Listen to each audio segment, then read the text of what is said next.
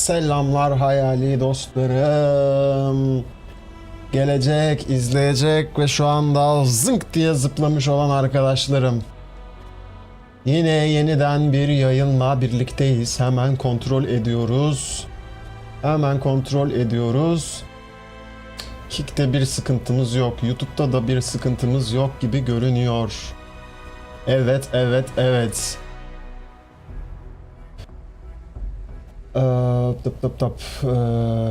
Kuriç, şu an mı geldin bilmiyorum ama şimdi görüyorum chat'i. Off streamken de yayın dışında da yazmış olabilirsin. Her gün yayın oluyor mu, belli saati var mı diye yazmışsın. Hemen hemen her gün oluyor ama belli bir saati yok. Şu saatte oluyor diyemem çünkü uyku düzenim çok karmaşık. Ona göre de değişiyor yayın saatleri. Şu sıralar akşamüstüyle bu saatler arası açıyorum. Gittiği yere kadar bazen 3 saat, bazen 5 saat, bazen 8-10 saat yaptığımız oluyor. Şöyle yapalım. Tamamdır. Yes sir. Alrighty. Şimdi biz ne yapıyorduk en son? Şimdi bir gidelim önce Finlileri farmlayalım, tamam mı? 2 realmimizdeki Finliyi de bir gondikleyelim. Bir onlara çökelim. En son hangisi? Lokalden ilerleyelim biz, garanti olsun. Finlilerimizi, marketlerimizi alalım. Ondan önce keşke Tankistan'a gitseydim. Önce Tankistan. Çünkü oradan çıkıp tekrar buraya girmemiz gerekecek. Selam Saykocuğum, hoş geldin. Hoş geldin babucuğum. Nasılsın? Keyifler yerinde mi? Hop. Abi bugün yayın hiç açasım yoktu. Böyle duş aldım falan. Böyle bir bıcı yaptım. Dedim bir güzel dinlenir yatarım. Sonra YouTube'dan bir tane videoya yorum gelmiş. İşte yayın ne sıklıkla oluyor falan diye. Ondan sonra dedim işte şöyle böyle hemen her gün falan filan. Sonra cevap olarak bugün olacak mı falan diye gelmiş. Üstüne arkadaşım Canım Yılmaz'ın, buradan selam olsun ona. O WhatsApp'tan yazdı bugün yayın yok mu diye.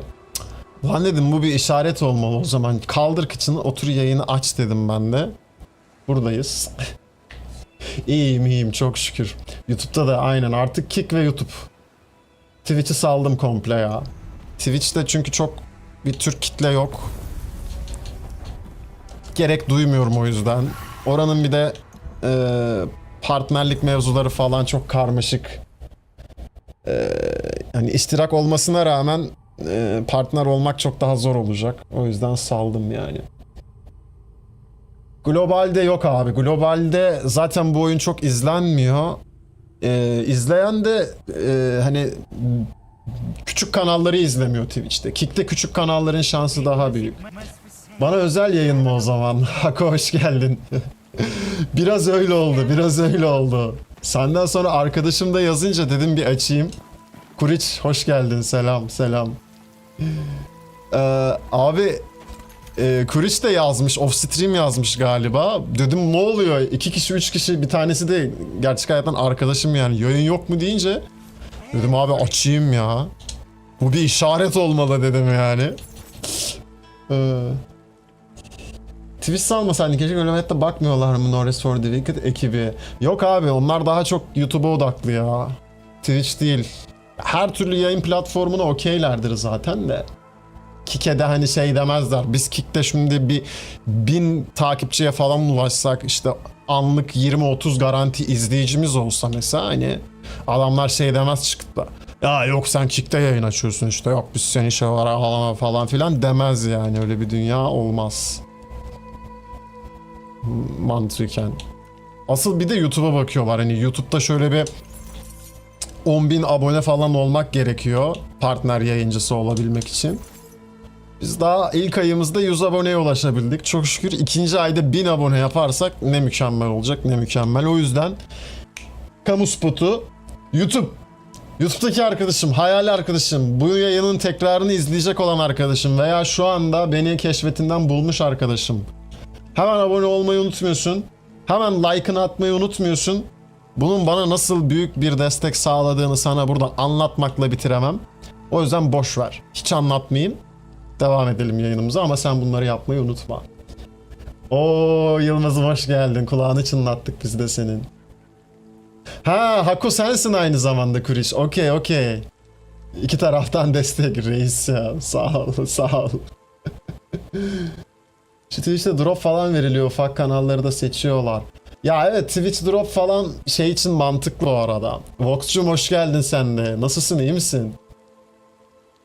Ya Twitch dropları için mantıklı. Onun için zaten şey bu arada seçilmen gerekmiyor. Twitch'te şey muhabbeti var. Hani direkt oyunun yayınını yaptığın zaman çoğu oyunda öyle oluyor yani. Droplar da aktif oluyor zaten. Bazı eksklusif böyle özel yayıncılara verilen sadece droplar oluyor. O başka tabii ama hani öyle bir artısı var evet ama Türkçe yayın yaptığımız için Türk kitlenin çoğu Kick'te. Kick'te de maalesef drop muhabbeti yok. Hani o yüzden yapacak bir şey yok. Abi drop'u artık başka yayıncılardan alsınlar ne diyeyim yani. Orada biraz şeyiz. Mokoko'yuz. Oo eyvallah. İlk yayının şeyi söyle adını. Aha dur bunu koymayacağım. Dur. Etkileşimleri beklediğimden daha iyi çıktı bu arada. Yayın geçmişinin. Şaşırdım bayağı. Bayağı şaşırdım. Çok sürpriz oldu. Sevindim tabii yani bir yandan da. Hop. Blink'im var sandım. İnşallah hani böyle sıkıntısız devam eder abi. Bayağı sardı o muhabbet beni. Üstten bir sorun vardı. Muhabbet ettiğiniz bir DC komünitesi var mıdır? Şu anda Discord yok ama Steam grubumuz var. Buradan işte build'lerle ilgili muhabbetler, oyunla ilgili muhabbetler, trade vesaire. Şu an Steam grubundan dönüyor. Buradan katılabilirsiniz. Discord açacağım. Abi vallahi ben uğraşamıyorum şu an Discord'la ya. Vallahi ben uğraşamıyorum. Yani onu gerçekten böyle hani bir şey Z kuşağı, M kuşağı birilerini bulup hallettirmek lazım böyle o işin kurdu olan. Hem güvenlik açısından hem de böyle düzen nizam açısından elle tutulur bir Discord sunucusu lazım aslında. Lazım. Bakalım. Tamam. Araşalım canım. Araşalım. Gerek var mı işin kurduğuna? Kervan yolda düzülür diyelim. Abi çok fazla panelci var ya Discord'da. Kervan yolda harbi düzülür ya. Fena düzülürüz. O yüzden hiç şey yapmak istemiyorum. O riske girmek istemiyorum. En son zaten Discord'u ben kullanmıyordum. Hesabım hacklenmişti. Çift taraflı sorgulama da güvenlik de açık değildi. Onu açtım falan hesabı da yeni kurtardım zaten. Bir daha böyle bir riske girmek istemiyorum yani. Finlicim konuşabilir miyim? Ne oluyor oğlum? Don't scare me, Aptal kadın. Aptal kadın. Annesi pis kadın.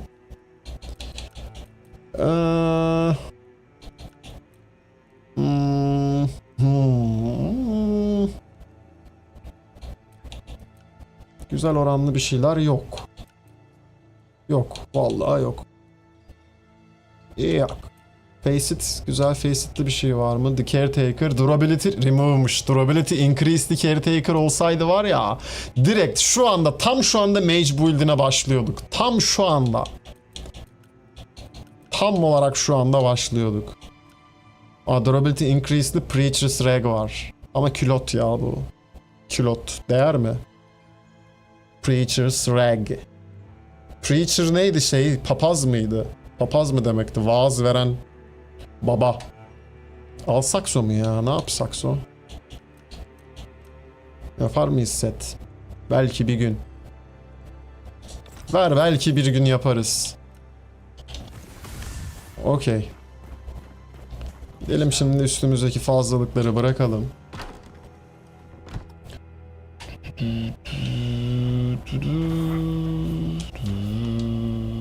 Mavileri de buraya koyuyorduk.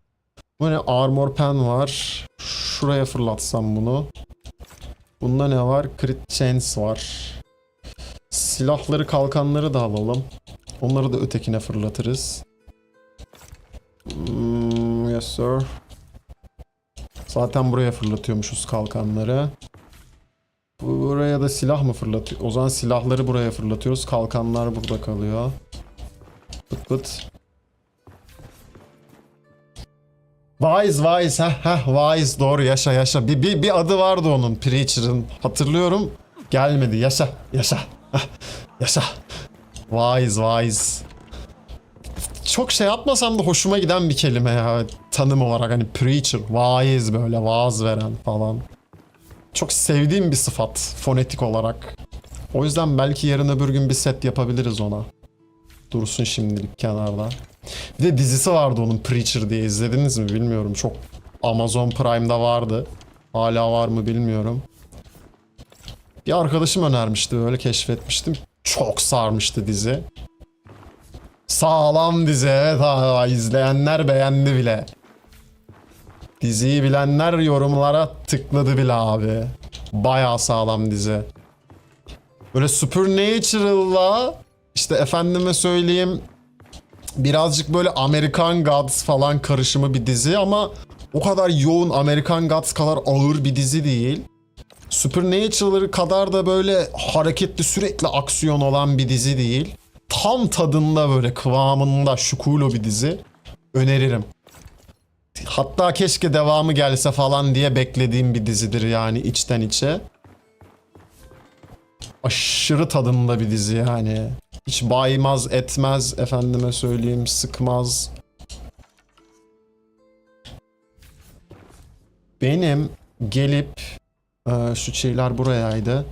Diğer karakterdeki kaynaklarımı da buraya taşımam lazım, karakterin üstündeki. Şu realmişi çok farklı, realden farklı real mi item taşıma işi beni nasıl yoruyor anlatamam var ya. Anlatamam.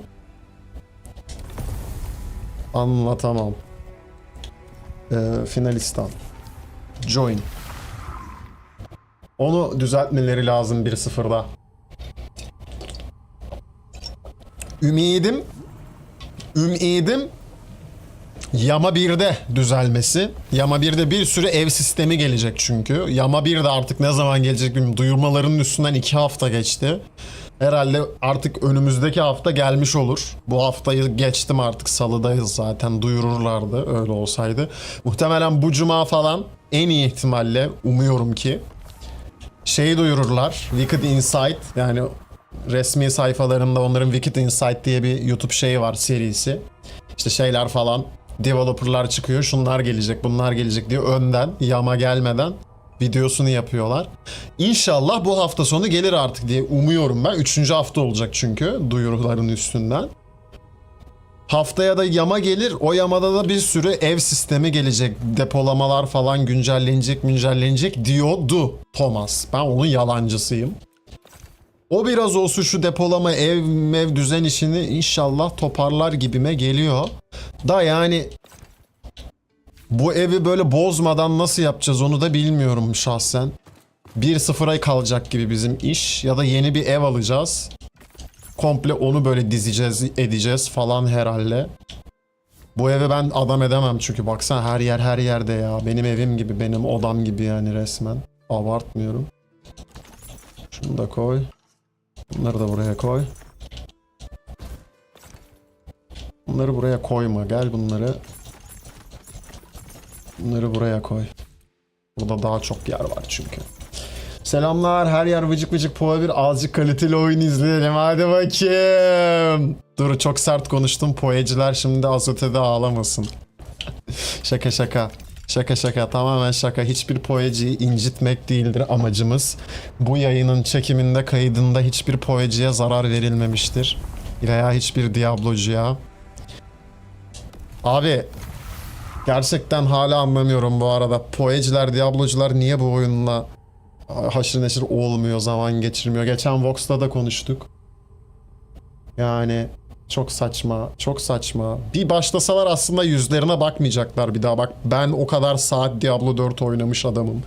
Poe 1'de de nereden baksan bir kaç saatim var? Atmayayım. Rakamlarla konuşalım. Rakamlarla konuşalım. Kütüphane. Dur. Gel lan. Yat aşağı. Paslanmamışız ha. Bir tane daha mı geliyor? Yok, ölüsü. Tamam. Poe 1 neredesin? Poe 1 Poe ha. Bak 100 saat oynamışım Poe. Sallamıyorum bak, al 100 saat. Onda da hiç böyle endgame falan değil.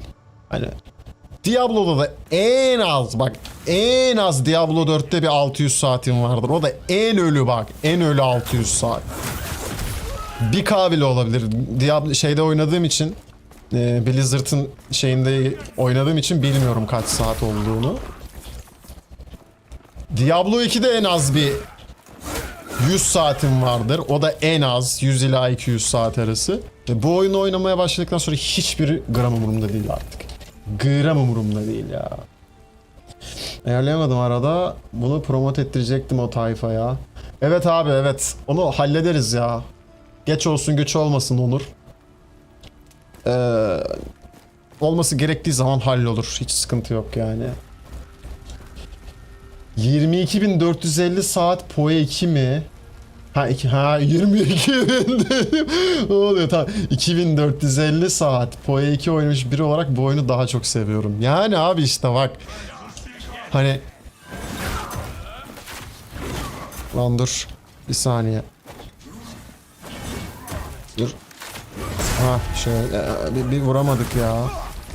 İşte beni geç abi işte bak. Bir korkuttu. Al abi işte bak. Vox kendisi söyledi yani. 2000 saat abi. 2000 saat ne demek 2000 saat? 2000 saat ne demek? Ya benim maksimum oynadığım oyun 4 haneli saat olarak New World'dur, o da 1000 saat. Hani 1000 saat nereden baksan işte 3 yıl 4 yıl oynadım yani oyunu. 3 yıl 4 yıl olmadı da 3 yıl 2-3 yıl oynadım yani ara vere o oyunu.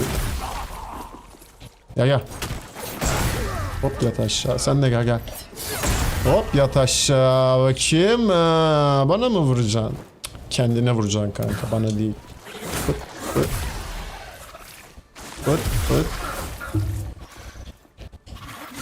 What? Hazır enerjimiz varken, gençliğimiz varken bir Crucible mı atsak acaba? Bence Crucible atalım. Dün çünkü bayağı mokoko oldum artık. Yayın sonunda 1 saat falan oldu. Lan son 2 oda kalıyor. Salak ölüyorum. De bir yarım saat falan daha zorladım. Saldım, sonra tükendim. Şimdi enerjimiz var, gençliğimiz yanımızdayken bir fresh Crucible yapalım. Klip farmlayalım Crucible'da birazcık. Klip çıksın. Videoya koyacak. Haftalık özete koyacak. Bir Econite keselim şöyle bir 2-3 tane. Holy moly shit. What?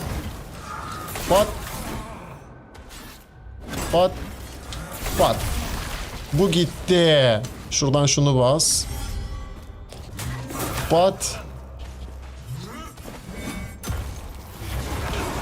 Ops. Bunu da gönder. Bunu da gönder o zaman. Ondan sonra gel abi. Burada 2 tane olacak. Neredesiniz? Upsi daisy. Seni şöyle bir çıkaralım aradan.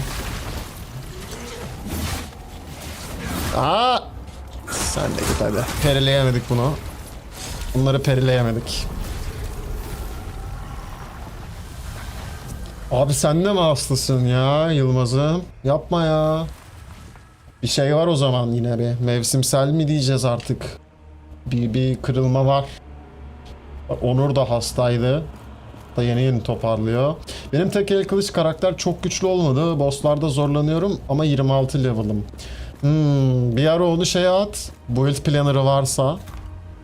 Bakalım neden o kadar az vuruyor. Muhtemelen armor penetration'ları koymadıysan olabilir. Oh shit. Ya da yeteri kadar crit damage, crit chance yoksa olabilir. Düşünüyorum. Ha, kahverengi itemler. Tamam, kahverengi itemler 25'te zaten o kadar, yani 25-30'da o kadar artık şeye vurmamaya başlıyor. Güçlü vurmamaya başlıyor. Sen söyle adını. Tamam lan. Bosslara daha çok sağlam vurması için artık efsunlara geçmen gerekiyor. Eğer temel statların çok güçlü değilse... Ya yapma ya. Uğraştırma beni. Ah, hadi yat aşağı. Yat aşağı. Temel statların çok sağlam değilse, işte rün hasarın yüksek olan rünler kullanmıyorsan ya da işte temel hasarı yüksek silahlar kullanmıyorsan, ki genelde tekerlerin temel hasarı çok yüksek değil, kahverengi itemlerde zorlanmaya başlıyorsun. Infusion olarak ne kullanıyorsun bilmiyorum ama Lightning öneririm mesela, direkt kahverengi kullanıyorsan şimdilik. Şu anda oyunun en güçlü Infusion'u çünkü Lightning. Yani hasar bakımından da.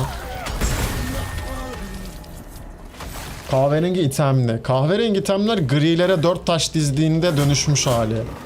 Gri itemlerin slotlarına 4 tane taş ekleyebiliyorsun maksimum. 4 tane taş eklediğinde onlar kahverengi oluyor. Yani Uncommon Plus gibi düşünebilirsin.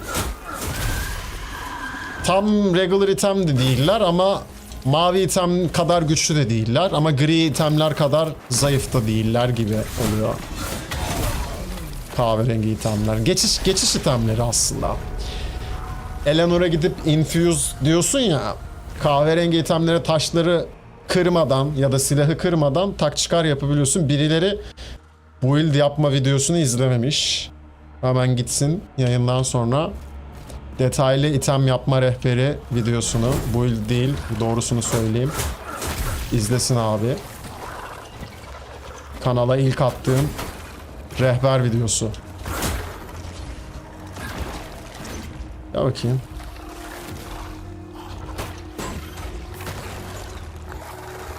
Birazcık farmlayacağım şunlardan stamina diyorum. Sen söyle adını.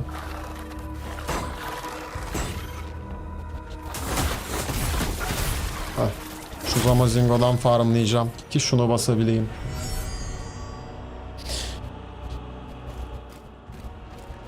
Estağfurullah ya, estağfurullah. tak, hop. Holy moly. Aa! Pat. Peri atmaya çekiniyorum şunları artık. Oh shit. Şöyle yapsak. Pat.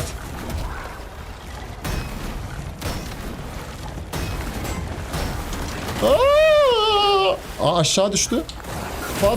Pat. Şu. Ya vur bir tane. Pat. Vuramadım. Pot bas. Böyle şöyle zıpla. Build bakmayı ya da YouTube'dan bilgi almayı sevmiyorum. Hoşuma gitmiyor. Fakat senin enerjini sevdim. O yüzden destek olmak için buradayım. Eyvallah. Sağ olasın reis, sağ olasın.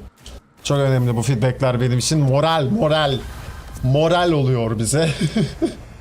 Teşekkür ederim. Ne mutlu bana abi. Güzel enerji verebiliyorsam. Yoksa öteki türlü zaten anlamı yok içerik çekmenin. Bu işleri yapmanın, devam ettirmenin. Katılıyorum bu arada. Ben de build videolarından takip edip falan ıvır zıvır yapmayı sevmiyorum. Kendim öğrenmeyi seviyorum. O yüzden de zaten YouTube kanalı açtım. Hani öğrendiklerimi en azından anlatayım diye. Çünkü kendim öğrendim. Günün sonunda anlattığım her şey deneyimle sabit. Kendi deneyimimden çıkan şeyler. Yaptığım build'ler vesaire de o yüzden mümkün olduğunca unique, eşsiz olmaya çalışıyor. Şu build'i yapan bir kişi bile görmedim ben mesela şu ana kadar. Şu ana kadar dediğim bir sene içinde yani. Bir tane bile böyle bir build görmedim. İnşallah videosunu yayınlayana kadar da hiç çıkmaz. Full hareket hızı build'i var mesela kanalda. Tamamen hareket hızı üstüne. Yok, yapan yok benden başka. Herkes çünkü one shot build bilmem ne yapıyor. Ay, tamam, one shot build yapmak o kadar zor değil ki zaten. Bütün hasar şeylerini yığ. Bitti yani, tamam hani. O kadar inanılmaz zor bir şey değil. Ama böyle yaratıcı build'ler yapan çok az kişi var. Wicked builds, Into the Wicked mesela, bunlara buradan O7 olsun. O7 olsun ne ya? Selam olsun. Onlar globaldeki sağlam build videosu yapan kanallardan. Ben öyle build videosu kanalı olma gibi bir kaygım yok zaten. Öyle bir amacım yok ama yaptığım build'lerin de videolarını çekiyorum yine, böyle eşsiz olanları. Hiçbir yerde bulunmayan, benzeri olmayanları. Shot, shot. Ondan sonra... Vur bakayım. What? What? Çat, çat, çat, çat. Tamam, bu da gitti.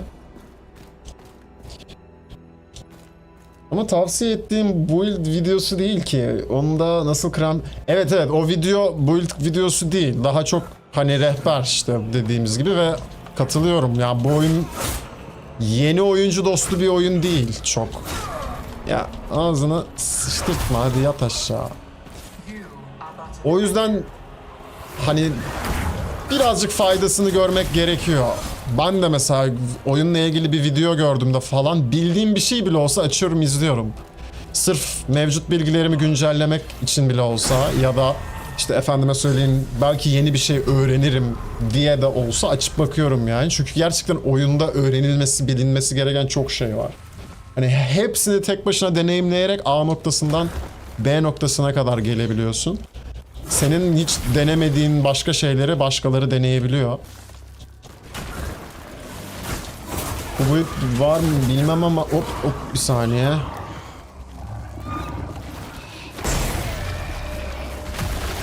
Şunu da şöyle kes.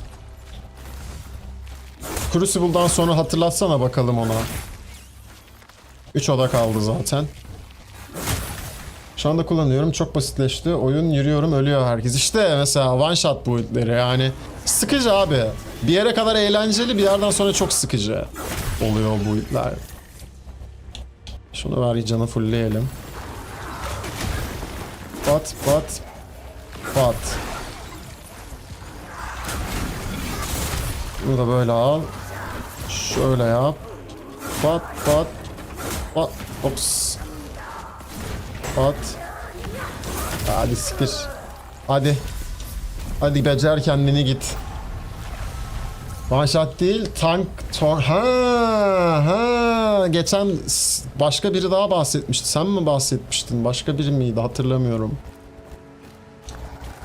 Mantıklı, mantıklı. Ops. Onlar eğlenceli mesela. Tek atmadan. Ama işte immortal da olmayacaksın. Yani ölümsüz de olmayacaksın. Öyle de sıkıcı oluyor yine oyun. Oh shit. Çok kalabalıklar, çok kalabalıklar. Dur, sıkıştırma beni, dur. Ya ağzına sıçayım. Şöyle fake atarak vuruyorlar ya, çok tilt oluyorum. Böyle geriniyor böyle, geriniyor bekletiyor ya. Ne oldu? Bug'a girdiniz. Ne oldu? Hareket edemiyorsunuz. Ne oldu? Ne oldu? Ne oldu? Kaldınız orada. Tiplere bak. Gel önce seni halledeyim de sonra da şunların acısına son vereyim. Senin acına son vereyim. Gel senin de acına son vereyim. Nerede kaldı? Bir tane şurada kaldı o zaman. Ya.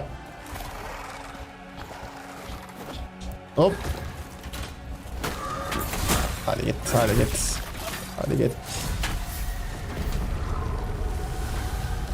Öz olduk istemeden ama sonuçta kafanda tasarladığın bir şey Evet abi, o his çok güzel ya bu oyunda. Hani bir build yapıp önce teori craft'ını yapıp sonra onu ilmek ilmek işleyip dizip çalıştığını görmek kadar takla at dışarı istememeden.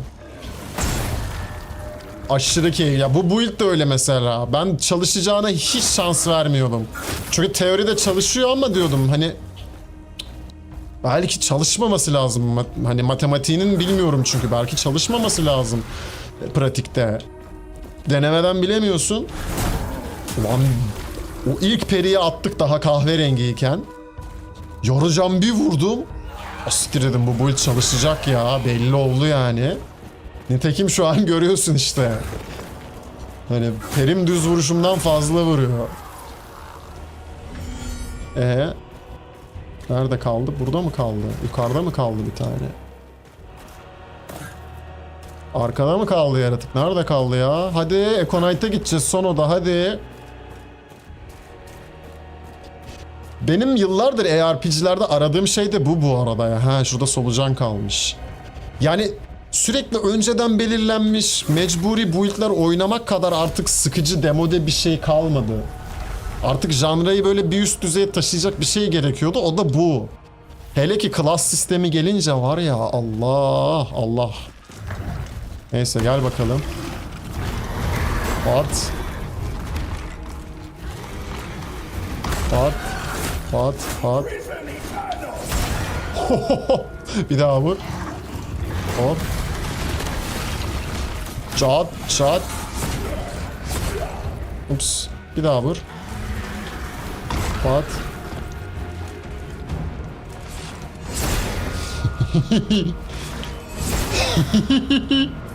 Bir daha vur.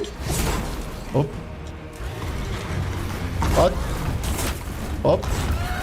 Çat çat. Oo. Pat. Pat. Tamam, bu gitti. Canı fulle. Gel abi. Aa, geç kaldık. Pat pat.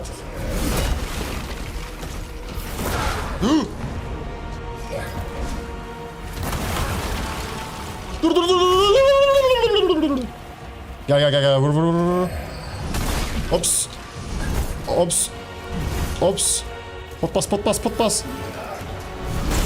Hadi bakayım. Hop. Pat. Pat. Aa!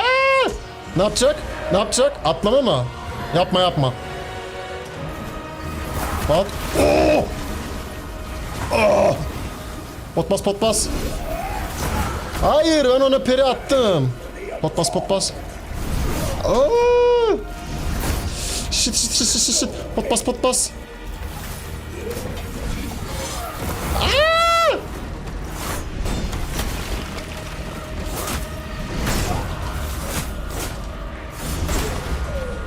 Vur vur vur. Aa! Aa! Hayır. Hayır. Çok iyi gitmiştik ya. Olsun, sağlık olsun, sağlık olsun. Bunun ikinci turu var. Sağlık olsun, sağlık olsun. Biraz daha alışmamız lazım. Terledim, dur. Eyvallah, eyvallah. Big enti ya. Senin peri build'e peri damage yüzüğü taksan iyice peri daha güçlü olmaz mı? Var şu an zaten. Yoksa bu kadar vuramaz. o Econite'a o peri hasarı nasıl o kadar fazla vuruyor zannediyorsun? Peri yüzüğü artı kılıç. Bak. Damage on peri %35 buradan var. %30 buradan geliyor. Artı %30 damage artışı veriyor full candayken. Damage 10 perinin de hasarı artıyor. Artı üstüne bir de %65 bütün efsunların değeri artıyor ya. Hah, Steam'e bakacaktık. Doğru, doğru. İyi hatırlattın.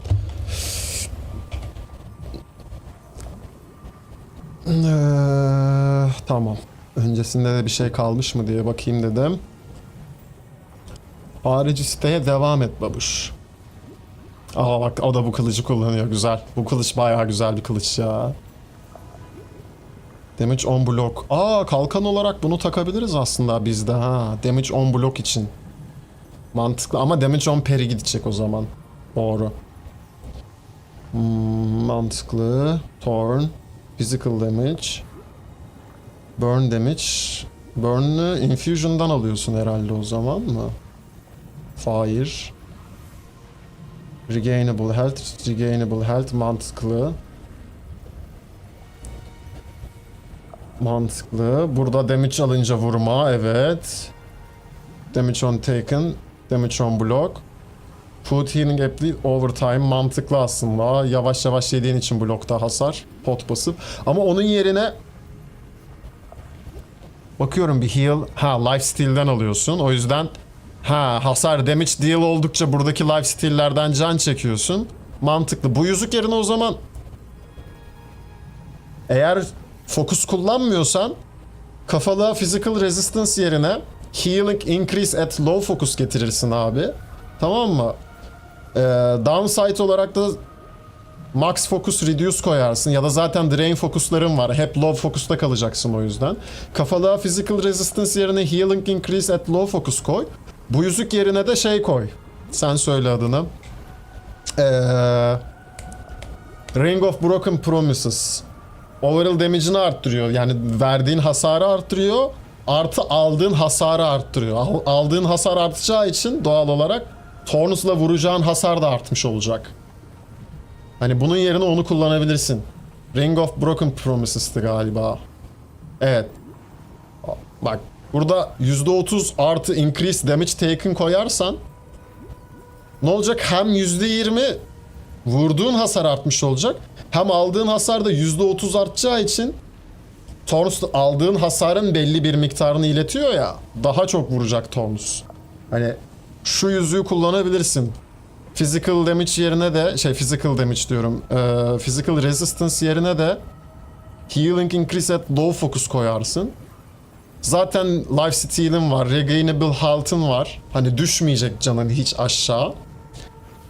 Daha da fazla vurması için bu build'e şey yapabilirsin. Regainable health taşları yerine ekleyebilirsin. Ne ekleyebilirsin? Elemental taşlar ekleyebilirsin mesela. %60 attribute bonus almak için. Videoyla çok şey yapmayalım ya şu an. Videoya girersek çünkü bayağı dağılır ya. Odak bayağı dağılır benim de. Şu an Crucible farmlamak istiyorum hazır el sıcakken. Yüzükte en çok 35 mi? Evet yüzük falan max benim şu an Vox bu arada. Sadece şu anda maksimum olmayan bir tek şey kalkan. Onun için Radiant farmlayacağım bir ara. Aynen. Onun dışında ufak tefek işte focus costlar falan, healing low focuslar falan full değil. Onları da fulleriz bir ara. Bir fikrim daha var. Çalışır mı bilmiyorum ama oyunda max focus veren çok şey var sanırım. Max focus bayağı arttırabiliyoruz. Heal belli bir yere kadar artıyor. Evet, fokusu full arttırıp bu build'de yüzükle canla fokus swaplayıp bu build'i daha iyi yapabilirim belki. Canı çok stacklemem mantıklı değil Torn build'lerinde. Çünkü canın ne kadar çoksa vurmuyor ya Torn. Senin yediğin hasara göre Torn karşıya vuruyor. Canını arttırman seni sadece daha fazla tank yapar. Hani ölmeden önce. Ama onun yerine zaten can çalman olacağı için. Hani 200 ila 300 canın olması yeter. Full plate set kullanıyorsan ki full plate set mesh set kullanıyorsun. Yani daha tanklaşmak için cana vermek yerine plate sete geçebilirsin. Plate sete geçip candan biraz puan düşüp equip'ladı birazcık arttırabilirsin. Geri kalanını da strength'le şeye verirsin işte fate'e verirsin hani. O şekil yapabilirsin. Çünkü Torn build'inde senin aldığın hasar karşıya iletiliyor. Senin canından eksilen kadarı gitmiyor karşıya yani. Hani mantıklı. Onları tam bilmiyorum işte. Daha da yapacak çok şey var. Büyük ihtimalle senin dediğin daha çalışır duruyor. Ya oyunda nelerin tam olarak çalışıp çalışmadığını da bilmiyoruz. Hani teoride şunun çalışması gerekiyor mesela. Damage taken increase %30 diyor ya. Aldığın hasar %30 artıyor. Torn aldığın hasarın %40'ını karşıya iletiyorsa eğer mantıken hani burada %30 daha fazla hasar iletmesi lazım karşıya. Yani %40'ın %30'u daha fazla gitmesi lazım karşıya gibi düşün. Ama belki kodlama da pratikte çalışmıyor olabilir. Hani çünkü nelerin bug'lı olmadığını bilmiyoruz. Nelerin bug'lı olup nelerin olmadığını bilmiyoruz. Radiant ver ve Vox verme. Yok. Vallahi verme. Sende kalsın abi. Sende kalsın. Farmlamam lazım benim onları. Kıçımı kırıp. Sen de bu ulti yapıyorsun. Geçen de bahsettim. Hiç gerek yok. Hiç gerek yok. Kalsın abi. Yalnız benim potlarım... Ha tamam, balıklarım var. Balıkçık balıkçık. Önce şu ufakları bitiririz. Bu build güzel bu arada. Baya güzel. Hatta şey kullanabilirsin. Bunun yerine... Çünkü max health'te kalmayacağın için damage increase full health'i kullanamayacaksın. Damage increase large enemies'i kullanabileceksin. O da hani olmasa da olur. Onun yerine Tarnish Vent var. Bak bunu kullanıp, tamam mı? Hem şey alıp, elektrik alıp hem de şunu damage resistance increased while enlightened diyor ya. Buradan acayip hasar almaz olabilirsin. Zelendes'in miydi? Leripus'un muydu ne? Zelendes'ti galiba. Ölümsüz bir build'i var bununla yaptı. Çok freaky, çok ucube bir build yani, böyle aşırı ucube. Hem ölümsüz hem şey mekaniğini kullanıyor işte. Çivi mekaniğini, torn mekaniğini kullanıyor. Hasar yedikçe hasar vuruyor sürekli. Hem ölümsüz hem de lightning hasarı da çok vuruyor. Tamamen lightning'e çevirmiş bütün hasarı. İç itemlere de lightning dizmiş. Hareket hızı da var. Böyle acayip saçma bir build böyle hani. Ya çok ucube. Ben o kadar ucube build sevmiyorum ama hani iyice bokunu çıkartıp bunun yerine Tarnish Vent kullanıp iç itemlere de full lightning getirip takılabilirsin. Ölümsüz oluyor çünkü çar. Ölümsüz. Enlightening bonusu alıyorsun hareket ettikçe. %10 hasar düşürme veriyor o da. 10 kereye biriktirince %100 hasar azaltman olmuş oluyor. Böyle saçma, aptal bir şeyin oluyor. Sen söyle adını. Staminam bitti. What the fuck? Abi stamina çok sıkıntı. Bu build'de stamina çok sıkıntı. Nasıl çözeceğiz onu ya? Nasıl çözeceğiz onu? Çok sıkıntı staminamız ya. Hani savaşta koşsan koşamıyorsun, stamina eriyor. Beklesen bekleyemiyorsun, dolana kadar çok yavaş yenileniyor. Çok sıkıntı. Stamina çok sıkıntı. Gel bakayım. Ups. Tamam, pıt pıt yapalım seni de. Buna şöyle. Oh fuck.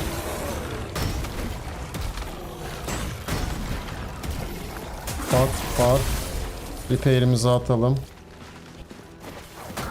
Bak fake'li geldin, notmesiz, vicdansız. Böyle bir omuzunu attı önce, sonra eliyle zıpladı. Gerçi onlar perilenmiyor galiba. Atılmalar perilenmiyor ya. Ya emin değilim tam olarak ama sanırım perilenmiyor atılmalar. Mob nerede? Buraya saklanmış notmesiz.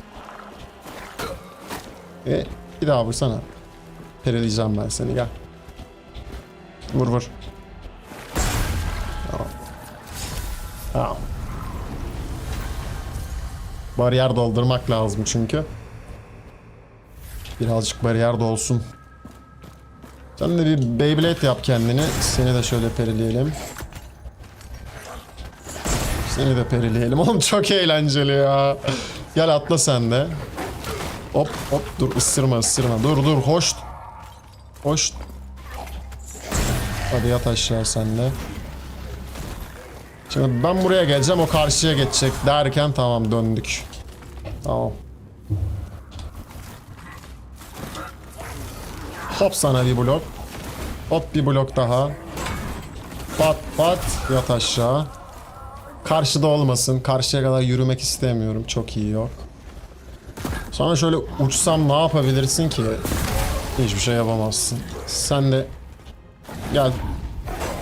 Vur bana bakayım bir tane. Bak. Bir daha vur bakayım. Kötü. My bad. Allah. Güzel. Arkadan saplayalım bir tane. Gel vur bakayım. Pat sana da şöyle. Pat. Oğlum çok eğlenceli. Bir lavuk buldum. Haftada 3 farklı build atıyor YouTube'a. Nasıl yapıyor? Nasıl yapıyor? O lavuk muhtemelen oyunu 2 yıldır oynuyor ya da en az son 1 yıldır oynuyor. 2 yıldır olamaz çünkü son 1 yıldır oyuna vibe gelmiyor. Yemeden içmeden oynuyor ve bir sürü şeyi var. Sen söyle adını. Ember'ı var. O sayede. Ya günahını almayalım. Belki de hani glitch de kullanmış olabilir ama günahını almayalım kimsenin şimdi. Çünkü oyun şu anda aralıksız oynayanların hayvan gibi build yapabileceği kadar malzeme veriyor yani. Ama bir duplication glitch de vardı oyunda. Biliyorum onu, evet. Takip ediyorum arada. Peri'ye tek atması. Evet oğlum, perimiz daha çok vuruyor şu an her şeyden. O glitch kullandığını sanmıyorum onun ya. Ya emin değilim tabii ki, asla emin olamazsın ama sanmıyorum yani. Hele ki YouTuber'ların, o kadar aktif video atan YouTuber'ların glitch kullanacağını hiç sanmıyorum. Atma taş atma. Holy moly fuck.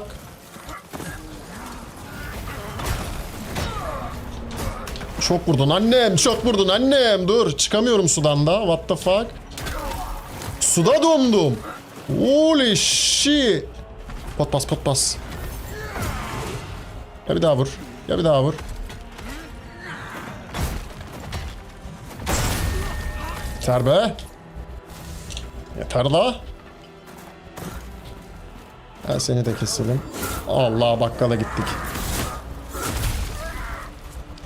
Şundan basalım bir tane. Yayın bir sende mi donuyor bakalım. İçerik üretmek için glitch kullanmak çıktı.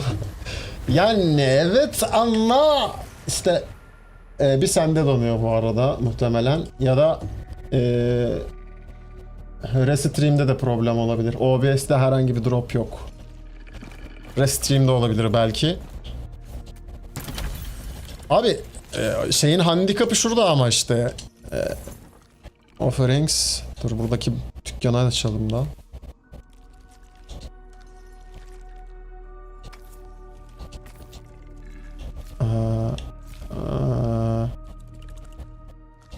Bunu da aç. Bunu da aç.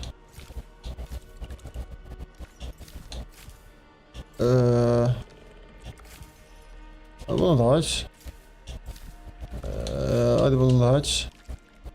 Buna da bunları var. Ha, ne diyordum? Handikapı şurada abi.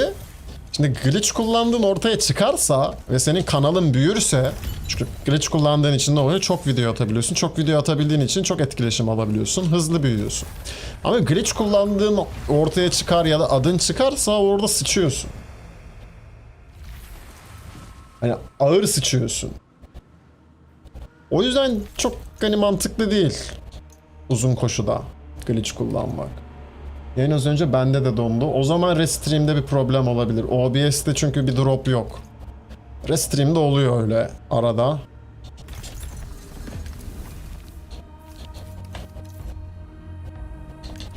Bu puanı biriktireceğiz.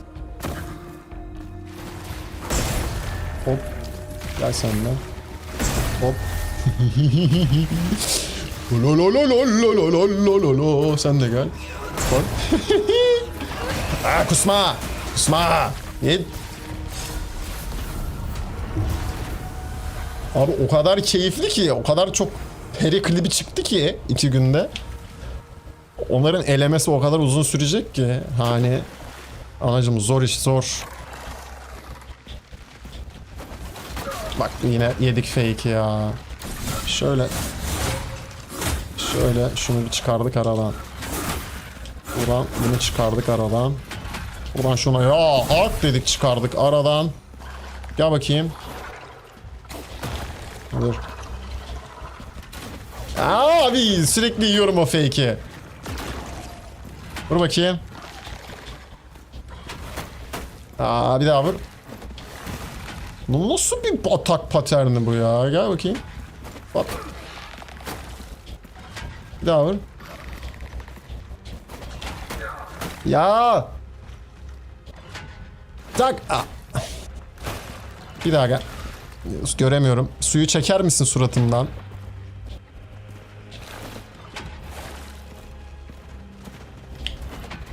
Bir daha. Abi ne zaman vuruyor?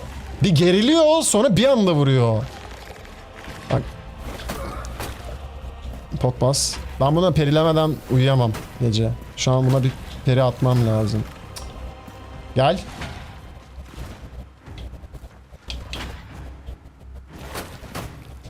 Siktir git ya. Varsın uyuyamayalım abi. Küçücük moba öleceğiz. Sen ne yapıyorsun? Sonsuz döngüye mi girdin yine? Zombi olmuş o yine. Aa, dur. Gülme komşuna gelir başına misali olacağız biz de.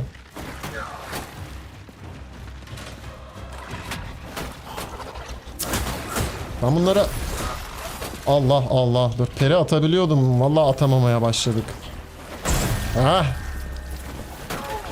Yine yedik fake'i. Sen oradan çıkamayacaksın ki kanka. Müebbet yedin, geçmiş olsun. Geçmiş olsun, müebbet yedim. Allah kurtarsın kanka. Öyle Allah'a bırakmayalım senin işini. Şu an hala donma var mı bu arada? Varsa bir kapataç yapayım en kötü yayına.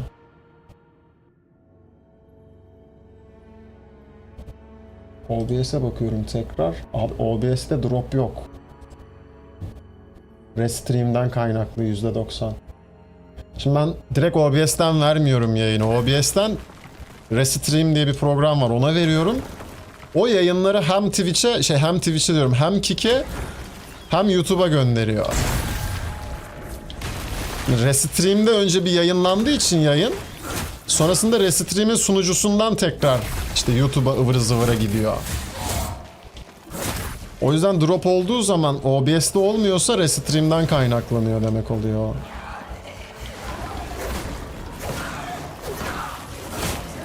Oh shit. Oh shit.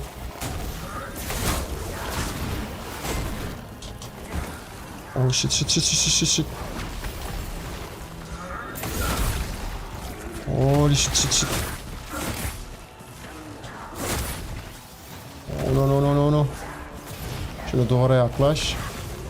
Yaklaş duvara, şunu al. Aa!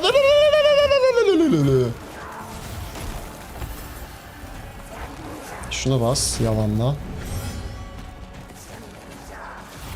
Abi bu otomatiğe bağladı ya yine.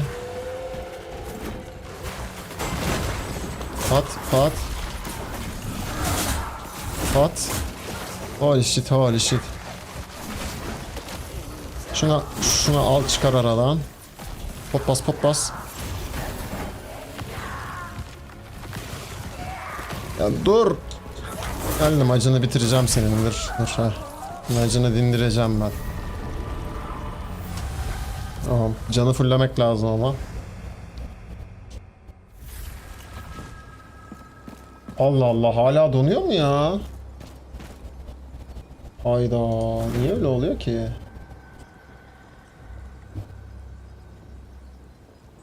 İlginç.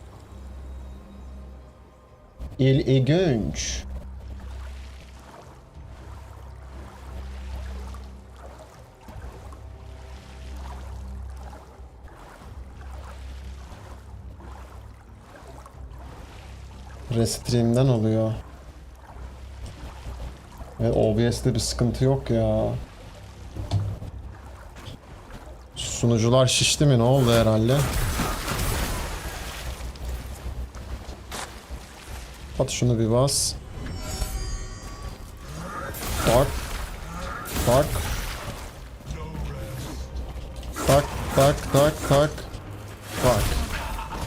Gel bakayım. Kılıçla vur, silahla vur. Yapma öyle şeyler çocuğum, yapma öyle şeyler. Bak kafanı uçarım senin sonra. Aa, dur. Vur bakayım bana bir tane. Hadi yat aşağı.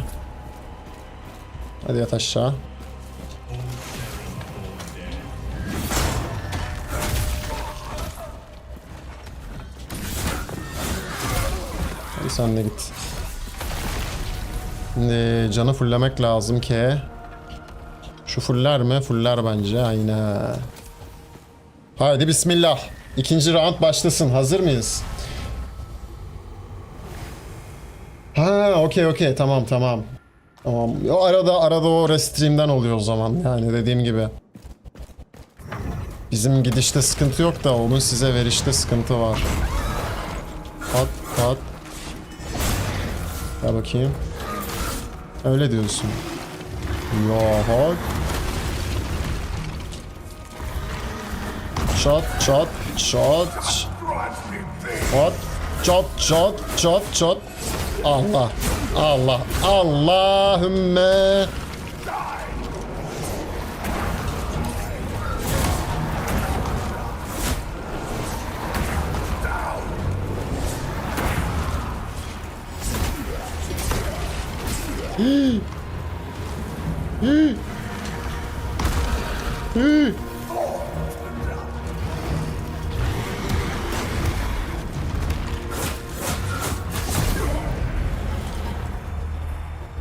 Ataktan hemen sonra blok atamıyorum. Onu yapmamam lazım o yüzden. Direkt dodge atmam lazım. Yani tak şunu yapmam lazım. Çünkü bak tak. Bloğa geçmesi 5 saat sürüyor ama tak. Hemen ardından dodge atabiliyorsun. Öğreneceğiz bunları.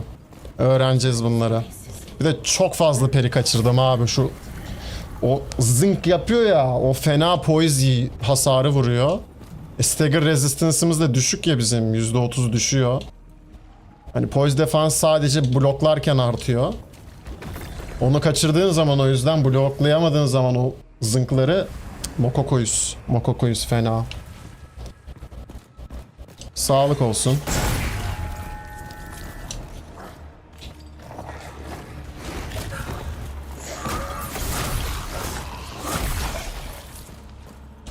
Ben şöyle farmımı dağıtacağım çıtırdan. Çıtırdan farmımızı da esirgemeyelim.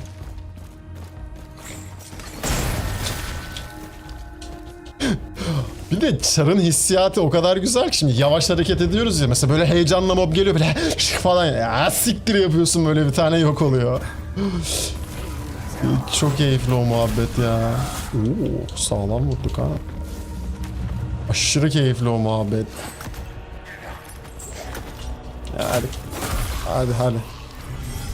Hadi kaybol hadi. Haydi kaybol haydi. Burada var mı mob? Olması lazım.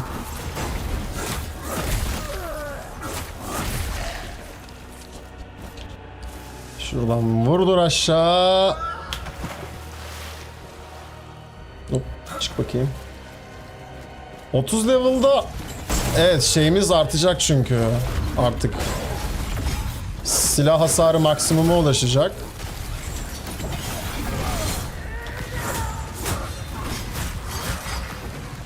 Holy shit. Bak.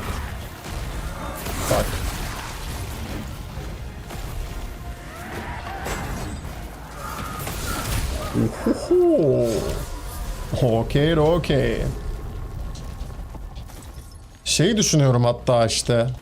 Biraz daha perilerde ustalaşıp cana hiç vermeyip geçen denedik de çok kırılgan oluyoruz. Yani 300 canım var ya onu 120'ye düşürüp geri kalanını da strength ve fate'e vermek acayip silah hasarını arttıracak ama işte damage on parry silah hasarıyla da scale oluyor mu? Yoksa sadece aldığımız hasar mı? Onu bilmiyorum. Hani damage on parry'nin yüzde kaçı aldığımız hasar, yüzde kaçı silah hasarı onu bilmiyorum. Oopsie daisy.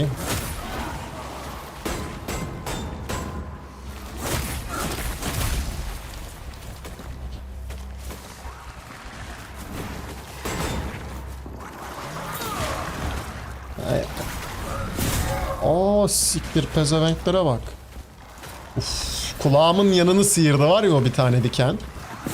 Ya, gel lan buraya.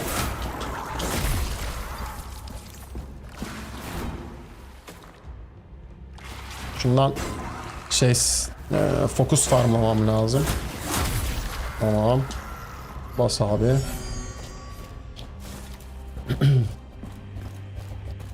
Ateş yapmış. Ben bunu yıldırım yapmak istiyorum. Bir ara bak bakalım mantıklı mı? Tamam. Olur. Bu Crucible'dan sonra ona bakarız.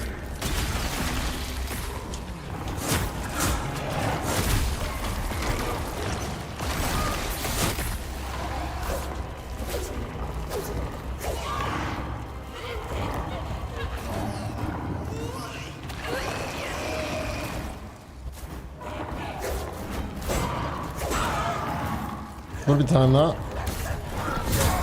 Aa, boşa gitti. Olaya bak. Peki.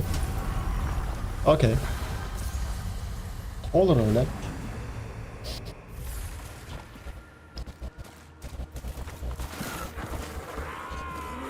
Pat pat pat.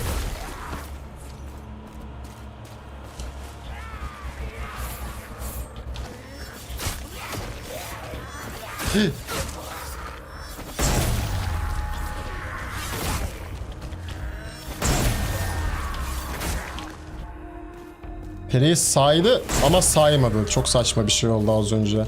O sonuncu yukarıdan zıpladı ya bana. Saydı ama saymadı gibi bir şey oldu Peri'ye. Ops. Devam bakayım. Bak. Saymıyor demek ki.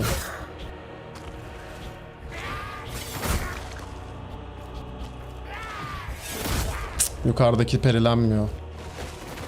Aa, buna da geç kaldık. Oh, has siktir gidiyorduk az kalsın.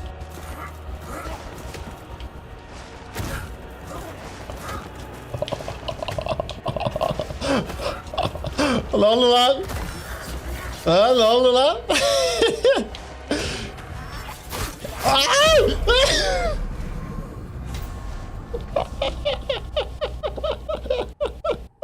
Hak ettik.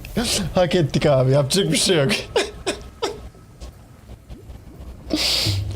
Aa, hak ettik. Bunu hak ettik. Bunu hak ettik. Ay ay. Şimdi bizim Radiant farmlamamız lazım. Güldük, eğlendik. Crucible yeter bugünlük. Yarın bir daha deneriz. Ama şimdi gidelim onun yerine birazcık şey keselim. Sen söyle adını. Pestilence keselim. Pestilence iyidir. Üstümüzde de ne var ne yok satalım.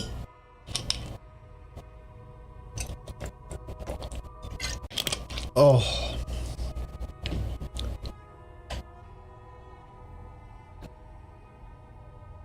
Ha, senin build'e bakalım bu arada da. Derken internet gitmiş.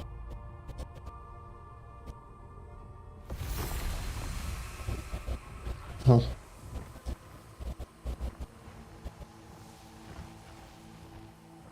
Nereden attın? Ha, buraya atmışsın, tamam.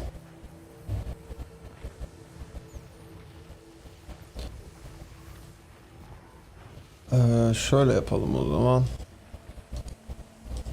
Direkt buradan akıyoruz zaten.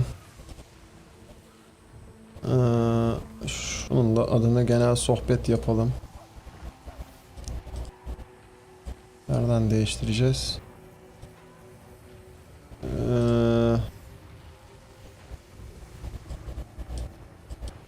Giriş kanalı diye geçiyor adı. Niye öyle? Allah Allah. Okey. Kalsın. Kendi adı öyle demek ki. Dedim ben mi koydum acaba da. Şimdi attack speed. Tamam. Burada o zaman sharp yerine durable getirmen lazım şeyine. Facet'ine aynı zamanda. Maksimum attack speed almak için.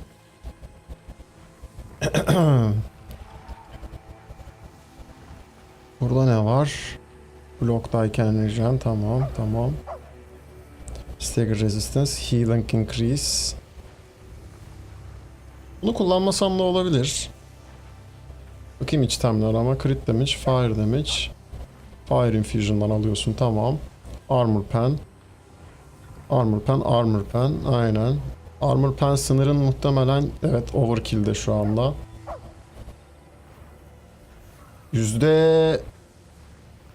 %120 8 armor pen'im var. %28 fazla armor pen'im var yani. Tek yapman gereken şu. Buna bir tane verip buna verebilirsin. Yani crit chance'i 100'e dayamışsın, o zaman buna verebilirsin mesela. Geri kalanını düşürüp fire damage'ına verebilirsin ya da işte lightning yapacaksan lightning'e. Burada da durability increase, damage increase. Durability increase'e vermek yerine 4'ünü de buna getirmen lazım. Yani şu an gerek yok da endgame'de 60 level'da yüzdeli arttırmak her zaman daha mantıklı. Düz durability arttırdığın zaman o mevcut durability'nin yüzdesine hesaplıyor. Ama yüzdeyi arttırdığın zaman yüzdelik artış alıyorsun ya. O yüzden daha mantıklı. Ya burada şu kalkana ihtiyacın yok. Bu build'de kalkana hiç ihtiyacın yok aslında. Hani blok kullanıyor musun bilmiyorum ama blok kullanıyorsan o zaman healing increase için takıyorsun muhtemelen. Lifesteal ama zaten yetiyordur hani bunun lifesteal'i. Healing increase'e gerek yok burada. Onun yerine normal bir şey ekleyip kalkan Fate kullanıyorsun değil mi? Buradan mesela ne ekleyebilirsin?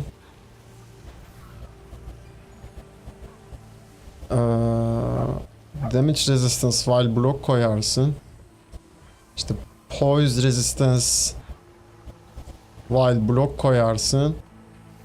Gem olarak da lifesteal eklersin. Lifesteal diyorum.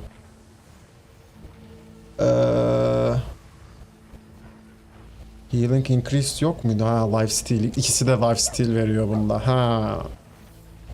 O zaman senin hiç kalkan kullanmana bile gerek yok ki. Yani kalkanı çıkarsan direkt. Evet. %90'a düşüyorsun zaten. Şuradan 2 puan kurtarıp Fate'e falan verirsin mesela. Hani daha worth. Çünkü kalkan olmasa da olur. Yani %20 healing increase'e ihtiyacın olmayacak. Zaten full ürünlerle saldıracaksın. Evrenin saldırılarından hep can çalacaksın. Lightning yapman da daha mantıklı olur. Ama crit chance %100'e ulaşamazsın lightning yaparsan. Hani şu an daha burst vuruyorsun. Lightning'e geçtiğin zaman daha hızlı olacaksın. Sürekli böyle fıt fıt fıt vurmalı, gitmeli, kaçmalı. Şöyle yapabilirsin. Fire Infusion kullanmana gerek yok zaten. Niye? Rünlerin zaten Fire. Fire. Yani şu sana sadece şey sağlıyor. Ekstra hasar artışı veriyor. Onu da vermiyor. Sadece Infuse veriyor. Bir işine de yaramıyor. Çünkü rünlerin zaten ateş vurduğu için sen ekstra ateş yaptığın zaman sadece düz vuruşuna ateş yapmış oluyorsun. Onun yerine düz vuruşlarını lightning yapıp ya da düz vuruş hiç kullanmıyorsan bu build'de rünlerden lightning rün ekleyip Nerede? Ha, mesela Storm Piercer'ı öneririm. Çok tatlı ründür. Storm Pierce ekleyebilirsin. Lightning Leap mi? Lightning Dash mi? Öyle bir şey vardı. Lightning Dash'tı galiba. Evet. Shock Strike de güzel. Fena değil. İkisinden birini eklersin bir de. Düz vuruş niyetini. Lightning Dash ekleyebilirsin. Böylece burada bundan kurtulup Blink koyabilirsin mesela bunun yerine. Tamam mı? Şimdi silahın düz vuruşunu kullanmayıp sürekli rune kullanacağın için, çünkü zaten Ring of Determination ve can çalman var. Bu iki combo ne demek oluyor? Sen zaten rune skilline bastığın an, rakibe tutturduğun an o canı geri alacaksın zaten. Düz vuruşu sadece kaçırırsan skill falan ihtiyacın olacak. O yüzden infusion basmana gerek kalmayacak şu anki haliyle. Ondan sonracığıma iç itemlere de lightning damage getirirsen fire yerine. Tamam mı? Burada da full focus cost'a vermen daha mantıklı olur bu arada. Çünkü canından yediğin için focus cost'u ne kadar düşürürsen o kadar karsın. Burada da Fire Damage yerine Lightning'e getireceksin mesela, tamam mı? Eldivendeki şu Burning Enemies kalacak. Bunu da Lightning yapacaksın. Tamam mı? Şimdi burada zurnanın zurt dediği yere geliyoruz. Şimdi eğer ki birazcık daha hızlı olsun istiyorsan bu build'i, tamam mı? Crit damage'i salıp yerine şunu koyacaksın bir de. Bu build'i daha hızlı yapacak. Hem rune saldırıların hem hareket hızın hem düz vuruşların daha hızlı olacak. Genel hızı arttırıyor çünkü. Öneririm bu arada. Çünkü full plate'sin. Ha, full plate değil misin? Full plate artı cloth. Okey. Ama heavy'sin. Yani en azından blink dışında da hareket ederken, yürürken falan hızlı hareket edersin saldırılar arasında. Crit damage'in birazcık düşmüş oldu ama aman aman bir kayıp değil. Crit chance'in zaten, hatta bir saniye.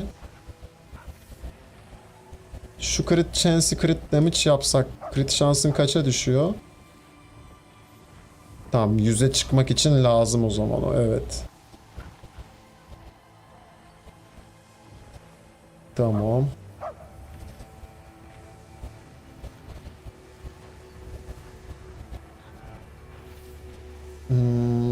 Crit chance. Bir dakika. Tamam, Lightning'e verecektik burada kalanını. Crit chance. Overkill'in var mı onu anlamak istiyorum. Yok. %80, evet. Tak buradan %20'ye, ha %90 oldu. Tak 2 buna verdik. %100 oldu. Burada da mesela Healing Increase Current Durability kullanmışsın. Mantıklı. Mantıklı. Şey de kullan. Gerçi ona gerek yok ya. Heal on kill de kullanabilirsin ama mantıksız. Zaten can çalma şeyi kullanıyorsun. Yüzüğü. Evet.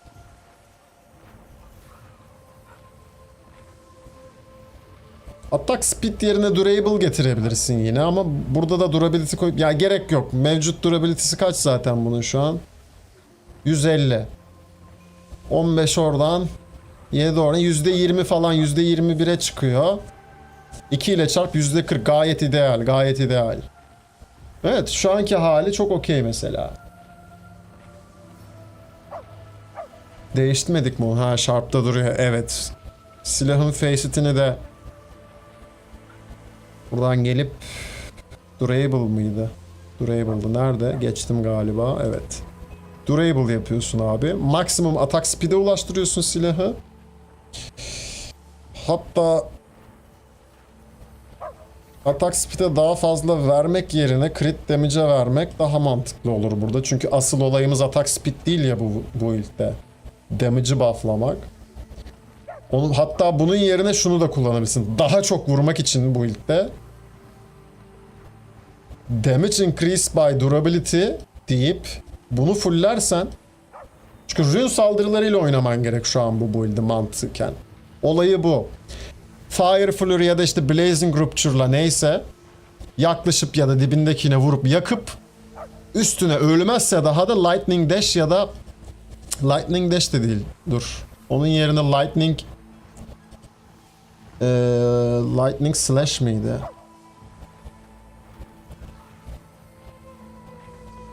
Tuk tuk tuk tuk.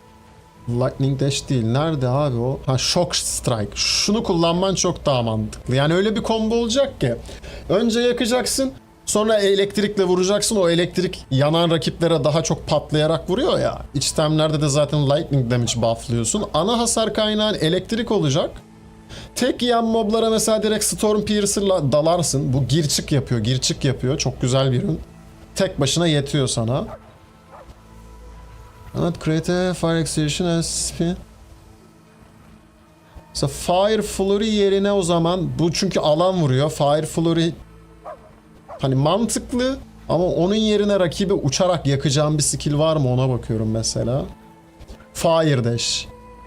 Fire Dash daha mantıklı. Ne yaparsın? Fire Dash'le rakibi saldırıp böyle dalıp ateşe verip dibindeyken de Shock Strike basarsın. Kombon bu olur. Fire Dash'le rakibe yaklaş. Shock Strike'la yanan rakibe o komboyu tamamla. Kalabalık gruplarda da bunu basarsın. Blazing Rupture diyor. Etrafına vuruyor anladığım kadarıyla. Yere böyle silahı vurup sonra dönüyor herhalde. Tekli moblara da direkt elektrikle gir çık yaparsın Storm Piercer'la. Mesela şu an rune kombosu çok tatlı oldu. Damage'i de şu an hayvan gibi oldu. Durability ile damage'i buffladık saldırı hızı yerine. Saldırı hızını zaten buradan alacaksın %15. Overall speed yeter, kafi. Buradan rune bastıkça alacaksın zaten. Şu anki hali çok daha okey yani. Tam min max hali yani. Rune damage de yüzükten artıyor zaten aynen. Evet abi. Ha çok ihtiyacın olursa Fire Infusion basabilirsin ama gerek kalmaz bence gerek yok. Çünkü şey arttırman gereken fire hasarı değil. Hani bunun yerine şey basabilirsin yine. Lightning basıp düz vuruşlarına da lightning uygulayacak bu ama lightning damage'i de %20 arttırdığı için mevcut lightning damage'i rünlerin de %20 daha fazla vuracak elektrik vurduğu için. Düz vuruşla işin olmayacak ama artı %20 de buradan lightning damage almış olacaksın.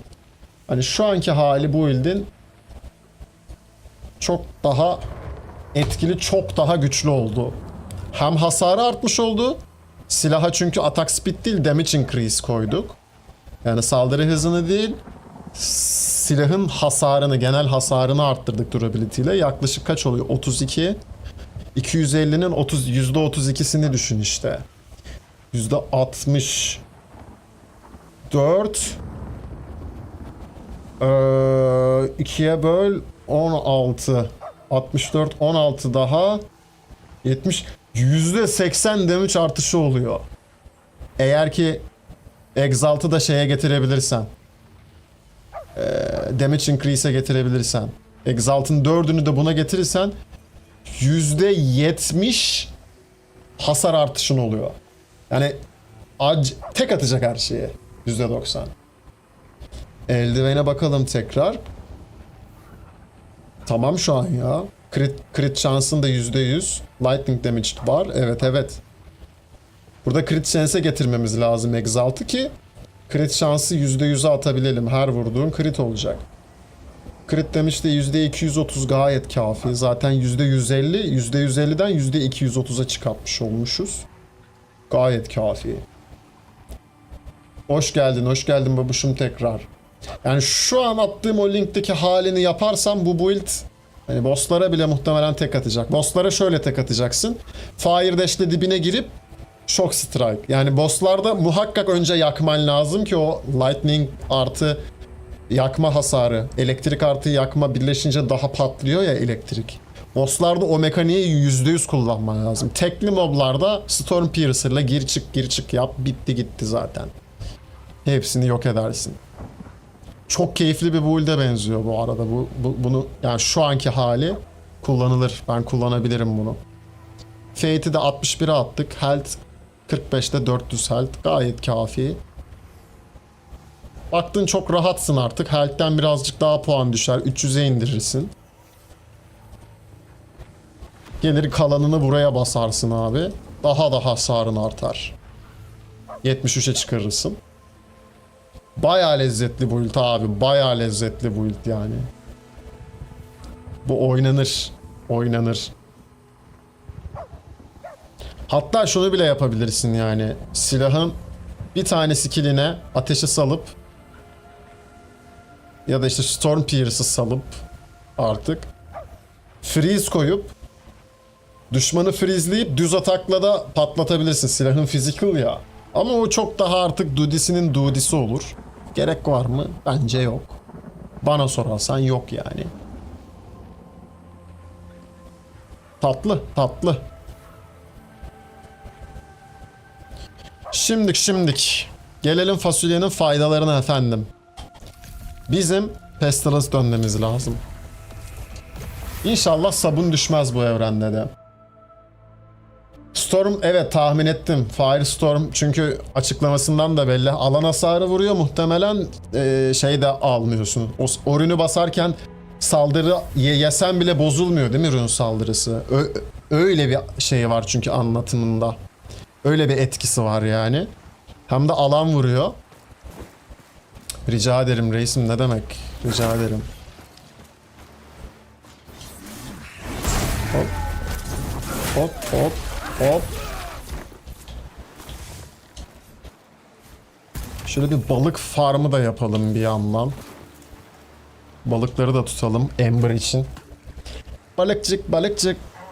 Balıkçık, balıkçık. Bunları da kazalım abi. Evet. Geçenlerde bir tane şey gördüm. Yakın zamanda. En iyi bow build'i diye biri bow build'i yapmış yine. Benim kullandığım ürünleri eklemiş birkaç tanesini. Benden gördü diye demiyorum. Muhtemelen benden görmemiştir. Ama güçlü ürünler zaten. Lightning'in full physical versiyonunu yapmış böyle. Bayağı güçlü. Ama min-max'da birkaç sıkıntısını gördüm. Hani birkaç gereksiz ürün diyorum. Birkaç gereksiz efsun kullanmış çocuk. Bir de saldırı hızı tabi elektrik kullanmadığı için çok düşük.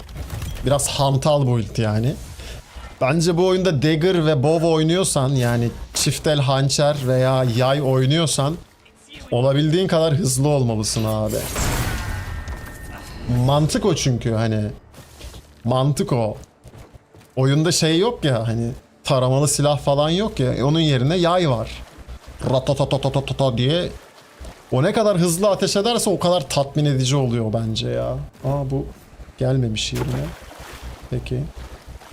Benim şahsi düşüncem tabii, yani katılırsınız katılmazsınız.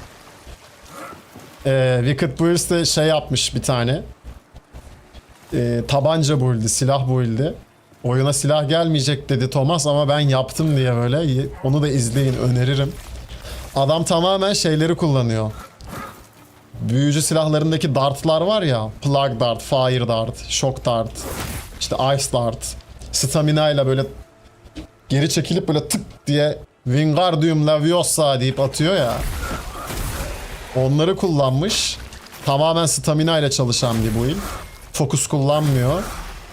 Güzel de çalıştırmış. Yani tek atmıyor. Mükemmel bir hasarı yok. Ama o tabancayla sıkıyorsun hissini veriyor bu build yani. Sardı bayağı. Şimdi Torn Sünövü var mı üstümde? Yok. Bayağı daşmaş birikmiş. Sat. Yani yak. Kalsın. Yak. Yak. Bunu yakma. Bunu ver. Ya. O da kalsın. Şimdilik. Yak. Gel buraya. Buradan da bunu yak. Tamam. Okey.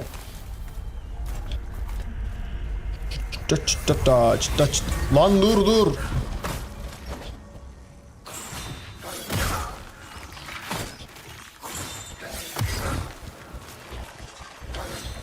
At. Tek atamıyoruz. Tek atamıyoruz T4 Pestilence moblarına periyle. Hop. Bir daha gel bir daha vur gel. Bir daha vur. Gel. Salla o sopayı, salla. Yat aşağı.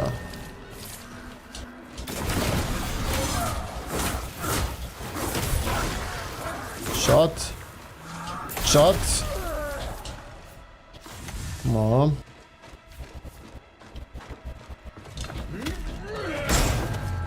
Sen ne vur? Lan ne yapıyorsun? Vuracaksın mı? Üstüme koşuyor. Aa, deli mi ne?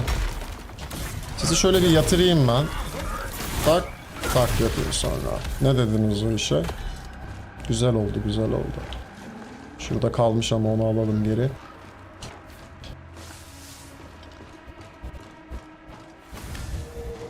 Ben galiba birazcık candan feragat edip şey yapacağım.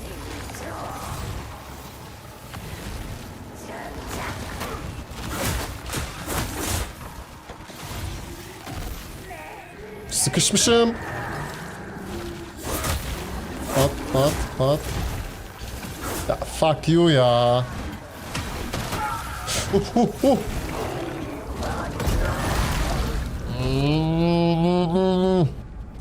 Abi bir anda nasıl bu kadar güçlü oldu T4? Peki.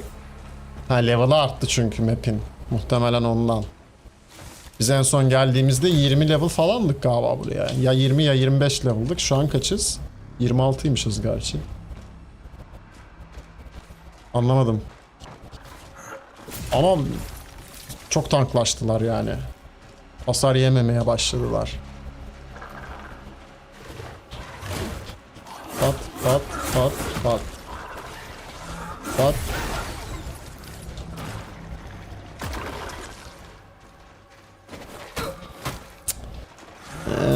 Ne. Gel. Tamam. Silah ve itemlerin kırmızı enchantları mantıklı mıydı? Mantıklı. Zaten low health'i sağlamak için zırha getirmişsin şey. Diğerleri de focus... Bir daha bir bakayım ama. Diğerlerin... Dur şunu. Diğerleri de focus cost reduction mıydı? Focus cost reduction diyorum. Focus gain...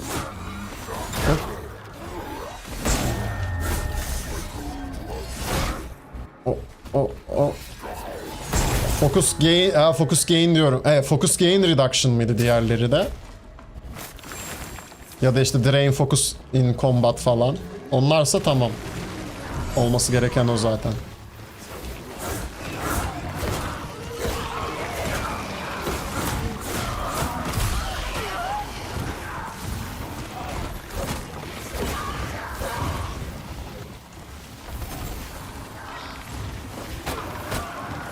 Yani canınıza sıçayım. Ah!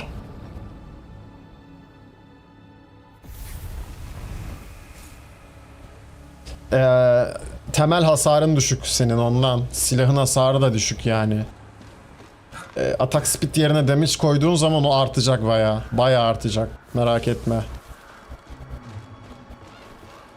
Benim de şu an düşmesinin sebebi canlarının bayağı artmış olması.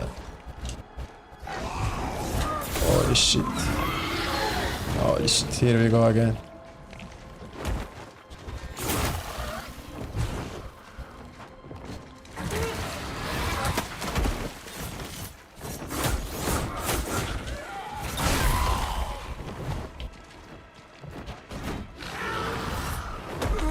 Oha. Bu bloklanmıyordu doğru. Pıt. Şunu bas. Şunu bas. Pat pat. Pat pat.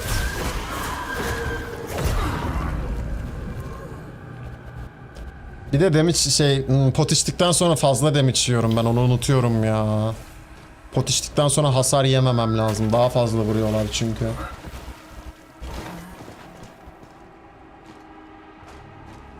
Tamam mantıklı. Zaten düz atak yapmıyorsun. Zırhta da olması gereken o. Yani fark etmez zırh.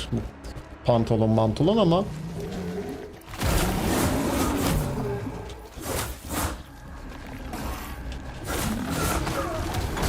Holy fuck.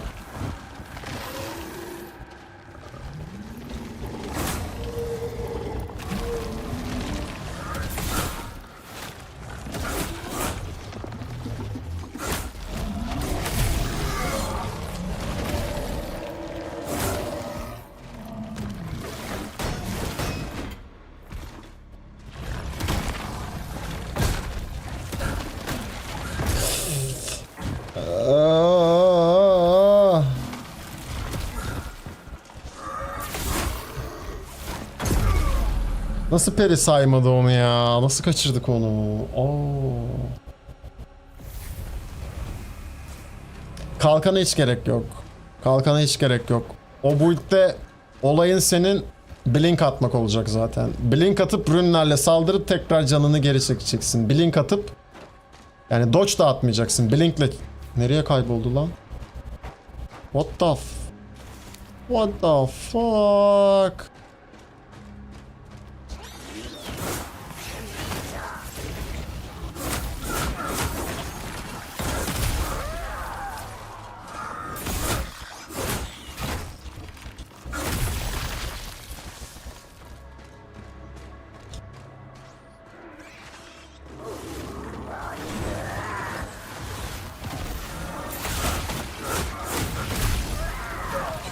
Oh no.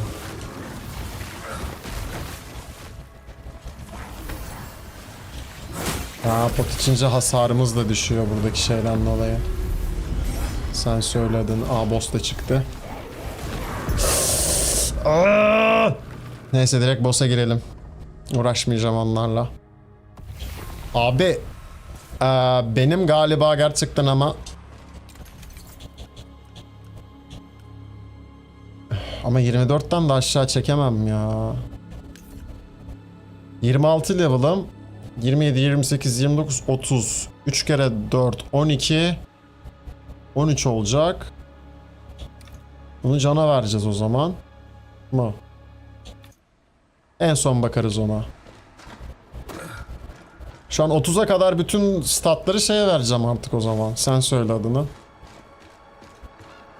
Silah attribute'una vereceğim ki en azından düz vuruşlarımın hasarı birazcık artsın. Düz vuruş ve ürünlerimin. Gelin lan keseceğim sizi yine de. Sonra şöyle arkadan saplasam mesela olma mı? Olmazmış. Çak.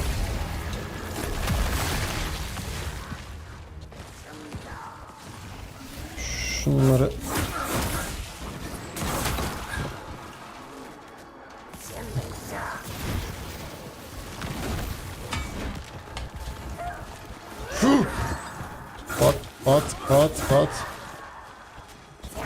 Pat. Sizden biraz fokus yenileyelim.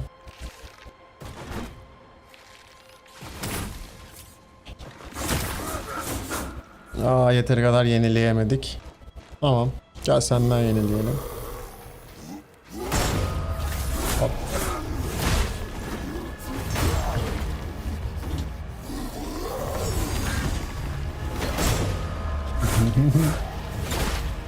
Boss'a sağlam vuruyoruz yine ama ya.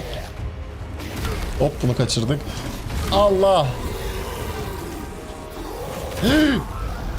Hemen şımaralım ama değil mi? Hemen şımar. İki sağlam vurduk ya hemen götümüz kalksın. Hemen. Şaşmaz yani. Şaşmaz. Hemen ya. Yok perilerimiz iyi vuruyor yine bosslara. 2 peri attık yarı cana gitti ya lavuk. 2 periyle yarı cana düştü. Şimdi bir de exalt'ımız yok ha. Yani onu da hesaba katmak lazım. Bir de exalt getirirsek demek ki. Ops.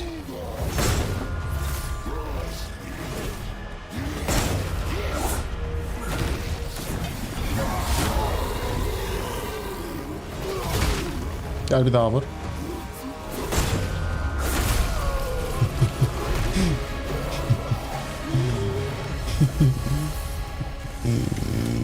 Zing. Güzel. Sardı.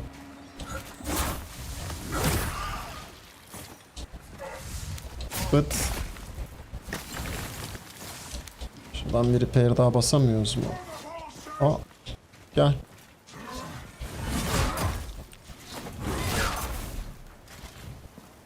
Vur. Kaybol. Normal moblar tek yiyor zaten. Onda hiçbir sıkıntı yok. T4'de de muhtemelen Exalt attıktan sonra tek atacağız ya.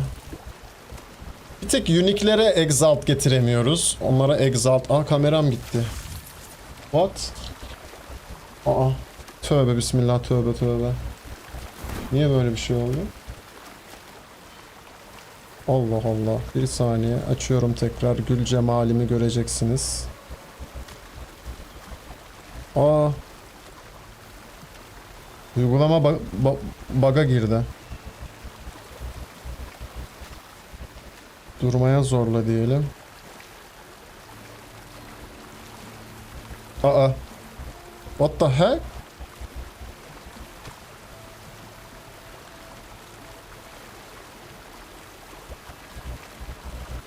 Ön belleğini de temizleyelim.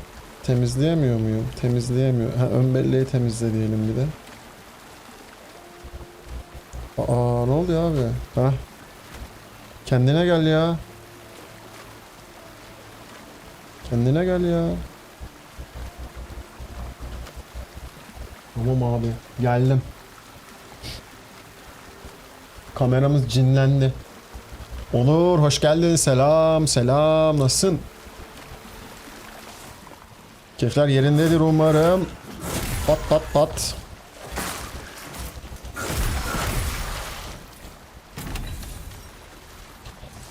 Lan balıklarımız şu arkada solda bir tane daha vardı galiba. Bir de şu en başta vardı, onu unuttuk, onu da alalım. Burada yok muydu ya? Bunu aldık o zaman. Şurada vardı doğru. Ha, bir tane de burada var, tamam. Ver abi onu da. Bir de şu arkada uçta var. Onu da alalım. Açıkta biraz buradaki. Arkamda bir tane daha varmış. Nasıl görmedim ben onu? The fuck? Allah Allah. Zınk. Şöyle bir buff basalım, yalandan boşa gitmesin. Çok şükür ya, çok şükür. Aynı şekilde abi mücadeleler ülkesinde, mücadeleler ülkesinde mücadeleye devam babuş. Çok şükür diyelim. İyiyiz, güzeliz. İşte grind'ımızı atıyoruz. Hem oyunda hem hayatta. Grind asla bitmez abi. Devam ki. Devam ki. At. Sandığı da alayım. Hadi bir Ember. Hadi. Olsun. Olsun. Yukarı çıkıyoruz o zaman.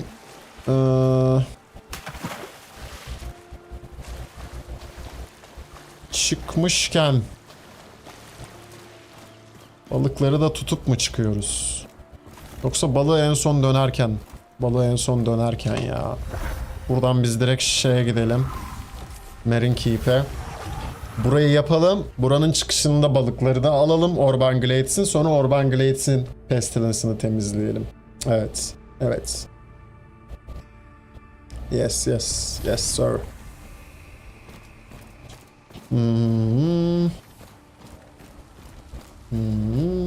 Şunu bas. Yenile.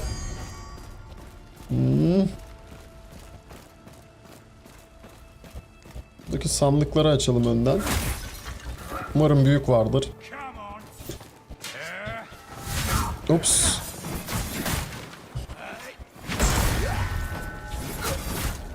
Gel. Gel sen de gel. Nasıl kaçırıyorum bunu ya 3'tür? Oyundaki en basit periyi kaçırıyoruz ya. Şaka gibi. Çıktım geldim pisiye oturdum grind'a, sonra dedim ki kendime sabah kamyon. Evet abi oluyor. O oluyor ya. Yani hele artık orta yaşlara yaklaşıyorsan sen de yaklaştıkça bir de konuşabilsem neler anlatacağım da. Daha bir böyle bir vuruyor hayatı sorgulama mevzusu ya. Bir çıtırdan daha bir vuruyor. Şimdi ben bunları basmayayım. Ben burada sinevim olacak artık. Aynen sinev basalım. Çok fazla item, çok fazla item. Ben 2 gündür Torn Effigy almıyorum, onu fark ettim. Salam. Salam. Bayağı salam. Ne ki 3 gündür hatta belki Torn Effigy almıyorum, unutuyorum. Büyük salaklık. Büyük salaklık.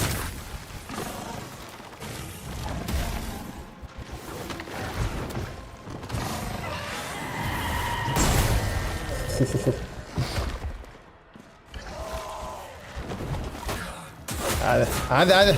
Hadi git. Sen de gel. Tamam. Yok sandık. Ah be. Şuradan devam edelim. İyi, seni de hiç sevmiyorum ya. Zın, zın, zın, zın. Nasıl çarptın sen bana? Zınk, zınk, zınk. Sen de yat aşağı.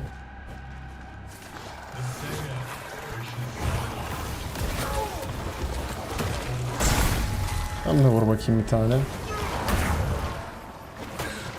Ben onu vallahi perfect periledim. Vallahi de billahi de perfect periledim. Top. Bak. Bak. Şu Stagger'daki peri yerine ben... Stagger'daki peri mi? What? Beynimiz, içimiz dışımız peri oldu.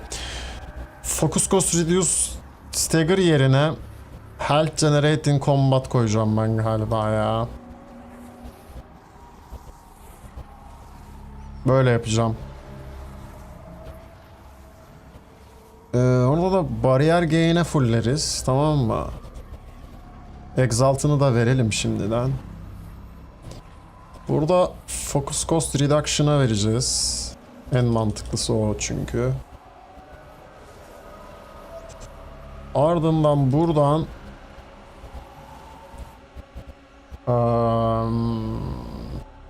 buna da vermek lazım aslında. Ama physical'ı da vermek lazım. Physical'lara verelim. Focus Cost'u siktir et. Önceliğimiz physical olsun hep.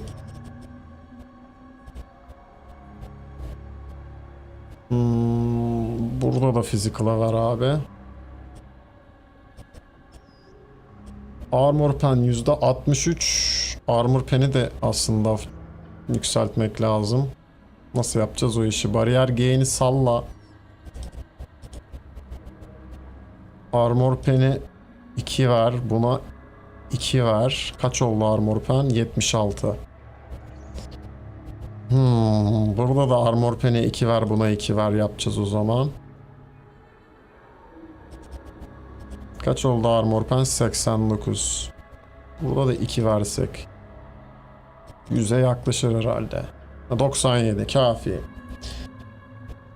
Yani en mantıklısı bu görünüyor. Stamina on staggering enemy yerine de ne koyabiliriz?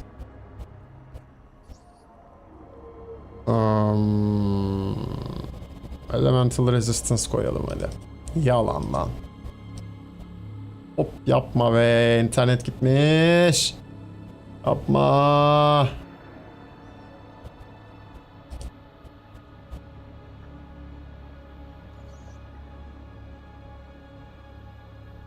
Geleceğim mi? Ha, geldi. Abi ya. Şu değişikliklere baştan girişeceğiz şimdi. Burada ne dedik? 2'ye 2'ye. 2 physical, 2 armor pen.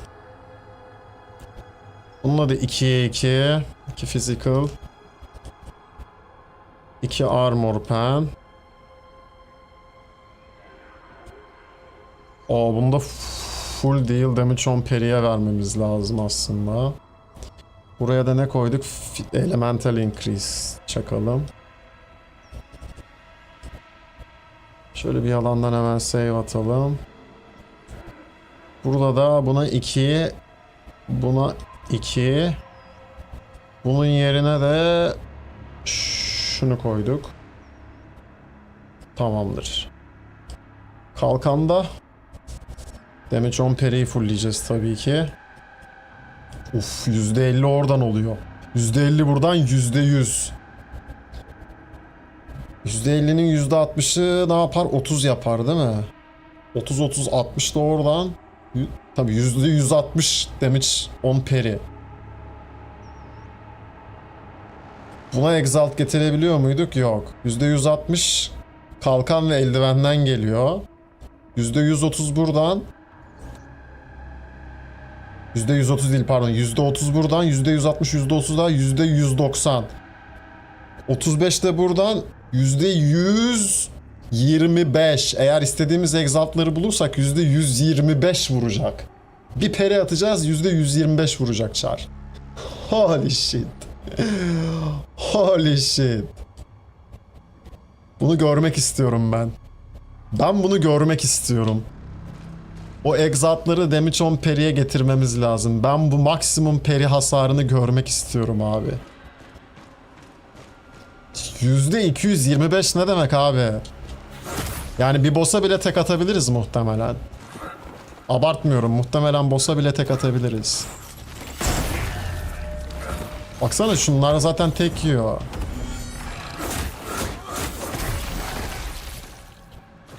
Oğlum. Heyecanlandım ben şu an. Bayağı bir heyecanlandım. Bayağı bir heyecanlandım hem de.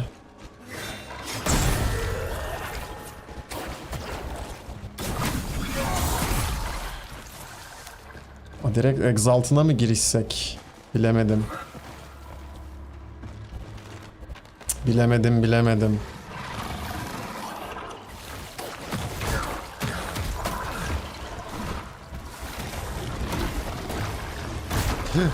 Dur. Vay babayın düşmanlarına ya. Oradan beni nasıl fırlattın sen be? Püh, yazıklar olsun. Yazıklar olsun. Püh. Oysa ki 3-5 daha pestilence dönüp yoluma bakacaktım ben. Bu arada bu alanı da temizleyip torneficileri alalım. Oh, Fallen Ember. Yalandan. Buna şöyle arka vuramadık. Aşağı.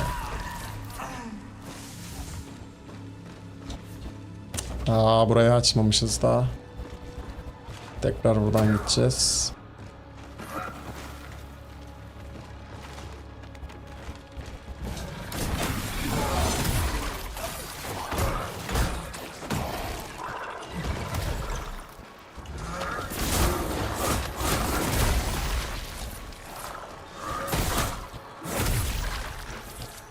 Tamam.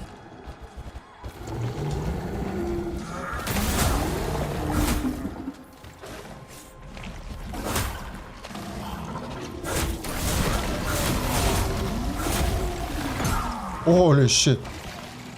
Oh no. Pat. Bir tane de pat sana. No. Pot basıyordum lan. Çok savunmasız yakaladın beni. Çok savunmasız yakaladın. Ayıp. Olmaz. Ayıp. En savunmasız anımda yakaladın. Şu aşağıdaki lavukları keselim.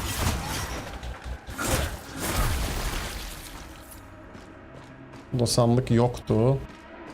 Şu sol taraftakileri kestik mi hatırlamıyorum ama kesmişiz. Tamam, bir tek onlar kalmış o zaman. Ay aman diyeyim hocam. Şu sağ tarafta da vardır. Onlara bakalım, sonra sola dönelim tekrar. Pat.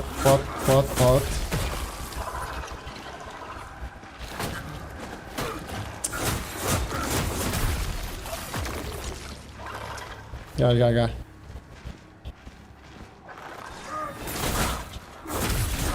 Peki. Sen gerilirsen ben de gerilirim kardeş. Ben de gerilirim. Ben daha sert vururum bak ha.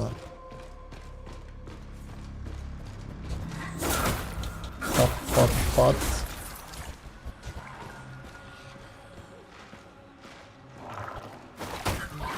İyi. Hep çok erken vuruyorum.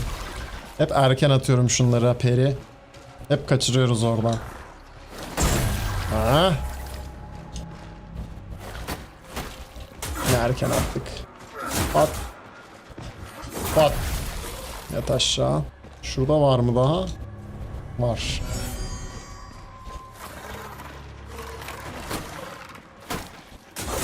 Ah.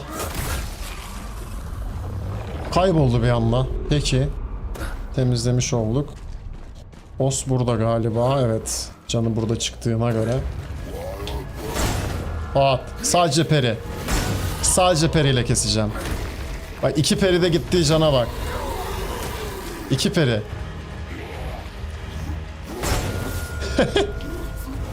Ops. Ops.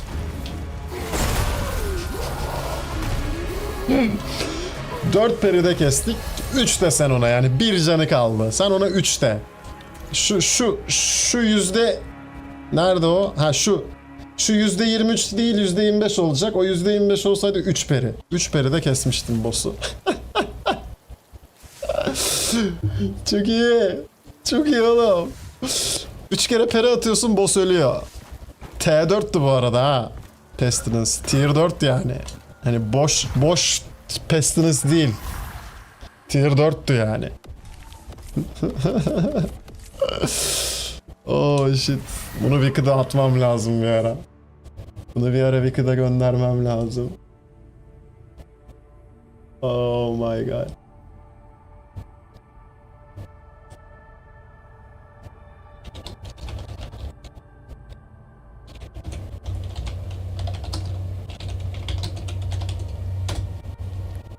Dur bakayım, gönderebiliyor muyum? Muhtemelen gönderemiyorum. Çok büyük olduğu için dosya boyutu ama. Evet. Deneyelim yine de bir. Aynen. Ah be, çok eğlenceli. Çok eğlenceli.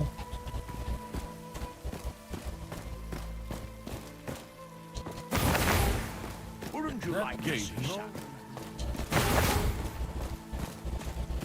Make a fortune.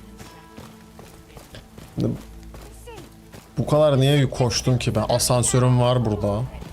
Eski alışkanlıklar. Bir takım eski alışkanlıklar. Ne oluyor oğlum? Ben sizle konuşmamış mıyım? İyi, son cümlemizi de kuralım. Yes. Tamam. Watcher gel. Çok konuşuyorsun Rohan. Çok konuşuyorsun.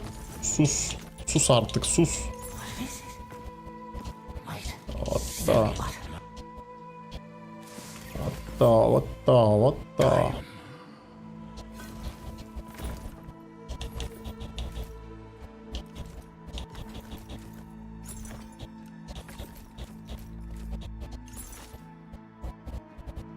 Tornsinör lazım birazcık daha. Hemen karakter atalım.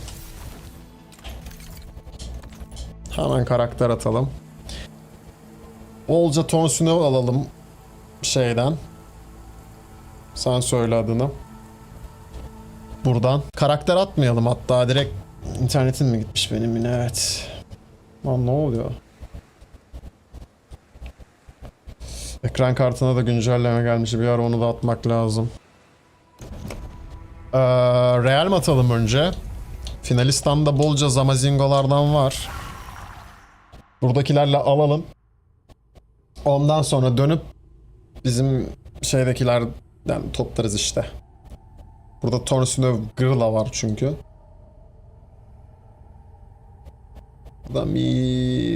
Buradan bir şöyle takriben bir 20 tane alalım üstümüze ya. Baksana.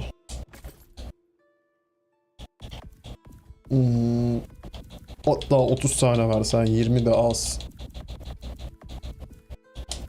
Hadi 33 ver. Şunları da koy baba. Pişmişleri de gel koy. Yemekleri koy.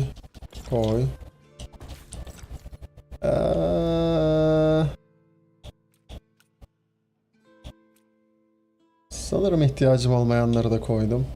Hemen bir bakmam lazım. Seriden. Çok seri. Çok seri tarıyorum böyle gözlerimle vın vın vın hın hın hın diye. Buna ihtiyaç yok. Kalsın. Kalsın. Kalsın. Kalsın. Kalsın. Kalsın. Bu da kalsın. Buna ihtiyaç yok. Kalsın. Tamam. Ne var üstümüzde burada bırakmamız gereken başka? Daşlar ve ürünler. Bunlar amma birikmiş ya.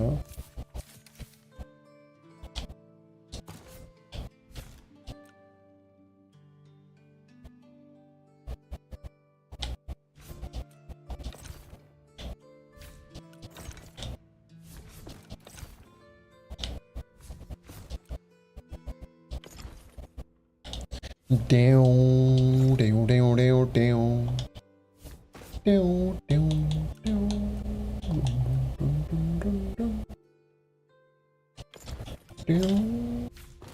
Down, down, down, down, down. Down, down, dun, dun, dun, dun, dun, dun. Dun, dun, dun, bim, bim, bim, bim, bim, bim, bim, bim, bim, bim, bim.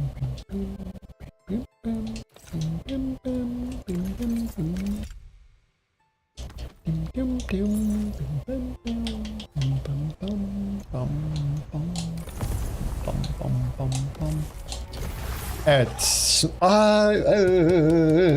Kafamı sikebilir miyim? Affedersiniz ama şu anda bir kafamı sikmek istiyorum.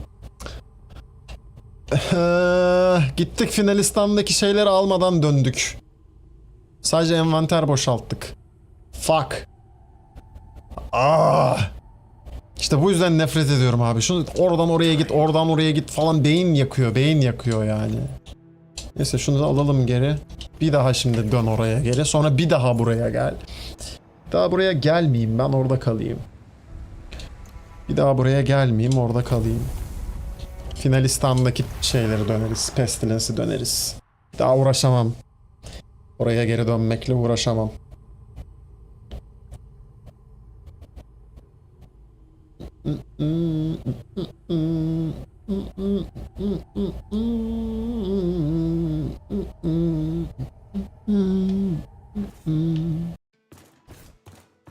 Çık abi.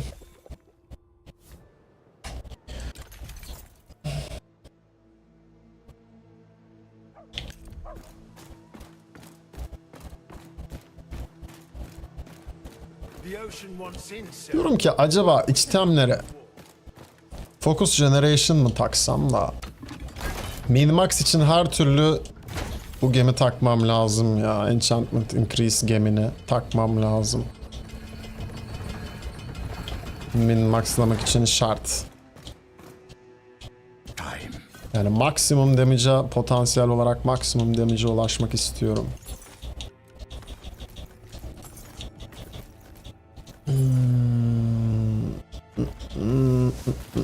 Radyantımız yok değil mi bizim hiç? Şu an üstümüzde zaten yok. Okey, Zamazingo'ları satalım. Neleri tutacağız? Şimdi onlara da bir karar verelim. Bir kere damage on periler falan duracak. Health regen var mı üstümüzde? Yok. Durability var, bu dursun. Gidecek, gidecek. Helton Peri, Helton Peri. 5 düşük, bayağı düşük, gerek yok. At gitsin, at gitsin. Damage on Peri var eldivende, bu da bayağı düşük.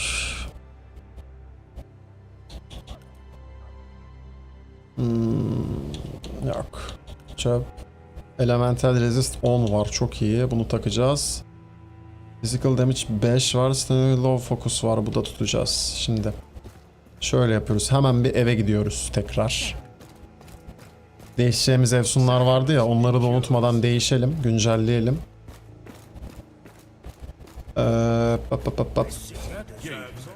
Artık buraya gideceğiz. Işınlanabilirdik. Işınlanamazmışız. Fokusumuz yok çünkü. Gel buraya. Burada Eltrigenli bir zırhım var mı benim? Var. Tamam. Bunu koy. Eltrigenini alacağız bunun. Bunu satacağız. Bunu koyacağız. Bir de bu da kalacak. Silahlarda damage increase ability attack. Bak deme. Yok. Bunlar satış. Hemen gel abi. Evsunları çıkar abi. Ya elemental de üstümüzde. Tamam.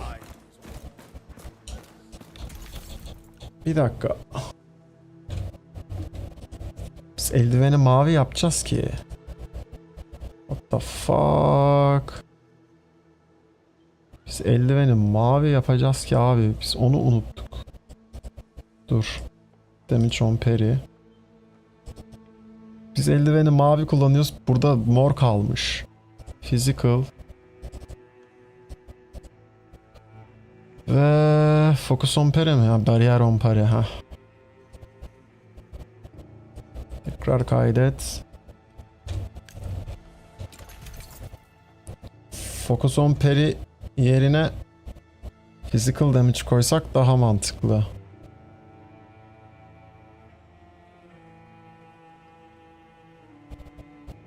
Ama parry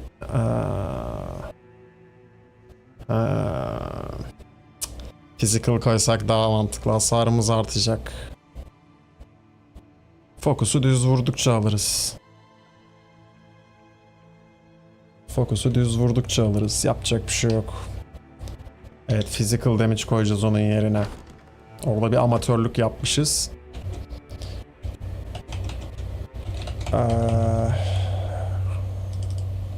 Şuradan da linkimizi güncelleyelim. Physical damage, physical damage.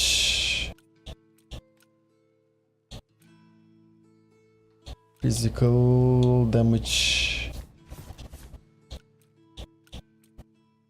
Var. Şimdi perilerin gücü birazcık daha artacak. Muhtemelen tek atamadıklarımıza tek atmaya başlayabiliriz şu an.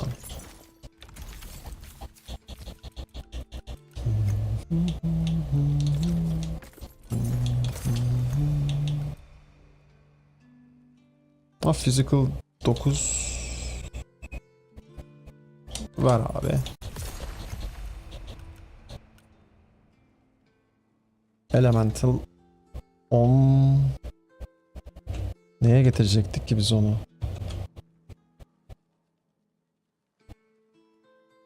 Eldivene diye getirecektik. Tamam, şu an işimiz yok Elemental'la. Okey.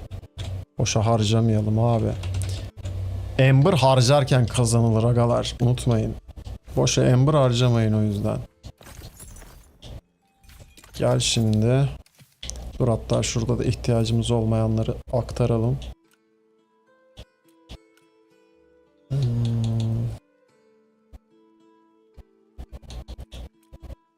Elemental onu koy buna. Başka bir şey yoktu galiba. Evet. Bunu abi mordan çektik. Biz maviden çekmemiz lazım physical damage'i. Ne olur birinizde olsun ya. Fuck.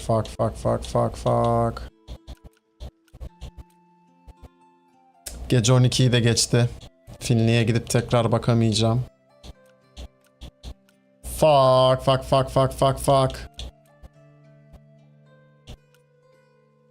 Tamam, çok da problem yok. 53 tane Ember'ımız var. 53 Ember'dan birinde gelir.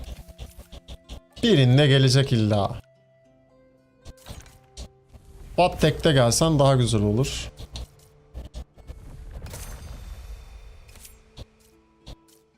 Bat tekte gelsen çok iyi olur.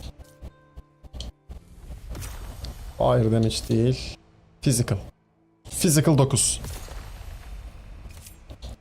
Physical 9. Physical 9. Physical 9. Physical 9. Physical 9. Physical. Holy shit. Physical. Physical. Yes. Taşak mı geçiyorsun? 3 ne? 3 ne? Ya. O kadar çağırdık bekledik. 3 ne? 3 ne? What the fuck? Gelmeseydin daha iyiydi be. Şaka yani gelmen iyi oldu tabi de. Küfür etsen daha iyiydi yani. Daha az canım acırdı. Daha yükseğe varsa sende mavilerde. Baksana bir Vox. Abi Fire 9 atıp Physical 3 atması gerçekten çok kötü bir şaka ya. Tel değilim konuşmanı. Abi. Yakarışlarımız telefondan geldi sana demek ha. Aga be. Bunu al. Bunu ekle. Tamam.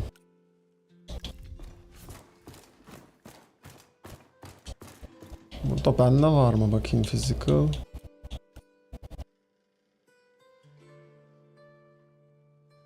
Story engine onto var da maviye mi aktarılıyor bilmiyorum. Yok bu da mor.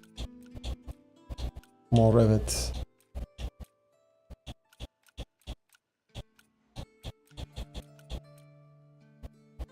%7 daha iyi olur. %7'dir abi daha iyi. %3'ten çok daha iyi. En azından 4-5 Radiant Ember'la %10'a atarım ben onu.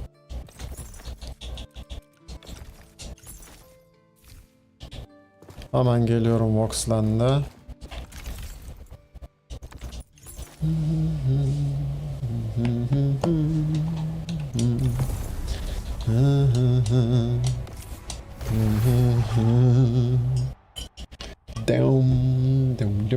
Dum.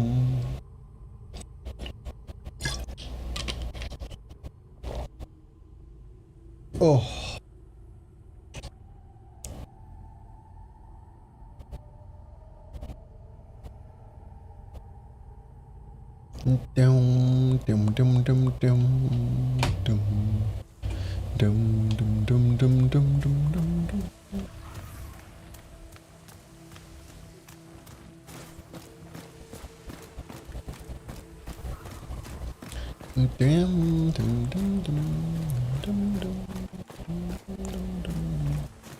Hemen dükkanlarını yağmalayalım Vox'un.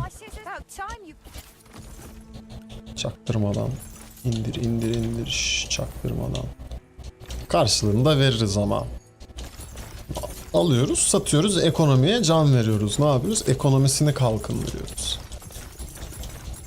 Vox'un şehrine ekonomi getiriyoruz. Demokrasi gibi bir şey değil bu. Daha çok ekonomi. Yanlış anlaşılmasın. Sen alıyorsun. Ekonomiye can veriyorsun. Çaktırma. Çaktırma.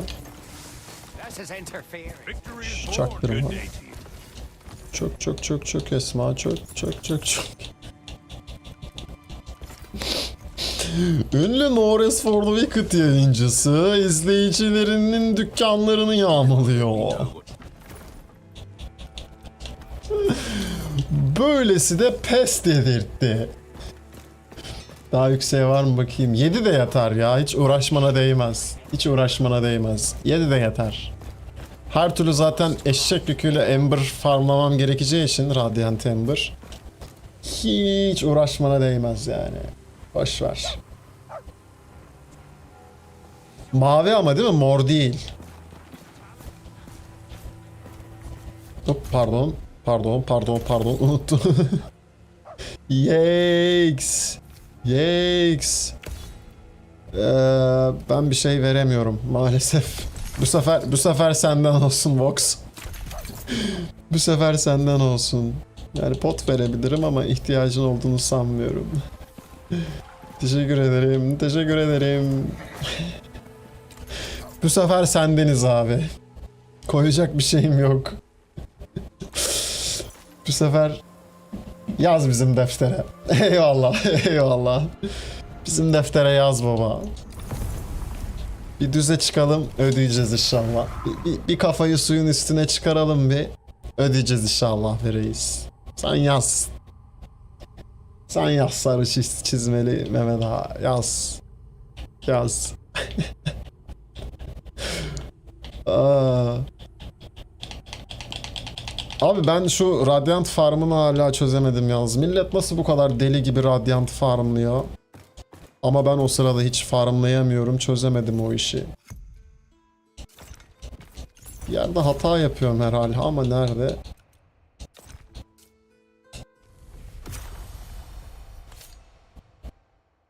Okey. Shallows'tan başlayalım burada da tekrar. Shallows go brrr. Ya bir 10 tane falan harcadık ya. Eğlendik diyelim. Kumar yaptık biraz oyun içinde yani. Hani oyun içinde.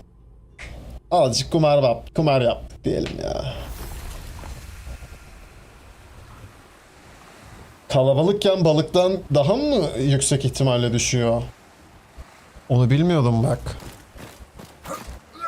Onu bilmiyordum. Ya da balık için bir sürü real mi açacağız sırf balık tutmak için? Raisin'ını sıçtırtma şimdi bekle.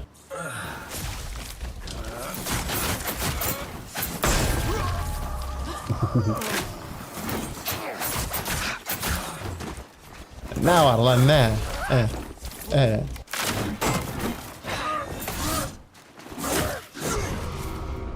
Oo peri attı bana. Al ben de sana attım.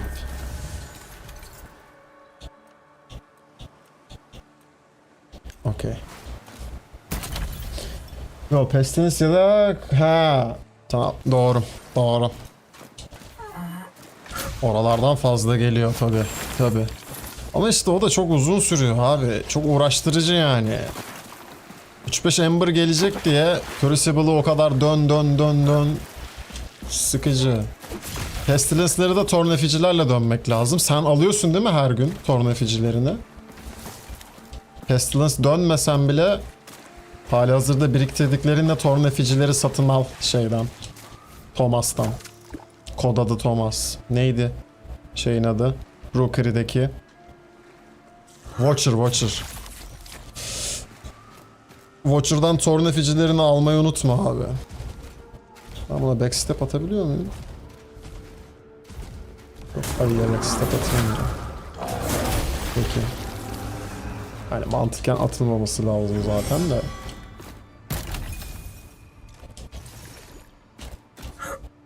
But.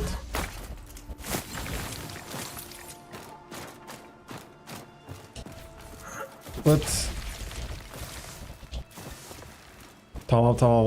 Onları topluca girer 4 kişi farmlarız. Full seri boss. Bir gün boss günü yaparız. Steam'de sözleşiriz. Sen garanti zaten. Psychodes ve artık şey birkaç gündür yok acaba. Ne yapıyor bu arada? Aklımda kaç gündür soracağım, unutuyorum. Steam'le yazmayı. Eternum ne yapıyor acaba? Birkaç gündür hiç haber alamıyorum ondan. Steam'de de aktif değil. Gördüğüm kadarıyla. İyidir umarım. Gelirse Eternum. Bir dörtleriz yine böyle. Psychodes, Eternum falan. Yardırırız. Zeus evet. Kick'teki Nick'i kalmış aklımda benim ya. Eternum diye işte hep Eternum diyorum o yüzden. Bassinor baba. Kofte. Sağlık olsun.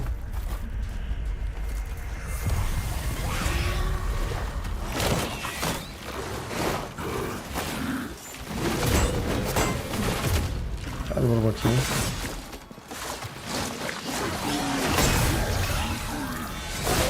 Yanlışlıkla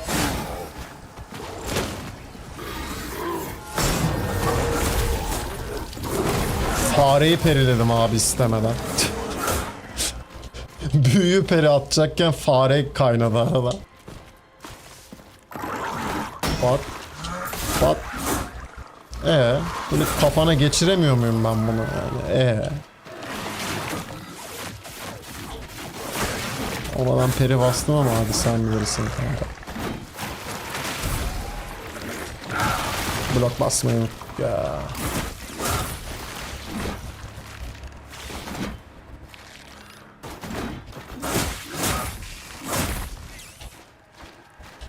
Bir repair atacağım.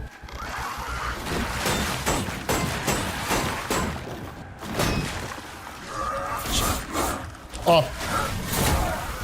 Al. Oldu mu? Al.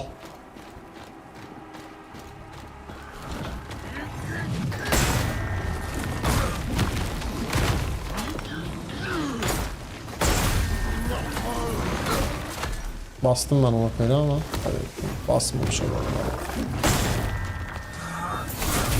Hadi basmamış olalım hadi tamam. Geçenlerde bana sıkılan da V-Rising'e takılıyor sanırım. Olabilir. Doğru o V-Rising şeydi. Tepeden kuş indi kafama.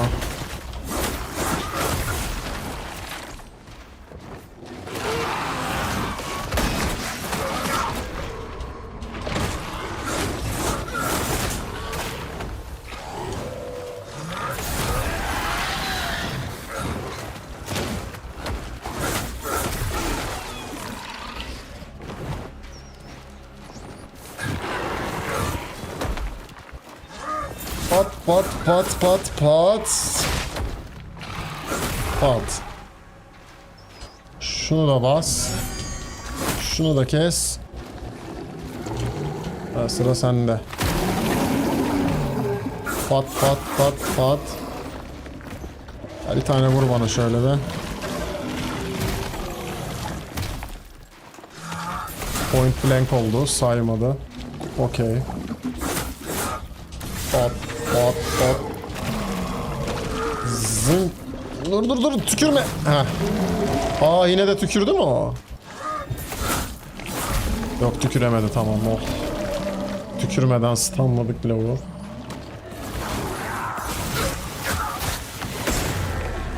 Yeter. Yeter. Allah stunlandık.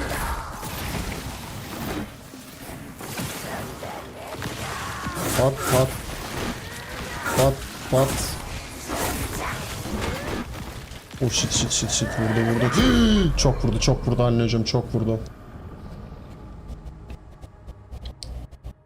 Beraber yapalım hızlıca. Daha çok dönelim Ember Farm'da hem de level atlı. Olur valla. Olur. Ya istediğin build'le gel, build fark etmez. Hızdan ziyade şu an ben loot'tayım ya. Radiant Ember. Olur. Şunu keseyim o zaman. Voxland'e zıplayayım. Tornafici de var bende, basarız. Gelmek isteyen var mı chatten? Gelmek isteyen varsa dörtleyelim. 2 kişi daha. Şu an 2'yiz biz. Varsa eğer oynamak isteyen 2 kişi daha atlasın abi. Direkt 4 kişi ekstra lootlu yapalım yani.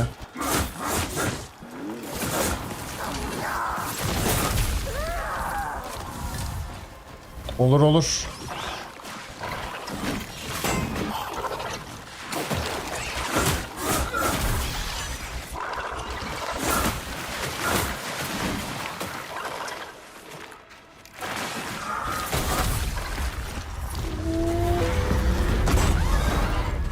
Let me rest. Oh fuck.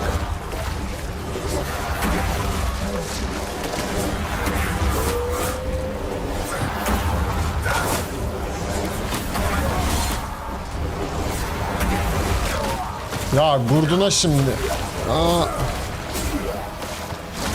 Ya.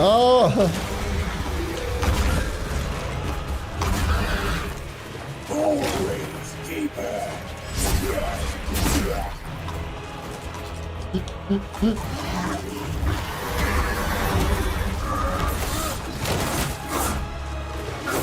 Git. Sen de vuracaksan vur artık bana.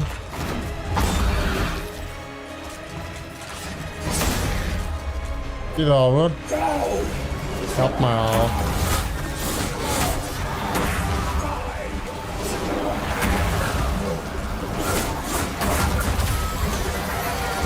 Kaç kaç kaç kaç kaç. Kaç kaç kaç kaç kaç. Buraya zıplayamaz o muhtemelen. Ne oldu? Nerede? What the fuck? Ha buradaymış.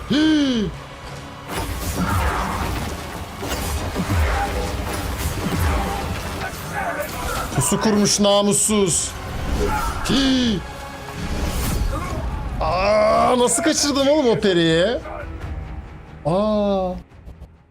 Gelmek isterdim, internet hızı düştü, bir sıfırlayıp geleyim, ben bir boşluk varsa doldururum. Var. 2 kişi lazım şu an. 2 kişi lazım. Zamanımız var. Bu Echo Knight birazcık benim canıma okuyacak gibi görünüyor. Zamanımız var, sıkıntı yok.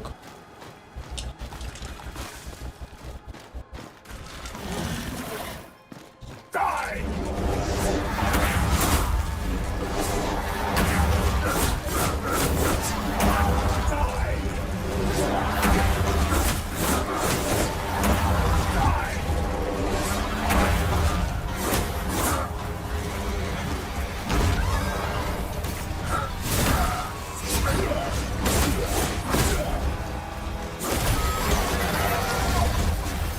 Ne level atladık. Okey. Ha siktir.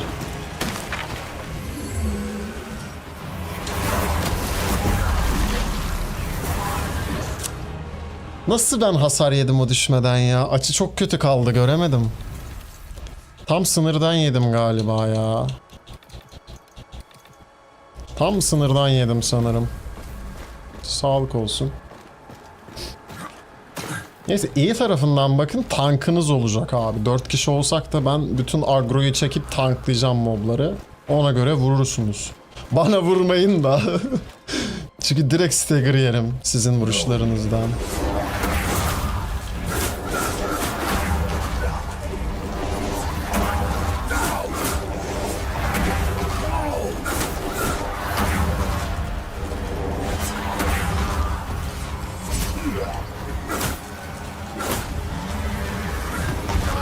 Holy fuck.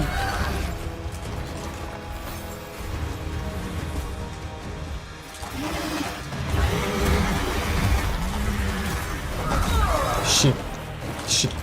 I'm so fucking bad. Vur.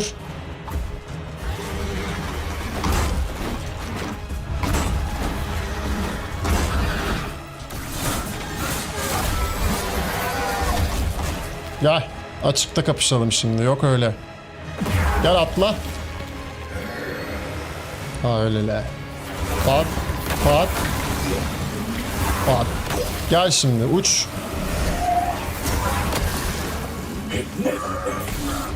Uç.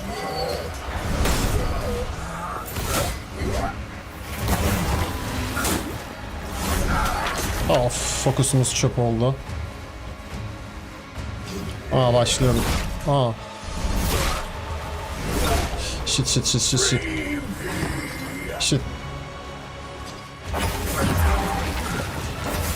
2.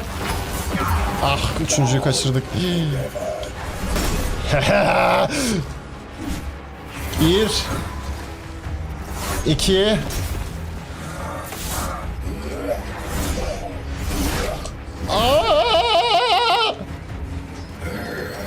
Asiktir, yine başlıyoruz. 1 of shit 2 3 Pat yat aşağı. Yat oğlum aşağı. Epic anime boss fight. Geçen biri bunu yazmış yorumda, hoşuma gitti. Bu da öyle hissettirdi abi. Okey. İtemleri Voxland'da satarım. Koyacaklarımı koyayım ama. Koyacaklarımı koyayım. Kıt. Çat çat. Pat pat. Tamam, bir TP atalım. Homestead'e gidelim önce. Orası doluysa diğerine gideriz.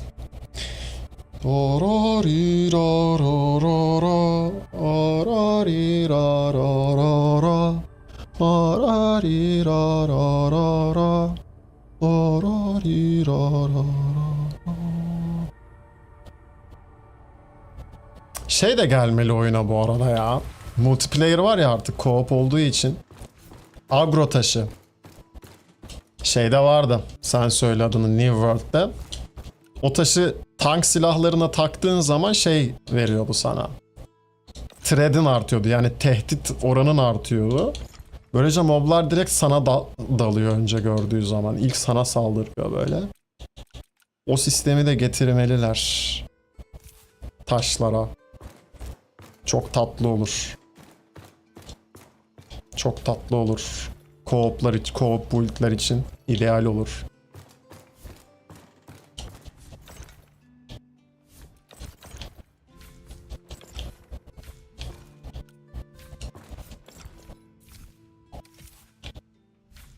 Şuradan şunu koy. Şuradan şunu. Bunu. Buraya bunu. Tamam. Ben Voxland'e geliyorum.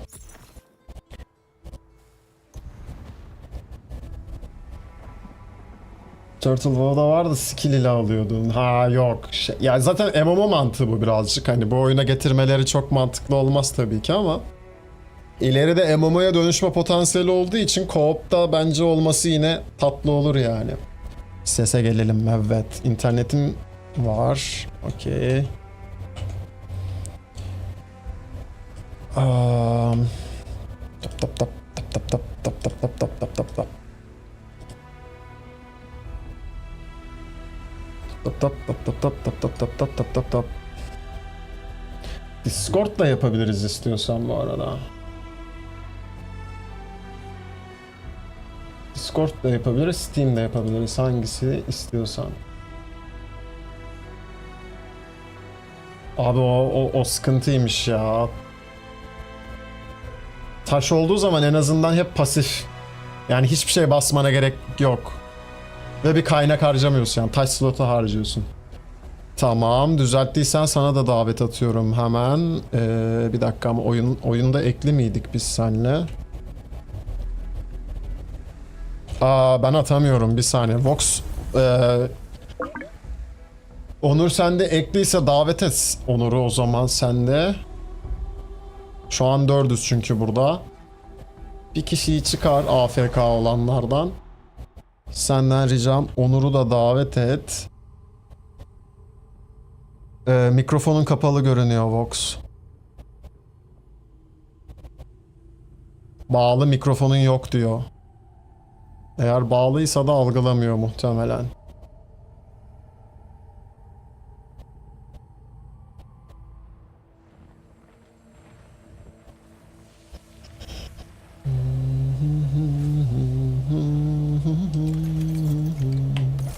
Bakalım Vox'u stalklayalım. Oo, bu lightning'li build'i. Oo. Full artı full exalt'lı falanlı. Güzel güzel. Nice nice. Bayağı da tanksındır ha. Full plate. Full değil. Mantıklıymış aslında bu ha. 2 plate 2 cloth. Ne yapıyor seni?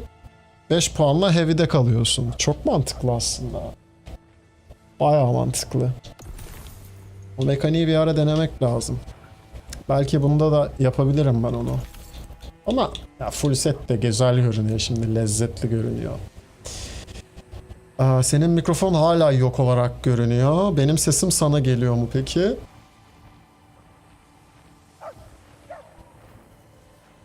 Gidiyor görünüyor bende çünkü.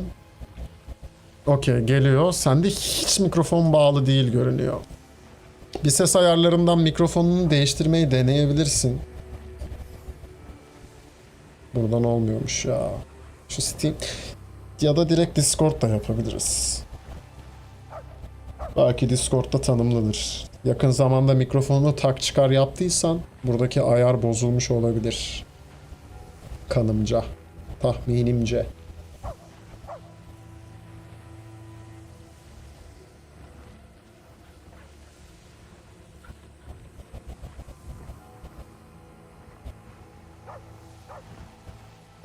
Vox'un mikrofonu hallolsun. Hemen Onur. Bu server bana ait değil çünkü.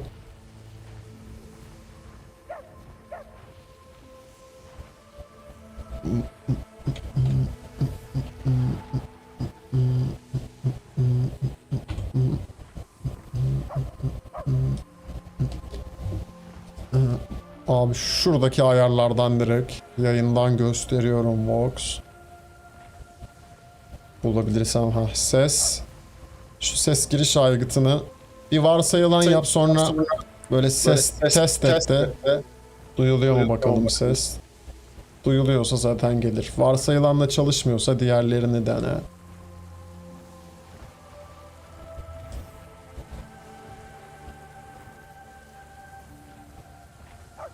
Hah. Şu an mikrofonun bağlı görünüyor ama konuşuyorsan... Yes. Geldi Hoş mi? geldin. Geldi. Hoş geldin. Ben kapatmıştım galiba, bütün ayarlar bozulmuş ya. Özür dilerim. Evet, arada oluyor öyle ya. Ya da işte tak çıkar yapınca falan kulaklığı, mikrofonu neyse geliyor. Kim gelecek? Kimi çağıracağız? Onur'u. Sende ekli mi? Öncelikle. Bence ekli olmayabilir. Bir bakayım, ekli de olabilir. Değilse İlk önce muhtemelen şeyde var diye hatırlıyorum ben. Bizim evet, Onur olarak var. Oradan arkadaşlık isteğe gönderip No Rest for the Wicked Kumetai kanalında var. O şekilde davet atabilirsin. Invite.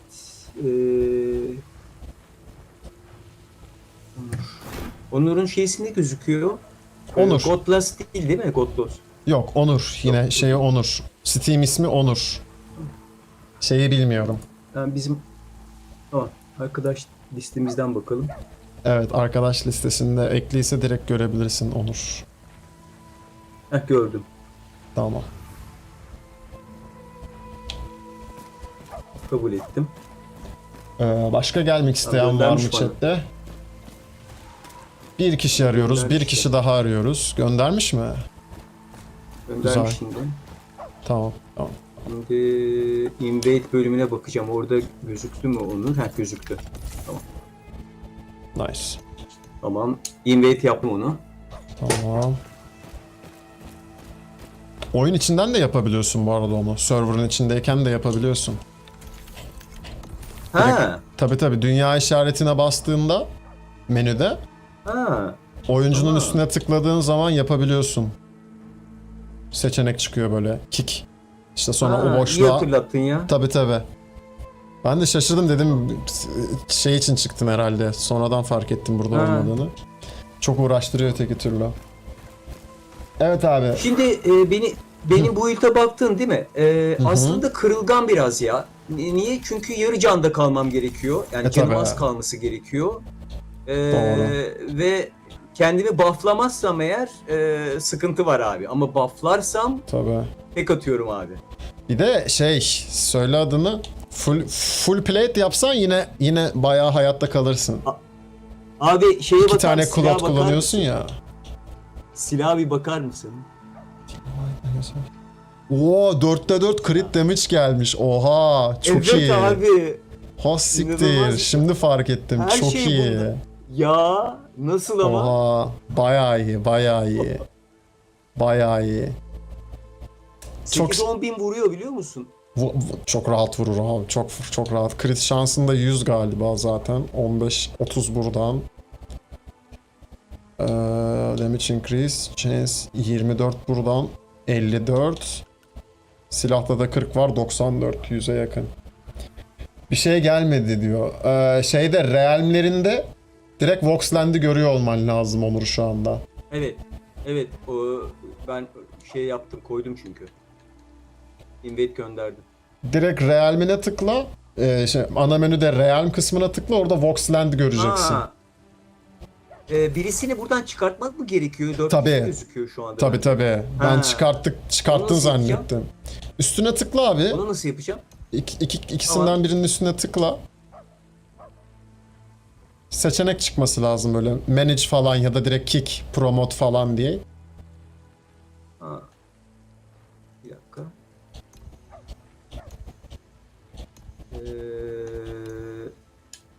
Tamam davet gelmemiş daha sana Onur. Okey. Şimdi onu çözeceğiz. Bir dakika. Bunu yapamadım ya. Bir dakika. Invite veriyorsun. Haha. Ama invade'den önce var olan oyuncuyu çıkartman lazım, ikisinden birini. Psychonaut ya da Zeus'a tıkla, ikisinden birine. Ha tamam. Kick yapacağım. Evet yaptım şimdi. Aynen. Tamam. Açılan slota şimdi invite atacaksın. Boşalan. Tamam attım şimdi. Gördü Aynen. mü acaba? Aynen. Gördü. Tamam. Son bir kişi arkadaşlar. Son bir kişi. Kadıköy Bostancı kalkıyor. Bir kişi. Gel abi. Mor seyahat. Mor dolmuş.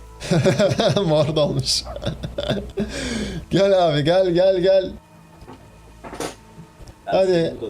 5 dakikaya kalkıyor. Gel abi. Son bir kişi. Beklemez. Hemen kalkıyor. Gel abi. Sese de davet atalım. Şöyle yapalım o zaman direkt. Bir saniye.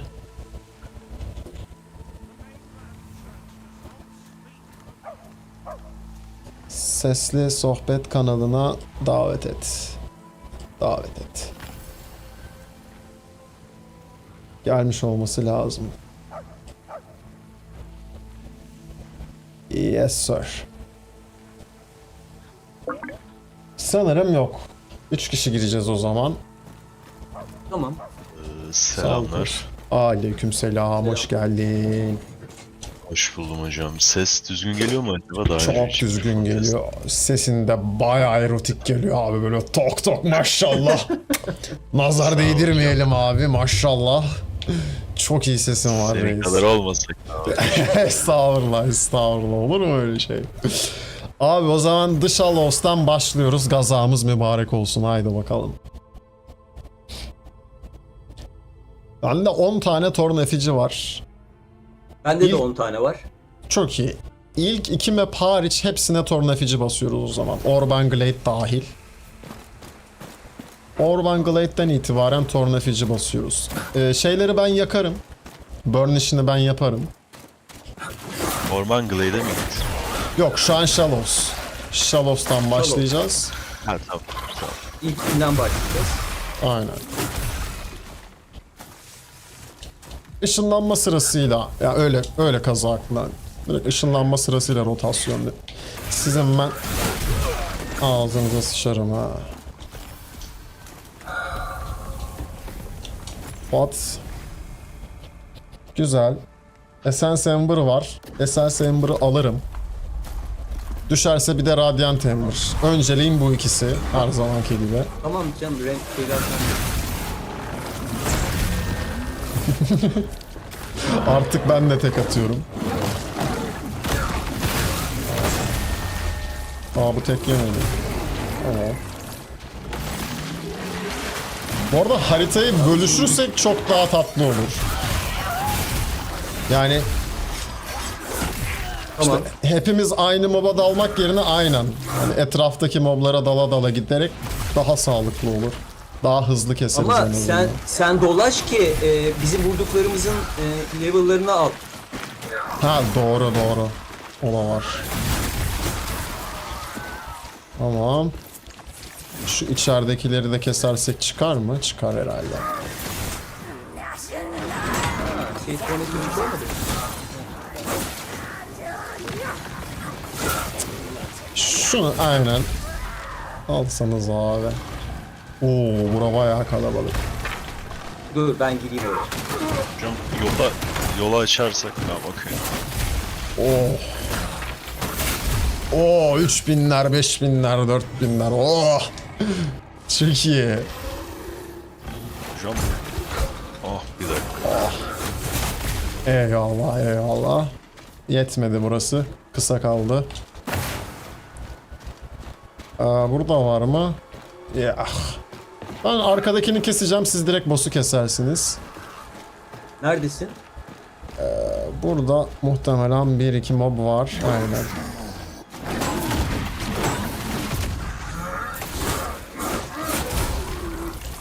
Hala çıkıyor ha. Çabuk geldim.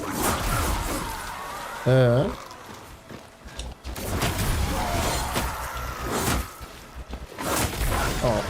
Şimdi Selena mı yapacağız? Selena. Abi direkt boss'u Eğlenceli. kesebilirdiniz ya. Ben hani dedim Bak buradakini şimdi, bak. keserim. Bak.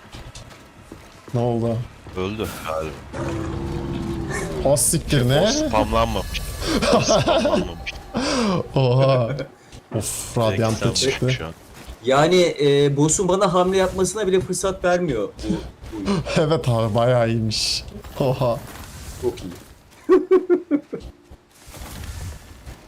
Abi herhangi bir iteme, facet'e ihtiyacınız varsa söyleyin, ben direkt fırlatayım size. Öyle yapalım. Hocam benim herhangi bir ihtiyacım yok. Okey. Normal takılmaya geldim. Eyvallah, eyvallah. Alright. Abi o zaman Maksat gönüller hoş olsun. çok iyi. Kumata en düşük 580-600 vuruyor. Oh. Yani düz vuruşum bu. Ha, bir de düz vuruşun. Rün vuruşu Oha. değil. Bu düz vuruş. Rün vuruşu değil abi. Tek bir rünüm var zaten. Evet. Güzel build 520. valla. Süper abi. Yani çok hızlı bir de. Yani dikkat ettin mi? Aslında Hı hı, hı. normalde şey var. Üstünde dur söyleyeyim. Ya heavy'sin şu an normal. Bayağı bir hantal ya. Evet heavy'im. Evet heavy'im ama çok hızlıyım. Evet. Ben normalim ama yani yetişemiyorum. Şey, yüzüklerde hız yok galiba sende değil mi? Aynen. Direkt Abi şu overall speed yüzüğü var ya, Will of Cap mi ne? aynen. O oyun sonu hayat kurtarıyor ya. Olmazsa olmaz. Hani ne build oynuyorsan oyna fark etmez. O baya... Ya senin sinek gibi şimdi.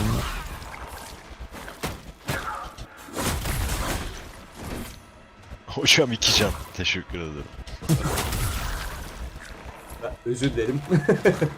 Box hızını alamıyor. Beni de tokat. Öyle ya. Alan, yani benim yerimde olursanız alan hasarımdan çok etkilenirsiniz. Dikkat edin. O adama mob verin abi.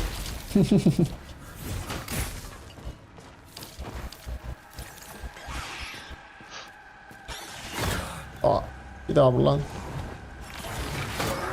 Nasıl ya? O periydi bu arada ama neyse hadi. Hadi değil değilim. Aa, yavay. Ah, yana yana öldüm. Öldün mü? Aha. Bir parmağınızı alırım hocam. Alırım, veririm. Eyvallah. Parmak attım sana. Eyvallah. Gadoş bir canım serçe yetmiyor. parmak atsana Gadoş. Neyse tamam.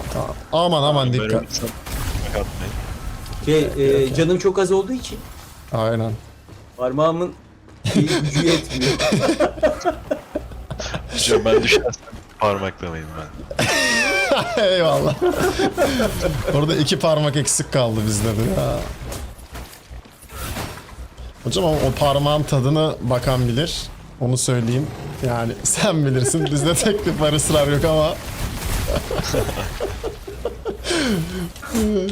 In game tabii ki. Gel bakayım.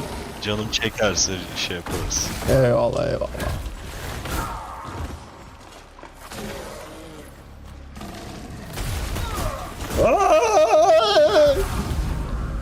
Bu benim kaşınmam.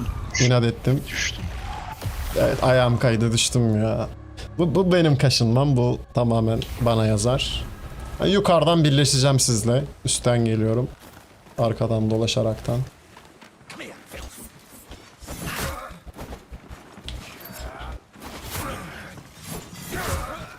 Üstüne yürüyünce korkuyorum ya. Az önce beni 2 can bıraktı. Aa, aa, Aha. Hı, tamam. aa.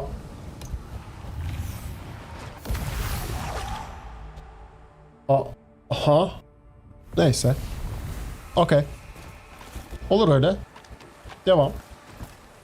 Manzara güzel Yok. galiba burada. Evet. Şimdi nerede kalmıştır başka? Olmadı. Aşağı inersek buradan çıkıyoruz. Yok yok burada var burada. Bir tane daha var. Aynen. Tamam gördüm. Çekil.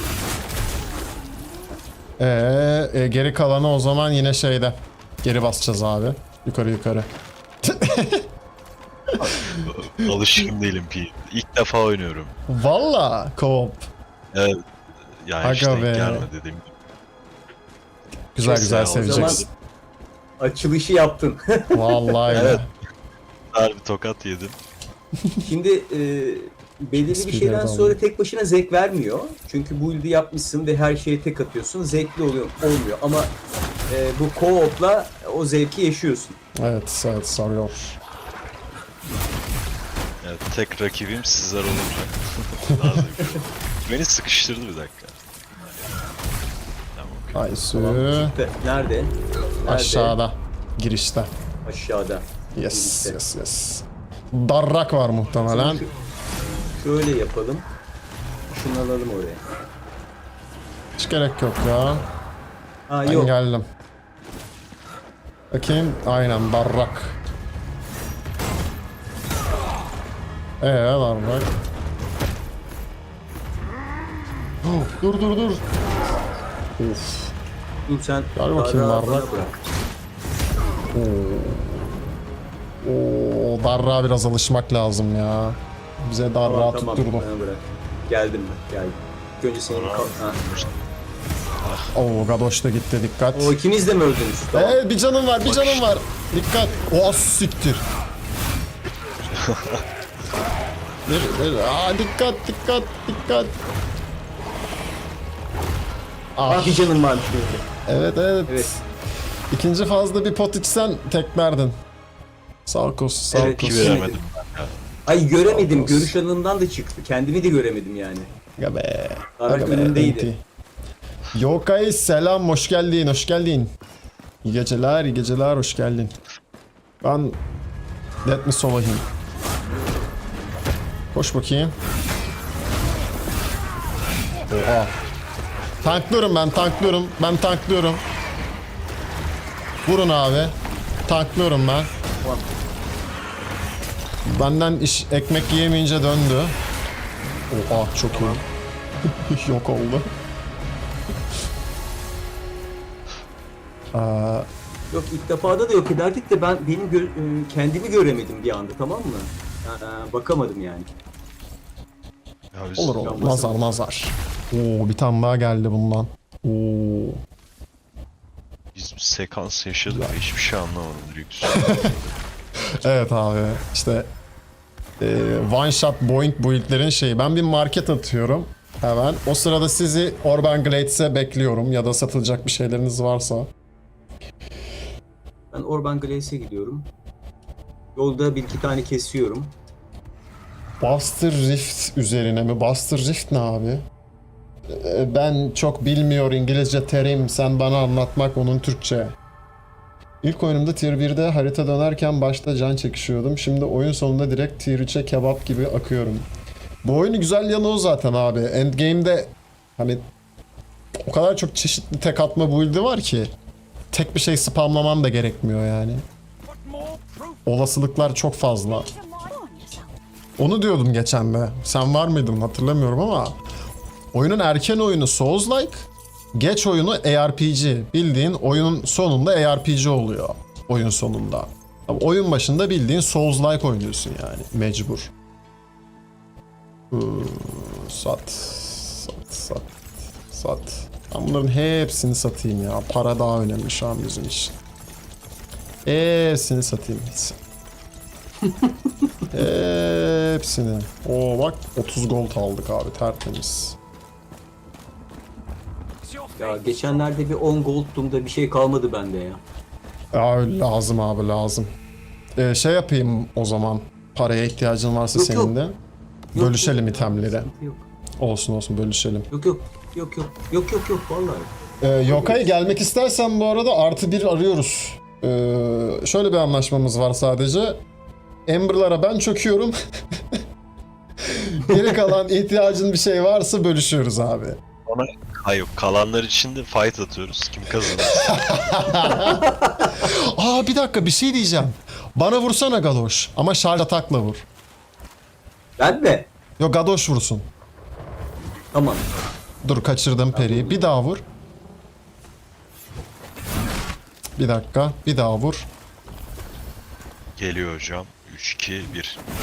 Aa çok yavaş geliyor atak. Bir daha vur. 3, 2, Elleyemedim.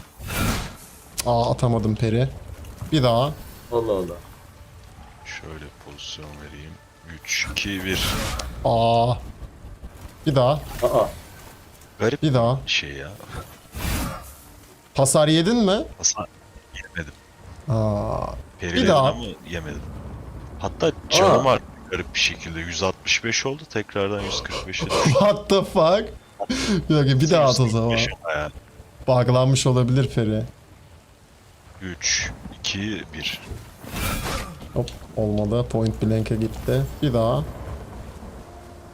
3, 2, 1. Ya ben atamadım bu sefer de. Charger'ı. Bir daha gönder Ama bir şey abi. soracağım hemen. Aha. 3, 2, Ee, 1. canınızın sayısı sizde yazıyor. Bende yazmıyor. Onu bir yerden mi açıyorum? Yep. Ayarlardan açıyorsun. Display'de olması lazım. Yok. Gameplay'de. Nerede? Show damage numbers değil. Show stat numbers. Show player health numbers, player focus numbers. Bu ikisini açarsam görünür. Rune skill'i ya Gauntlet'te. Ha, okey. Gauntlet'te şeyle de çok güzel bir build var ya. Ryu build'i yapmış. Wicked Builds. Hiper carry böyle tek atıyor. Hadouken çekerek tek atıyor her şeye. Bir ara yapacağım ben de onu. Üşenmezsem. Nerede sen- yapıyoruz? Burada mı? Evet burada yakacağız. Okey, sen de Ember Farm'ı için geleceksen o zaman şu an pek sana uygun olmaz ya. Şu an benim Ember Farm'ım için toplaşmış bulunmaktayız. Ama şeyse benim önceliğim Essence ile Radiant. Eyvallah. Hani diğer Ember'lar lazımsa atla gel abi. Daha burada oluruz yani. Birkaç tur döneriz. Buraya. Basmayı unuttum. Torn Effigy. Torn Effigy basayım hemen. Direkt boss'a gidelim.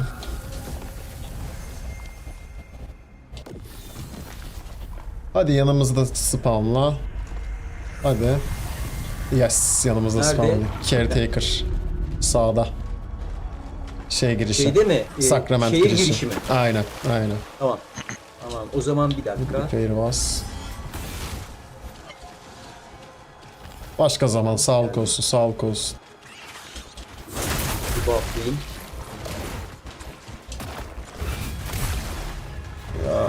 Bak tamam. Bu ne abi? Çok saçma.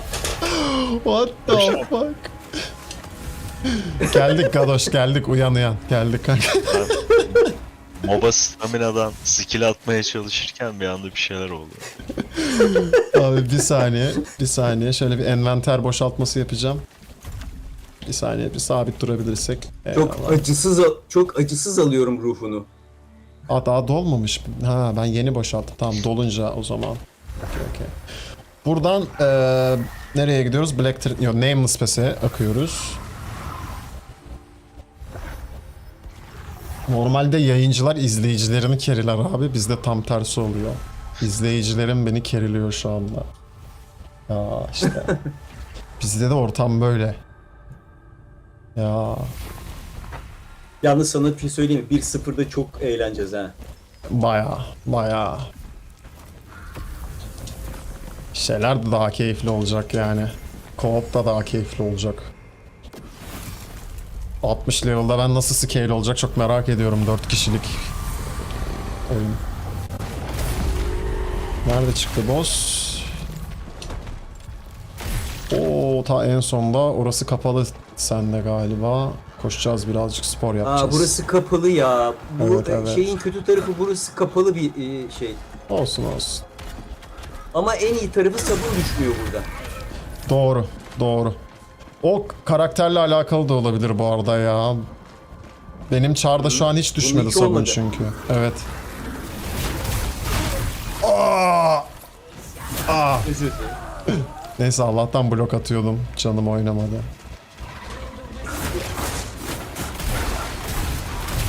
Nice. Üf, mahşerin 3 gladyatörü müyüz, neyiz biz? Fenayız. Holy shit.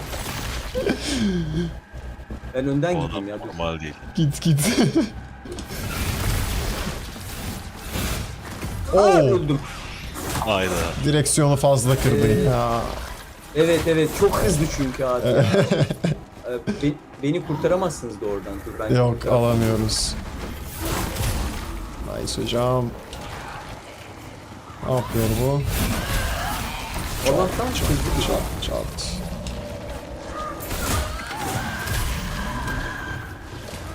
Bir tek isteyen oyun umarım daha zor olur. Daha zor olacak. Ona emin olabilirsin. %100 emin olabilirsin. Oyun çok daha zor olacak. Min-max önemli olacak 1-0'da. Gerçekten min-maxlaman gerekecek bu ilde. Yani Evet, mükemmel bir atlayış.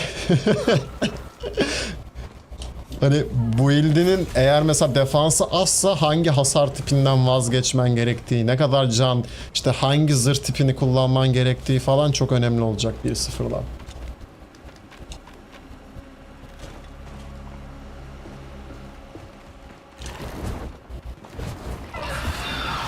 Ah. Yok, şu anki gibi tek atabileceğim boyutlar yine olacaktır 1-0'da. Tamamen onların gideceğini sanmıyorum.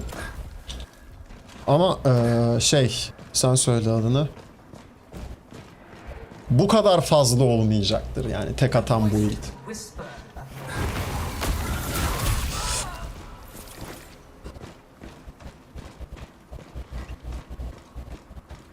Şöyle bir kıyak yapayım buraya da Whisper'ını açalım. Make offering de abi. Koy bunları.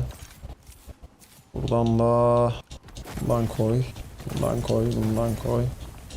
Şey mi? Meydanda mısınız? Meydan değil, bir sonraki. Açtım ben, direkt ışınlanabilirsin. Ya Ne buranın adı?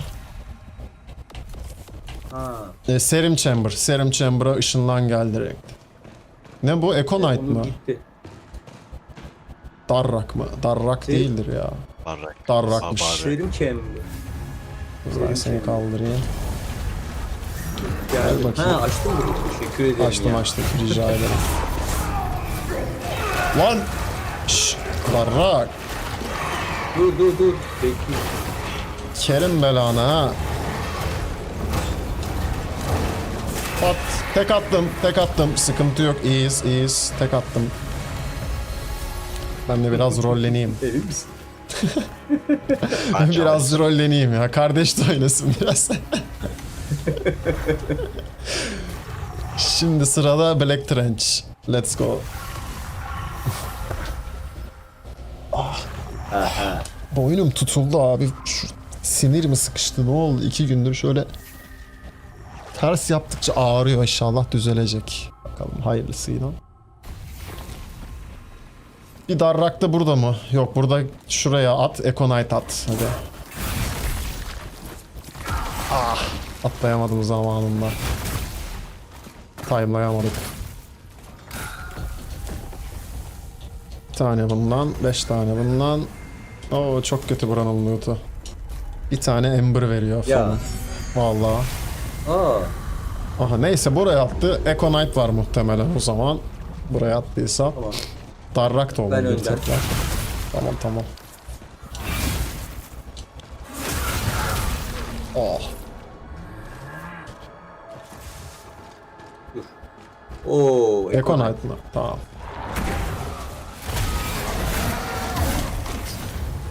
Econite'a good night oldu. Gel bakayım. Oh. Oh maşallah. Oh. Çök Esma. Çök çök çök. Çök Esma. Oh level da aldım. Oh mis mis mis. Pat pat. 27 oldun mu? Oldu mu? 28 oldu. Oo. Direkt 2 level kaldı. Buradan direkt Lowland, ama Lowland'in önce şeyine gidelim, boss'unu keselim. Oradan da Ember falan düşüyor ya. Zaten Lumber Mill'de hemen aşağıya atlayacağız. Doğru, doğru. Aynen. Orada dümdüz. Abi onu ben fark edene kadar salak gibi habire köprüden dolaşıyordum ya bir de. Evet, ben oradan gidiyorum, sen arkadan gidiyorsun. Ama developerlar gerçekten çok güzel taşak geçiyor oyuncuyla yani. Oyuncuyu fark edene kadar çok normal geliyor normal yürüyüş yolun. Fark ettikten sonra diyorsun ki ben malmışım. Çat çat çat. Okey. Abi ben loot goblinliğimi yapıyorum tekrar. Oh radyant düştü. Oh resource full diyor. Ha. Ben de yerden üzüm aldım. Abi burada bir de bronz var 2 tane. Hani birazcık komik gelecek belki ama ihtiyacı olan alabilir yani. Boss location'larda her zaman boss mu çıkıyor? Ne? Yok burada hep çıkıyor garanti. Mini boss. Tam Evet. boss sayılmaz o. Bir burada bir de şeyde. Eternum'un kulaklarını çınlatalım buradan. O vermişti bize bu infoyu. Haritada göstereyim daha iyi anlarsın. Bir şurada Lowland'daki. Bir de Marinwoods'ta Merrimut. şurada evin içinde alt katta merdivenle iniyorsun ya orada çıkıyor. Yani mini boss denebilir aslında. Boss da. Buradaki şey boss işte. Spoiler alert. Spoiler yemek istemeyen hemen bir şey alsın, sessiz alsın. Az önce kestiğimiz şeyde çıkan işte. Hikayenin sonunda o Nameless Pass'ın oradaki şeyde bir çıkıyor ya. O lavuk. Şeyde çıkan Ama her ikisi... Marinwoods'ta çıkan da oyunun başındaki ilk boss. Hep garanti o çıkıyor orada da. Ama ikisi de plak likör veriyorlar. Likör mü? O ikkor. Ha evet. Evet veriyor. Oyundaki bütün bosslar veriyor onu bu arada. Haftalık görev bossları dahil. Oyundaki bütün bosslar likör güzelmiş bu arada. Ben de plug diyemiyorum. Likör yeni adı abi. Türkçesini hastalık yani veba likörü diye çevirmişler. Ben de Abi çok düşünüyorum, mantıklı. likör ne Likör. Dümdüz likördür artık bundan sonra benim için de. Nereye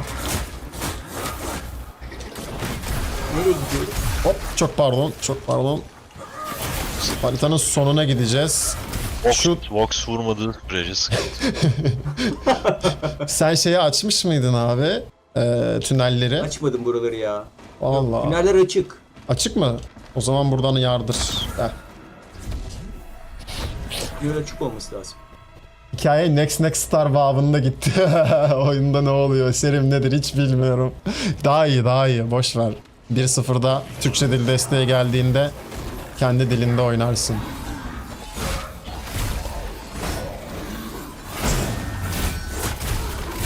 Bu arada Türkçe dil desteği geliyor. O Vallahi mi? bahsetmişimdir. Haha geliyor. Forumda yazdılar kanıtlarıyla. Bir gün üşenmezsem ona da video çekeceğim de. Üşeniyorum çok. Şu anda takım Türkçe dil desteği üstünde çalışmaya başlamış yani. Resmi olarak bunu şey söyledi kendi ağzıyla moderatör. Dur şundan lazım bana. Neyi saldık? Durable dursun. Craft leather. Sal. %100 evet %100 geliyor. Ya 1-0'a kadar gelmiş olur. Muhtemelen öncesinde gelmez zaten de. Yamada belki şu an mevcut çalıştıkları dilleri getirebilirler. Hali hazırda yeni işte Rusça falan çalışıyorlardı galiba. İlan açmışlardı Discord sunucusunda. Türkçe yoktu içlerinde. İşte bastırdık şeyde. Söyle adını. Forumda. Ya dedik Turkish Language Support please ya. Google Play Store falan çok oyun indirdiyseniz oralarda oyunların altında hep gördüğüm yorum. Siz de bilirsiniz onu. The game is fine but please Turkish Language Support. Turkish Language. Biz de aynı şekil çektik böyle forumda. Sürekli Turkish Language. Adamlar artık dayanamadı herhalde. Tamam lan dedi. Takım çalışmaya başlıyor işte artık. Tamam dedi. Gel bakayım. Oo güzel yaptın onu. Aa, bunu bile bu kadar kolay eritebiliyorsa harbi sağlam vuruyor senin bu. Oyundaki en tank boss bu. En tank, canı en yüksek olan boss. Yani benim yaptığım şu ana kadar en güçlü. Yani en azından onu söyleyebilirim. O zaten. Abi şimdi şöyle yapıyorum. Envanterleri kardeş payı yapıyoruz. Şurada Lakaret Bow çıkmış. Ben onu almak istiyorum. Allah. Kabul. Elimizdeymişken bir dakika çorbada tuzumuz olsun. Oo reis eyvallah. Oo kesene berekato, keseye berekato. Her zaman. Oh. Abi şunu da çaktım. Legendary'leri bilerek vermiyorum. Şeyse satacağım. Değilse Faceit. Burada bir tane Lacurit Bow vardı ha burada. Güzel bir Faceit'li gelmiş ol bakayım. Crit damage increase. Yes sir. Çok iyi. Ne gelmiş? Crit damage zaten crit chance'i %100 oluyor bu build'de. Belki bir Lacurit Bow build'i bitirebiliriz bununla. Lazy Dead vardı ya bizim, o Lazy Dead'i bitirebiliriz belki. O zaman bir sonraki durak Marine Woods Harvest Road diyorum efendim. En nefret ettiğim boss bu. İlk erken oyuma geldiğinde bana nefret kusmuştu. I feel you bro. Aynı şekilde.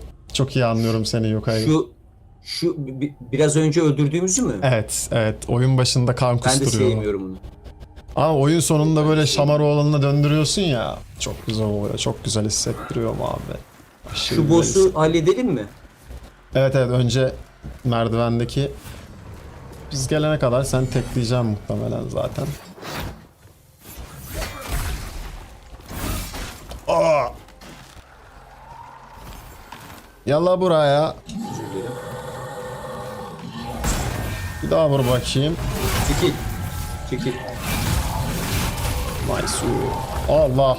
Bacakları Ya kırıldı düştüm ya. kardeşim. Sıkıntı yok, Düştün mü? sıkıntı yok. Evet. Kaldırdım. Ya, Onu ben de evet, yapıyorum ya. bu Onu ben merdiven de yapıyorum. 3 mü 5 mi ne oluyor? Hep aynı şeyi yaşıyorum bu merdiven. Şey getirmeleri Burada- lazım ya, merdivene düşerken tutununca yine tutunabilmen lazım hani. Öyle bir özellik Yok. getirseler çok iyi olur. Sarmaşıklara Yok, yapabiliyorsun adamlar mesela. Sarmaşıklardan aşağı doğru düşerken şeye A'ya mı ne B'ye ya da A'ya spamlayınca yok B değil A. Evet. Tutunuyor direkt Tutunabiliyorsun. ucundan. Hı. Merdivene de öyle bir şey lazım. Ya bu adamlar ölmeni istiyorlar abi öyle düşmekle. Yani Evet, o yüzden evet. onu yapmazlar. Katılıyorum. Heyecan istiyorlar. Domuz ayağı almak isterim. Neyi satacağız? Neyi koyacağız? Çıkaracağız? Clay. Gönder gitsin. Geçen Nice. kimle bir sakatat trade'i dönmüştü. Ayı, ayı. Ha Vox'la. Onu ben yapıyordum. Boydan o bir benim ayı, ya. bir 2-3 ayı bağışladım Vox'a geçen böyle. Hani köyde böyle büyükbaş takaslarlar ya. Biz de ayı takaslıyoruz abi. Ya abi yapacağım itemlerin hepsi ayı kafası Evet. istiyor. Yok Plate'ler ayı şeyi istiyor. yani. Gümüş istiyor. Öyle. Plate çok masraflı oyunda. Aşırı masraflı. Plate set dizmek. Boss nerede çıktı? Ama nerede Şurada. nerede ayılar? Nerede? Burada. Nerede ayılar çıkacak biliyorum. Ben ona peri attım kanka ama. Hadi atmamış olalım. Aşağıya. Hadi atmamış olalım. Seni mi kıracağız? Bundan sonra ben bir kendi realime gidip bir envanter boşaltmaca şekli. Sonra ikinci tur. Ay geldi yine. Günlük Allah'ın alsam belası geldi. Ha dur. Yok çalışmıyor. Mesir macunu yiyor bu önceden. Onun bitmesini bekleyeceğiz. Ay, bir inse aşağıya bir tek. İşi de. Heh.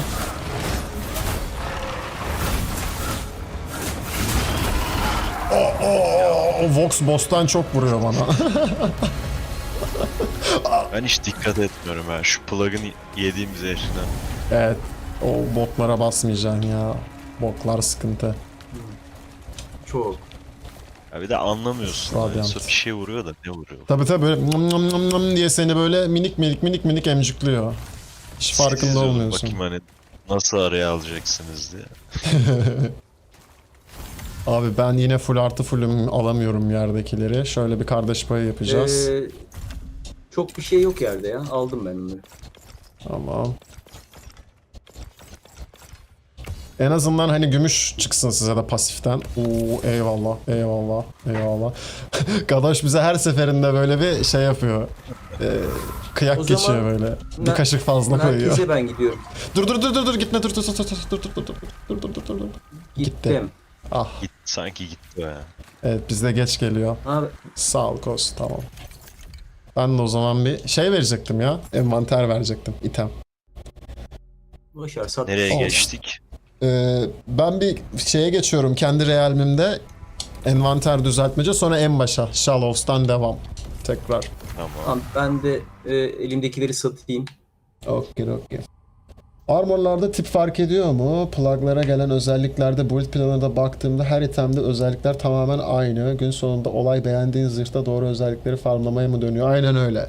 Yani mavi itemlere gelen evsunlar zaten belli. Mor itemlere gelen evsunlar belli. Zırh tiplerine gelen evsunlar belli. Yani pantolona gelen evsunlarla eldivene gelen evsunların hepsi aynı değil. Kendi içinde gruplu. Onun dışında armor tipi fark etmiyor. Yani külot, işte deri, efendime söyleyeyim, işte mesh, plate. Bunlara da aynı evsunlar geliyor. Fark etmiyor. Klot zırhla plate zırha farklı evsun gelmiyor. Zırh evsunu adı altında olduğu için hepsi. Onlar ortak paylaşıyor. Onda bir sıkıntı yok. Ama 1.0'da mı gelecek emin değilim de şey gelecek. Set itemleri gelecek. Onun üstünde çalıştıklarını söyledi kendi ağzından Thomas abi. O zaman mevzu değişecek. Nasıl implement edecekler, yani nasıl oyunun içine uygulayacaklar set itemini onu bilmiyoruz. Mesela Diablo 2'de var set itemi mantığı. Ne oluyor? İşte ben ne koydum buraya fazladan? Şöyle bir saniye. Bir saniye. Torn efficilerin de hepsini ver. Bunu da var. Diablo 2'de mesela set itemin ne oluyor? Evsunları direkt sete özel oluyor. Yani set iteminin evsunlarını kullanabiliyorsun sadece. Ekstra evsun takamıyorsun. Burada öyle bir şey olursa bence gereksiz olur. Yani unique item'den farkı kalmaz. Unique item'lerde nasıl bir evsun ekleyip çıkaramıyorsun. Ama diğer evsunlardan farklı evsunları oluyor unique itemlerin. Normal evsunlardan farklı oluyor. Eğer şey gelecekse de set bonusu mantığı evsun sistemini baltalamadan bence eklemeleri lazım. Öteki türlü biraz mokoko. Biraz mokoko olur yani. Kumatay sen oradayken bana şu şeyleri, rünlere bir baksana, sende var mı? Vallahi bir sürü var, sana ne lazım? Sen onu söyle. Hangi ürün lazım? Biraz önce yaptık ya, Blazing Raptor, Bakayım. Fire Dash. Tamam. Şuradadır varsa.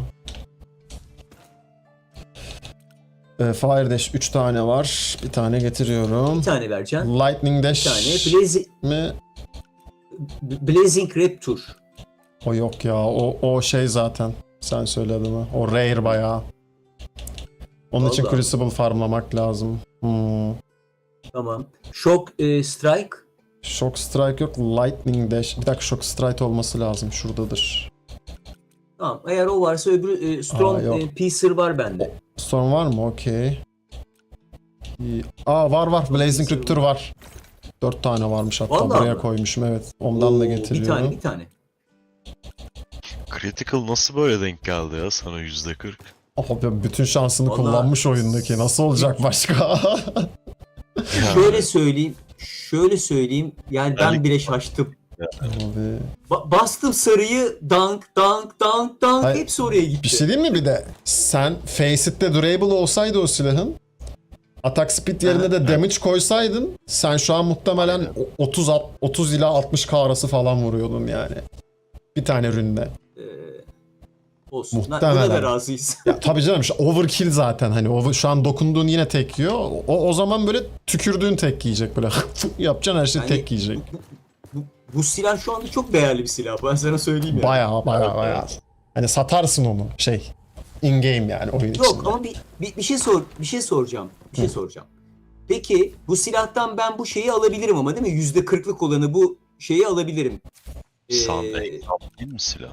Niye? Bundan çalamıyor muyum bunu? Alamaz. Yok. Exalted değil mi? Ha, Exalt. değil Yok, mi? alamıyorsun. Tabii alamıyor. Exalt attıktan sonra Abi, hiçbir çok Ember kötü ya. kullanamıyorsun. Yayın bir gitti geldi galiba bu arada. Şu an bir saniye. Panik mod oldum. Bir Ben şu ufak da anda drop görüyorum ama girmiş. tabii biraz gecikmeli görüyoruz tabii biz. Bende chat gidip geldi galiba o zaman. Okey. Yayında bir sıkıntı yok değil mi şu an? Yok. Yok. Tamam. Yok. Okey. Ama arena modu geldiğinde bir silah Void Ember basabilirsin, sonra tekrar karşılaşabiliriz. Nerflesin diyorsun kendine ha? Alt F4'de var. Ama sadece arenada benimki iyi olmayacak. Birçok insan arena modunda iyi silahla gelecek. Tabii. Ben Onu ama 25 üstü dedim ya. abi arena modunda Ben- olacak, ben sana söyleyeyim. Hani kendiliğinden bir nerf getirecekler. Yani herkesi eşitlemek için. Muhtemelen mesela Exalt'lar geçersiz olacak. %90. Büyük. İşte efendime söyleyeyim şeyler düşecek. Cap'ler düşecek, soft cap'ler. Nedir o işte? Crit chance mesela %100 ise %100 olmayacak. Maksimum %50 olabilecek. Belki sallıyorum hani. Gibi onları böyle Bir soru dengelerler. Arenada insanlar ortaya bir para ve yani para dediğim bir şey mi koyacaklar abi? Bir şey kazanmaları gerekiyor. Onu bilmiyorum. Ona dair bir açıklama yok. Taraflı olabilir mi acaba? He? Oyun tarafından bir ödüllendim yani. Ya O belki öyle olur. mantıklı, Çünkü o olabilir. Öbür türlüsü çok kumar olur değil mi? İş kumara kaçar. Tabi. Ya ama olacak. Düelloda olacak. Onu söyledi. Düelloda item karşılığı düello yapabileceksin. İşte sen bir şey koyacaksın şöyle- ortaya. O bir şey koyacak. Şimdi Orta Çağ'da şövalyelerin düellosunda kazananlar, kaybedenler atını ve silahlarını veriyorlar abi. Oo, at avrat silah oradan mı geliyor yoksa? En son hani at da onu gidiyor, biliyorum. silah da gidiyor.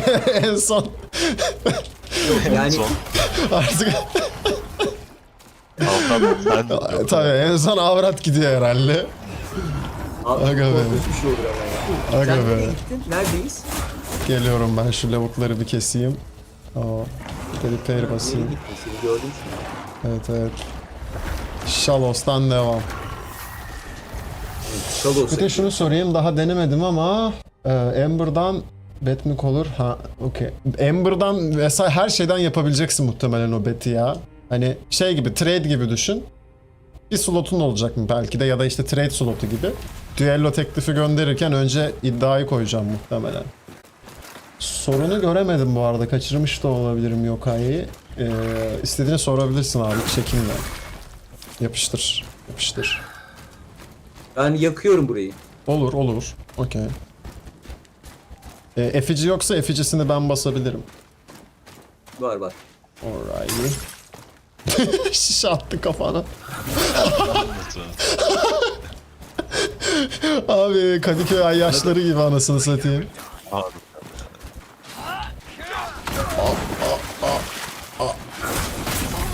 Bir şey vermedi be. Bir void verdi sadece ne ya. Olsun. Void'im de az. Void'i de hortumlarız. Ama niye böyle? Biz 3 kişiyiz. Daha fazla vermesi lazım.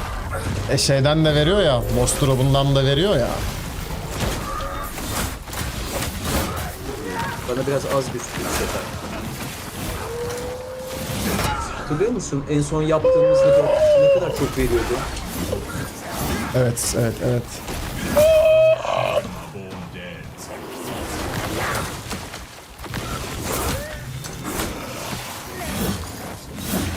Nerede oldu? Yukarıda. Teyze bir dur. Oaths will be unspoken. Ben de burada boss'la uğraşıyorum. Ha, yukarıda mı? Yukarıda, yukarıda. Yo, yukarıda değil. Bir dakika, aşağıda. My bad. Ben bir an Marine Keeps düşündüm. Şey çıktı ya. Yine o aynı boss'tan çıktı. Kendini deli yapan boss var ya, böyle kafa atıyor sopasına.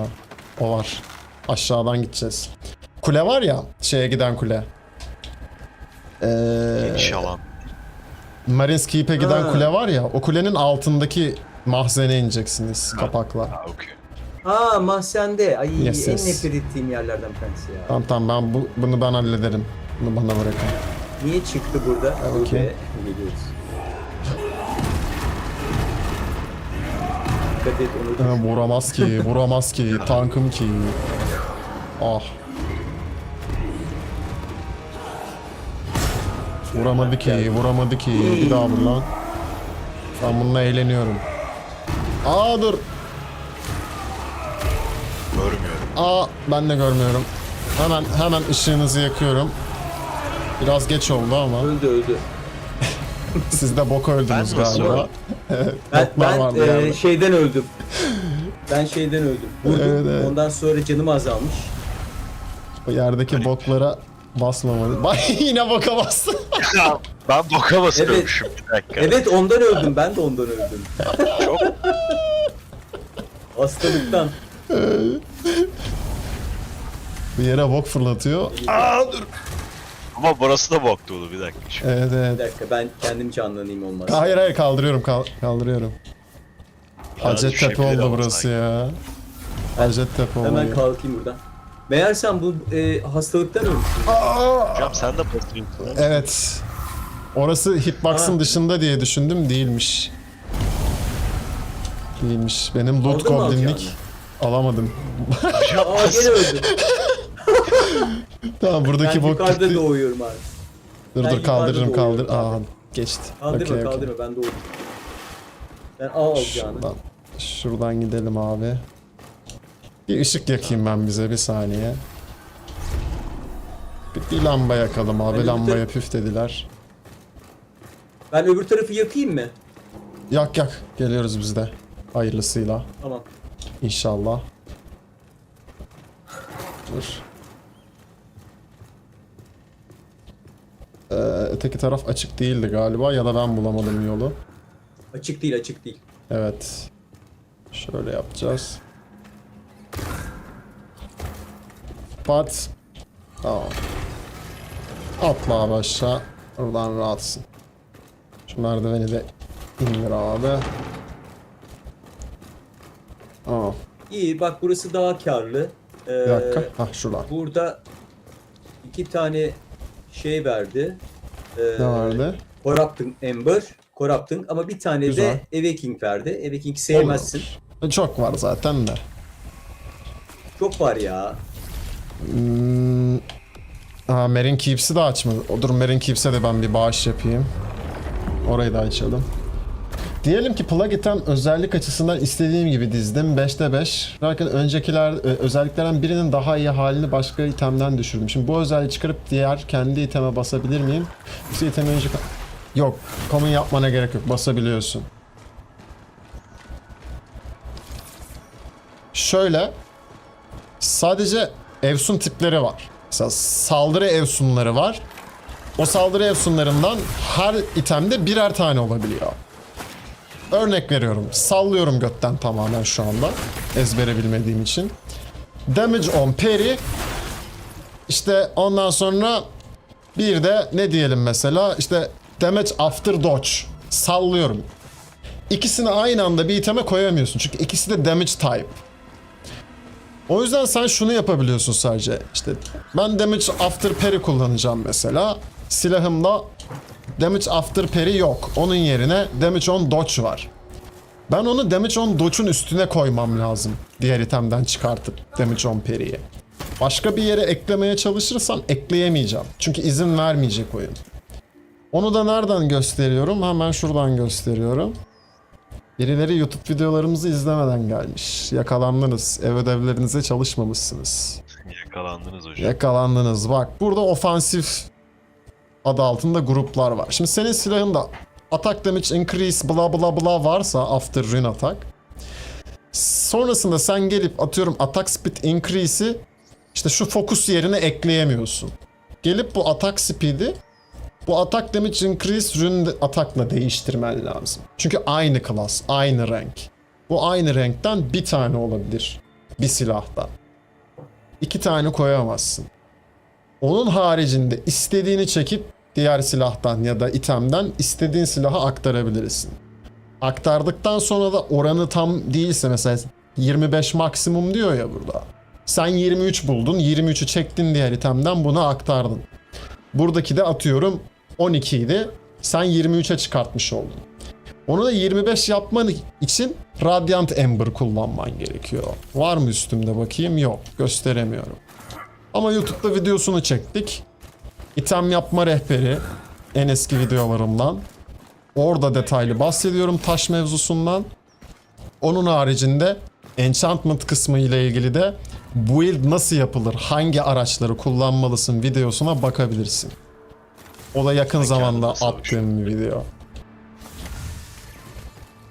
Rica ederim. Hani biraz karmaşık duyuluyor. Anlamadığım bir kısım varsa tekrar sorabilirsin, çekinme. Ama dediğim gibi daha detaylı hali zaten YouTube'da var. Bir de ben YouTube videolarını bölümlere ayırıyorum ki hani insanlar baştan sona ne çıkacak acaba diye merak ederek izlemesin.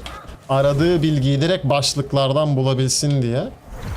Şurayı açacaktık bir de. Hani direkt zaten bölüm başlıkları var. İtem nasıl yapılır videosunda, o uzun video, eski video. Son video zaten spesifik enchantment üstüne olduğu için 20 dakika falan. Tamamen enchantment'ları ve build nasıl yapılır anlatıyorum orada. Ona bakabilirsin. Daha detaylı öğrenmek istiyorsan enchantment'lar neye göre konuluyor, nasıl konuluyor falan. O muhabbetlerin detayı o videoda. Dur bunları satarız. Bu pahalı. Pahalı. Crit damage increase. Dursun. Ama damage reduce veriyor. Dursun yine de en kötü satarız. Mata şeyi söyledim mi sana? Neyi? Şeyi gönderdim ya. O en son yaptığım aseti o firmaya. Evet. Yani bir ses çıkmamıştı dedim. Evet Ne oldu biliyor hatırlıyorum. musun? Ne oldu? Abi 3-4 gün önce patron bakmış. Tamam mı? İyi. Direkt patrona Ve- gitmiş yani. Yok ortak yere bakmış. Ondan sonra Ha okey. ondan sonra şunu yazmış. Hiç övgü yapmaz kolay kolay. Tabi. Yani bir de profesyonel iş abi yani. Şey demiş, dunk demiş. Dunk'ı çok kullanıyor. Oha demektir onlarda ya. Ha evet. Ondan sonra. Dunk, how cool is that thing demiş. Evet abi ama yani gerçekten hani bayağı havalı ve hani hiç şey durmuyor. Hiç sırıtmıyor abi. Hiç sırıtmıyor. Hani hiç falsosu yok anladın mı? Ben bir de böyle sanatsal işlere bakarken hep kusur ararım. Sanatta kusur olmaz ama kusur ararım yani estetik açıdan kusur ararım hep. Marine mi geçtik?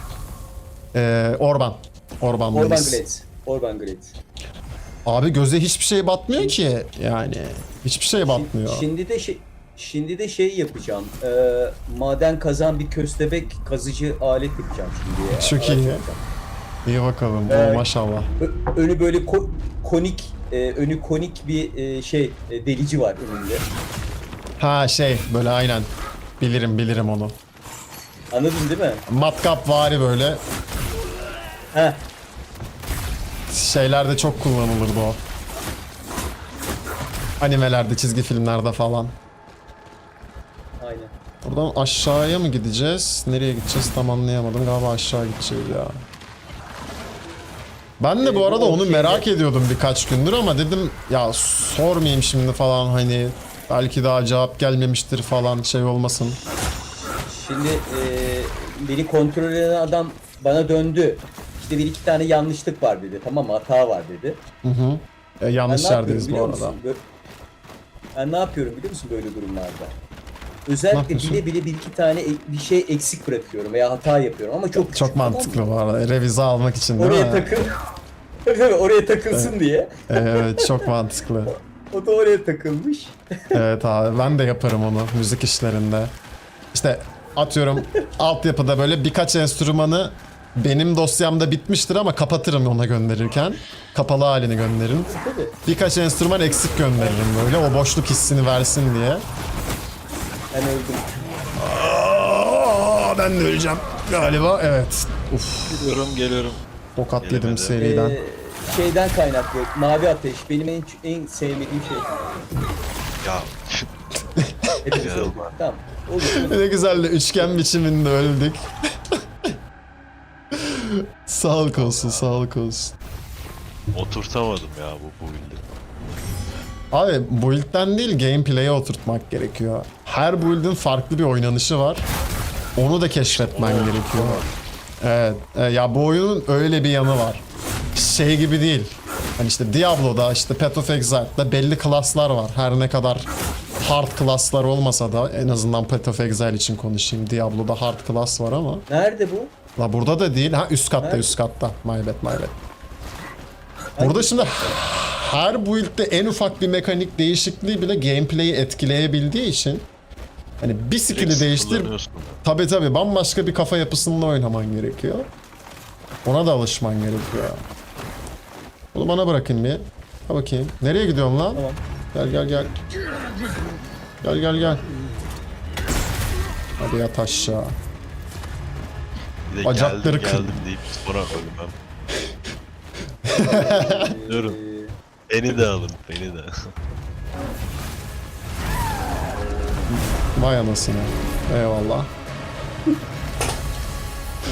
Abi. Çok iyi.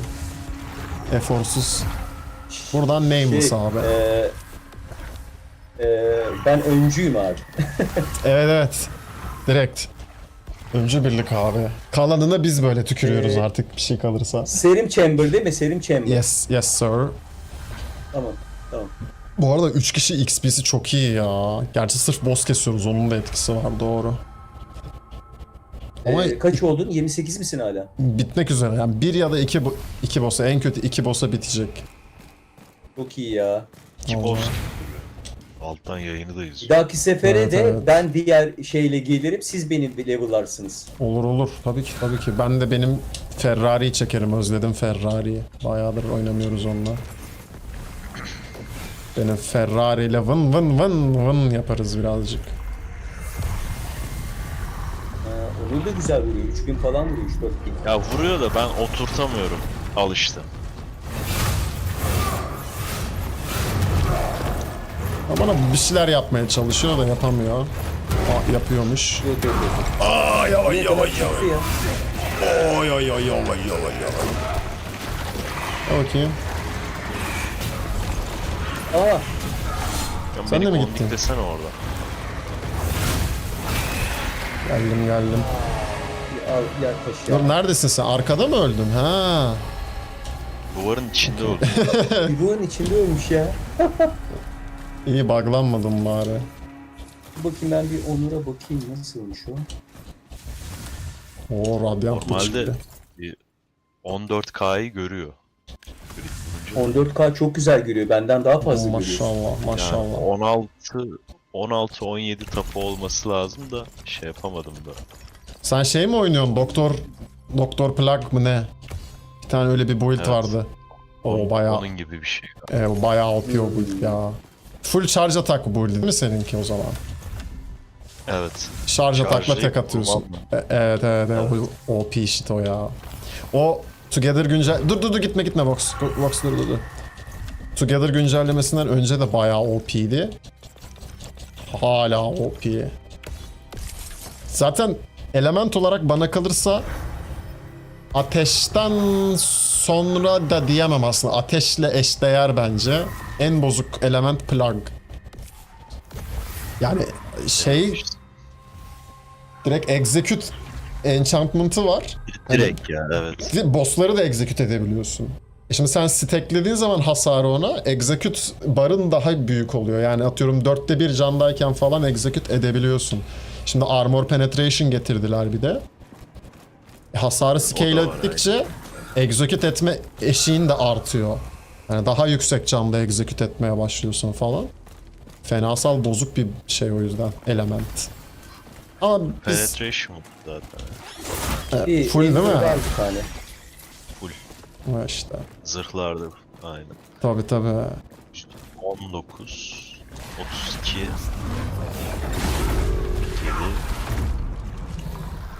63 penetration'ım var. Şey ne kullanıyorsun? Dur bakayım enchantment'lardan. Enchantment diyorum taşlardan. Damage Ha %75. şey 75 kullan. Evet, full fokus mekaniğindesin. Mantıklı zaten harcamıyorsun. Bu da Unlucky bir- olmuş exaltlar biraz ama ya. Armor penetration'ın senin şu an Evet ya. overkill birazcık. Birazcık burada değil. hiç gerek yoktu ya. Evet, Arkada. evet. Sağlık olsun. İşte 1-0'da da bu muhabbet bizi bitirecek. Yani o kadar çok build yapamayacaksın. Bir tane build'i perfection'a ulaştırmak için hayvan gibi grind atman gerekecek çünkü. Öyle mi? Exalt'ları sıfırlamak için sürekli itemi sıfırlaman gerekecek ya. İtem sıfırlayınca ne olacak? O itemin enchantlarını da tekrar bulman gerekecek. Taşlarını da tekrar bulman gerekecek. Tabi tabi. Çok kanserleyecek o.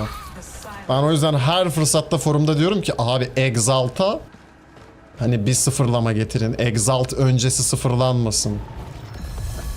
Direkt Exalt'ı sıfırlayabilelim. Onu umarım getirirler 1-0 daha. Evet abi lootları almaya geldik yine. O meyveleri toplayalım ha, pişleri alalım. Tamam, bir dahaki seferlikte hiçbir şeye karışmayın, bakalım nasıl, yani sizin şeyi göreyim. 5 saat sonra. Sadece bana bırakırsanız 5 saat sonra. Lumber mill abi yapıştır. Şeyde tek atar ya bu arada. Bence de yani. O yüzden Onun ben şarj bu ataklar da bırakayım. fena. Senin Benden build'in daha güzel yanı yüksek. çok hızlı. Yani şey işte Balyoz Necla'da da var ya o charge şey. Orun fena mesafe kapatıyor. Çok OP. 1-0'da onu bence nerfleyecekler zaten. O tür hem çok hasar vuran hem fazla mesafe kapatan rünleri ya mesafesini düşürecekler ya hasarını, ikisinden biri. Çünkü ikisi aynı anda olmaması lazım. Oyunun felsefesine aykırı yani. Çıkmamış mı bu? Yok, bu kadar sürede çıkmaz. 7 dakikası var, evet. O kadar hızlı dönüyoruz ki normalde bu sürede resetleniyor bu. Düşün, o kadar hızlı dönüyoruz. Çok iyi çok iyi, aman nazar değmesin. O zaman burayı keselim. Merin Woods'u keselim. Sonra dönüp şeylerini keselim. Sen Aynen, söyle adını. Hatta belki ikinci tura yetişecek bu arada. Dönmeye bile gerek yok. Full boss kesiyoruz çünkü. Tabi ikinci turda döneceğiz bunların boss'unu. Üçüncü Ben turda. yakıyorum. Olur, Ben olur. yukarıdan yakıyorum. O zaman ben de boss pit'e gideyim buradan çıkar diye umaraktan. Gel bakayım. Gel bakayım. Darrak ver bana bir tane. Oo. oradan. Bir şey söyleyeceğim. 4 tane Ember var farklı. Güzel. Hepsinden var. Oo, Sarı hariç hepsinden var. kokteyl diyorsun, lüks kokteyl. Vay, Oo, aynen. en sevdiğim. Aha ayı. Aa sana geldi. Nerede? Talihli gadoş. Seviyor benim bosslar. Oo! Yarı can mı yedi o benim perimden? What the fuck? Ha, şöyle bir tane vurayım. Allah. Çok bok içinde kaldım. Benim hatam. Ne öldürdünüz? Aldık ya. Benim peri az vurmuyormuş buna. Gerçi bu oyundaki en şeylerden biri. Ne denir? Aha. Ya kanamaya. Kanıyordum. Aga be. Aga be. Gaboş'a bir sıcak su Alakası torbası. Ee, oyundaki en direnci düşük bosslardan biri. Canı çok fazla ama direnci çok düşük o boss'un anladığım kadarıyla. Elementlerden Hey. falan, physical'dan falan çok yiyor. Armor penetration'ın varsa hele. Dur, Bu ne yapacağız? yarı canda olmak neden iyi biliyor musun bir de? Yemekleri az yiyebiliyorsun. Yani küçük yemeklerle halledebiliyorsun. Evet abi, Healing Increase aldığın için 70 can basan yemeklerle bile fullleyebiliyorsun canını. Tamam. Buradan direkt Marine Woods. Harvester Road yapalım yine ya. Ama taşları ben alıyorum. oradaki boss Envanterde oldukça da şeyleri paylaşıyoruz. İtemleri gold için. Zaten Gadosh'un ihtiyacı yokmuş Ember'a. Aynen. Aha, sağ olsun birazcık bize de o 2-3 kaşık boldan koydu. Kendi cebinden de Ember verdi. oh. Krediyle dağıtıyorum. Şey var ya bir tane adamın adını bilmiyorum, sürekli keşfetime çıkıp duruyor. Hiç de samimi gelmiyor ama böyle esnaf lokantacısı bir herif var, tabak yapıyor böyle kocaman içine. Sana şundan da koyuyorum, bundan da koyuyorum diye kaşık kaşık koyuyor. O misal Gadoş bize böyle her trade'de şey verdi. Ember attı. Şimdi sen sporcusun, dur hemen protein tabağı yapıyorum sana. Senin tabağa geldi. Burada var mı boss sence? Bilmiyorum ki, bakacağım, haritadan bakmaya çok üşendim. Yok. Spor olsun Yok. dedik. Yok. Tamam yani hiç. Yakıyorum ben o zaman. Yapıştır gitsin. Nereden yakayım? Buradan yakayım mı? Fark Nereden etmez. yakıyorum? Sen de gelebilirsin Yine Sayko. lazım. Burada yoktun. Biz girdik vallahi. Bir kişi bekliyoruz. O zaman Sayko da gelsin, öyle yakalım burayı. Dur. Sayko'ya da bir davet O at zaman- Fox. Şu an yok galiba, dakika. burada ekli değil. Aynen. Ekli değil mi? Yok. Taşla iyi olur. Yani çok lazım değil ama döneriz. Taşları bitirene kadar döneriz o zaman. Daha ben şöyle bir trade atayım size. Psycho bana eklesin beni eğer bende ekli değilse, o zaman bende ekli değil galiba. Yok. Veya birisi Yok, hiç. yok, yok, yok, yok. Tam bir şeye bakıyordum. Hepsini almayabilirim belki. Psycho yerde bende kaldı bir de. ekliymiş. Yerde kaldı. Efici lazım. Taş lazım değil, efici. Ben taşı kafa efici olarak gitti. Yani bir 5-10 tane efici getir kafadan. Vox'un şeydeyiz şu an. Söyle adını. Vox'tan tekli mi onda? Şu an serverda değil ki. Davet atman lazım. Psychonaut'u yine kickle. Onu kickleyip davet atman lazım. Psychonaut'u kicklemem lazım. Aynen. Dur bakayım. Bu sırada bir üstümü boşaltıp gelsem olur mu ben ya? Bence olur. Bizim difficulty'miz de normalde galiba. Onu en zora çeksene ya. Balanstaymışız biz. Sanırım. Ya da bende öyle görünüyor sadece. Bilemedim. Buradan da çıkmam lazım.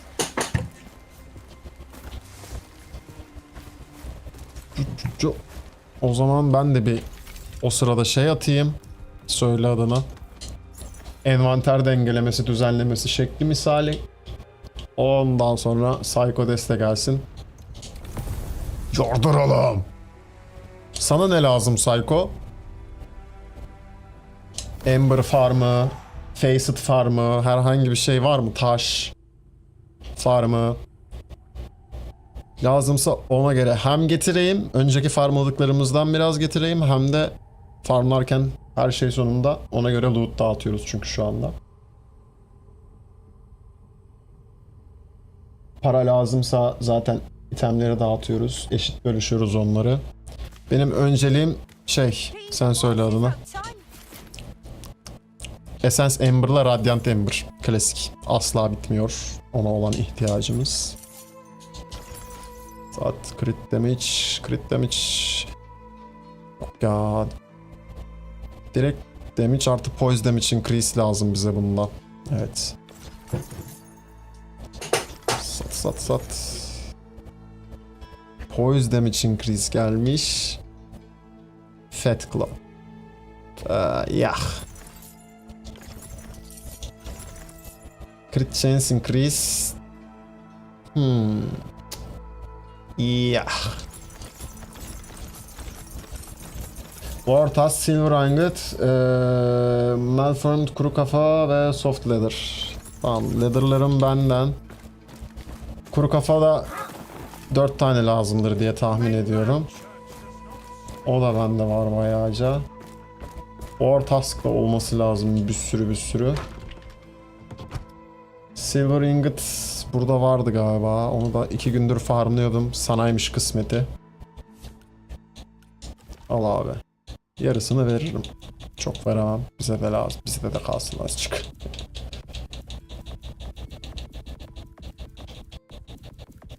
Daigotes'i attım. 45. Tamam. Soft leather, craft leather, soft leather. Soft leather'dan da bir 99 tane işler benden sana.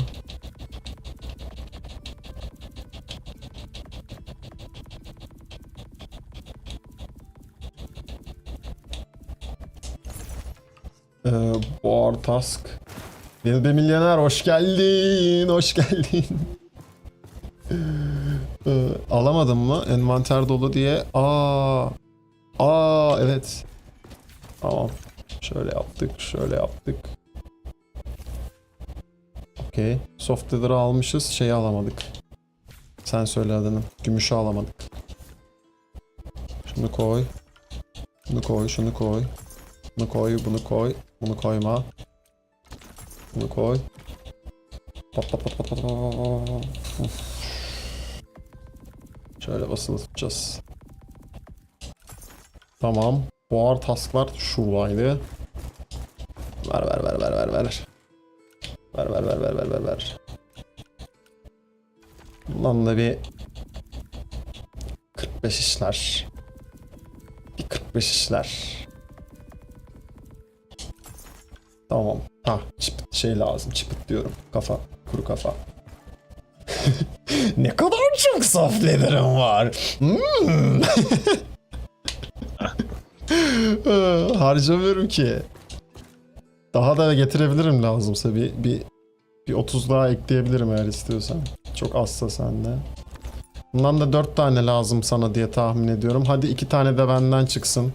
Yaktın yanlış ekledin. Bir şey yok falan. Yedekli olsun. Genç adamsın, lazım olur genç adamsın. Hadi genç adamsın. Bir 33 koyalım hadi. 99'a 33 yapalım. Tamam. Ne eksik sadece? Silver, Malfoy, Kırfas hiçbir şey eksik değil. Ne lazımsa getirdik. Tamam. Yo yeter yo. Yok oğlum genç adamsın. Delikanlı adamsın. Kanın kaynıyor senin şimdi. Bunları alacaksın. Dur. Dur. Şunları da şuraya bırakan Z. Taşlar. Şöyle bırakacağız. Kuru kafayı tekrar alacağız. Yes. Ürünleri de boşalt. Amma ürün düşmüş ya. İhtiyacınız olan ürün varsa ya şimdi söyleyin ya da sonsuza kadar susun arkadaşlar. Yok sonsuza kadar sus deme ya. yok dalgasına söylüyorum. Tabii konuşabilirsiniz. Doğru o biraz olmadı. İsteyemiyorum. Geçiyor herkes böyle. Ne lazımdı bir dakika. O biraz olmadı evet. Haklısın. Ben sana ürünlerini vermedim. Bir dakika. Fire Dash lazımdı sana. Sonra bir tane de şu Blazing Rupture lazımdı. Bir tane daha lazımdı ya. Onu da getirecektin. Dur söyleyeyim. Fire Flurry lazımdı galiba bir de değil mi? Shock Strike. Shock Strike yoktu galiba. Fire Dash, Blazing Raptor, Shock Strike. Lightning Dash vardı, Shock Strike yoktu diye hatırlıyorum. Yok, evet, yoktu. Tamam. Tamamdır abi. koy. Bir daha bir göz gezdirelim. Tamam. Şu etleri butları da bırak buraya. Okey. Başka bir ihtiyaç var mı? Şimdi- Yok. Tamam. Şimdi yama şey için mi gelecek? Bu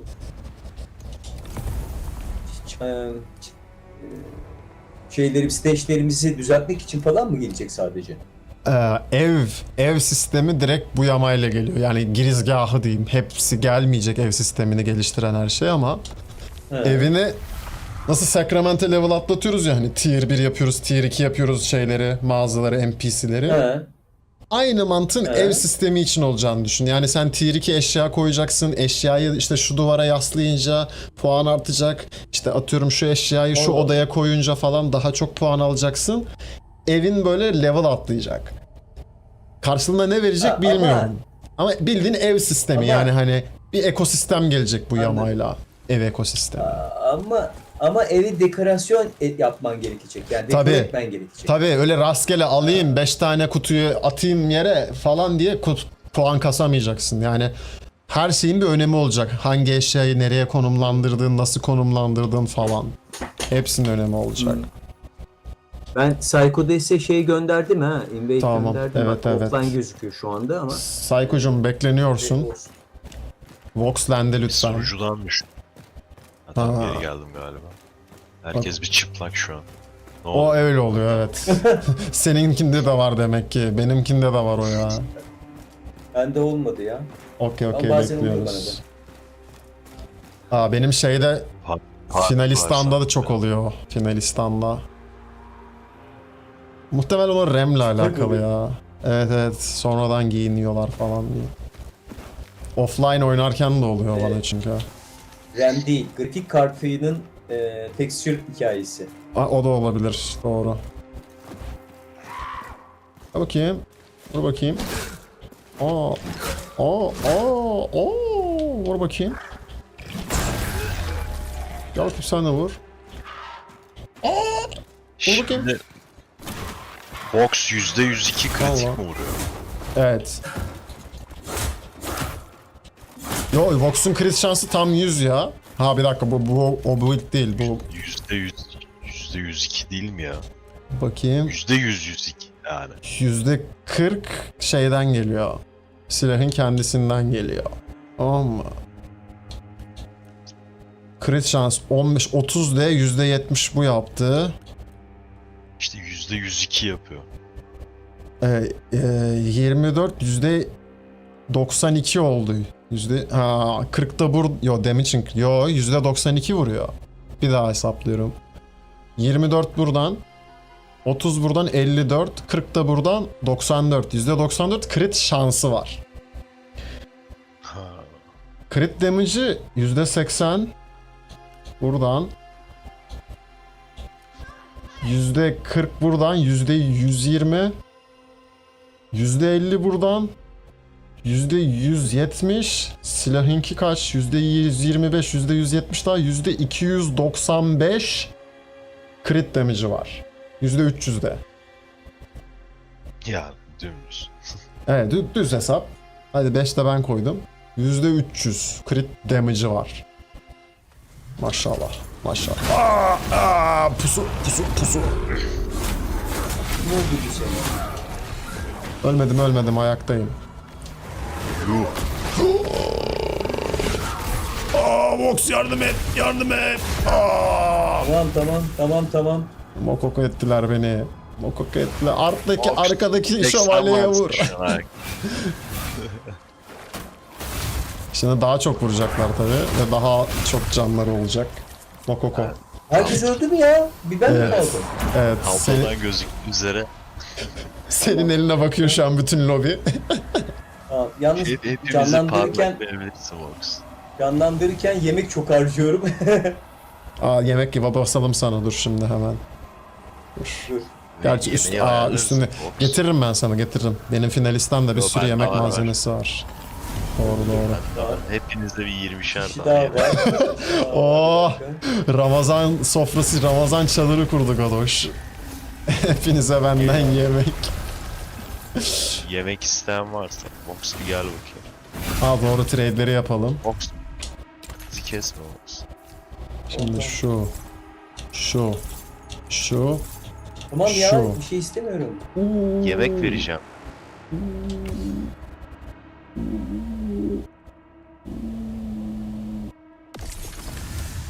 Tamam, iyi, tamam. Fair trade. Çok iyi trade. Şimdi Bir saniye, nerede bir saniye. bu adam? Dur Vox, dur. Seninle ticaret yapmak çok keyifliydi Psycho. Bir dakika, bir şey unuttum. Devamını da getirmek isterim. Dur, şunu unuttuk. Kuru kafayı unuttuk. Dur. Dur. Baş var ya, kuru kafa başı. Bunları vermeyi unuttum. Okey. Gitti değil mi? Hayır, veremedim. Nerede bu? Hocam Ha, bu tamam. gadoşum ben. Kuru kafayı alsa. Ha, pardon. Dur. Ha. Bana mı geldi kuru kafalar?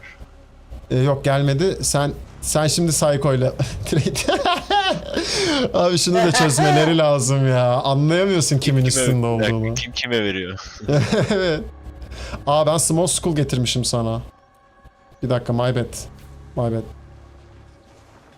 Olmadı bu yine bu arada. Bana yemek lazım değil bu arada, dur. Bir saniye. Ha, Çok tamam, pardonunuz. 2 dakikanızı rica edeceğim ben bir. Ana şeye dönüp gelmem lazım. Ana realme dönüp. Küçük getirmişim, küçük kuru kafa. O değildi Ben zaten, kestim taş boss'u. değildi. Yok, biz doğru yaptık seninle Psycho da. Hangi şey lazımdı kuru kafa sana? Kuru kafa işte, bunun büyüğü lazım değil mi? Evet, ben küçüğünü getirdim sana yanlışlıkla. Farkında olma. Vallahi bilerek değil. Hiç öyle huylarım yoktur milleti. Malformed olan crafted. Hocam Psycho'yu katlediyorlar. Nerede? Ben Şunlar boss'u var. kes. Tamam, Psycho'yu hallederim. kurtaramadım. For school malformed. Tamam. Bundan Ben bir yukarıdaydım, Psycho'ya 21 işler ya. Çok yok. 3'te birine vereceğim. O nereden düşüyor bilmiyorum. Az olduğuna göre.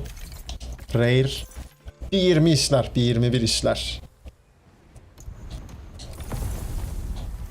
Geldim tekrar. Bir saniye, boss'u kesmediniz değil mi? Ben kestim abi, gel. Sağ ol, al kız. alacağını. Sağ ol kos. Kestik abi. Sağ ol kos. Bir taneden bir şey olmaz. Bir kereden bir şey olmaz. Diye başladı bütün kötü alışkanlıklar.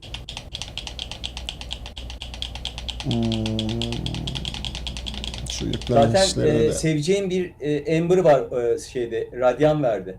Oy, en sevdiğim. Oh, yavaş.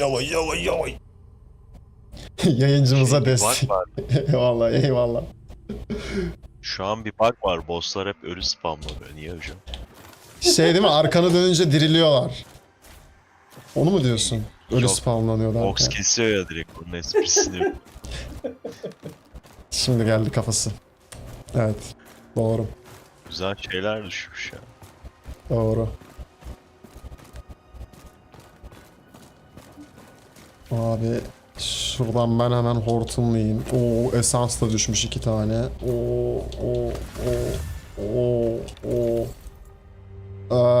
Sen nereye kayboldun Psycho? Hah, gel. Trade. Bunu var. Bunun taze düştü. Bunun da taze düştü. Okey. Sizin herhangi bir craft materyale falan ihtiyacınız var mı? Yok ya. Okey.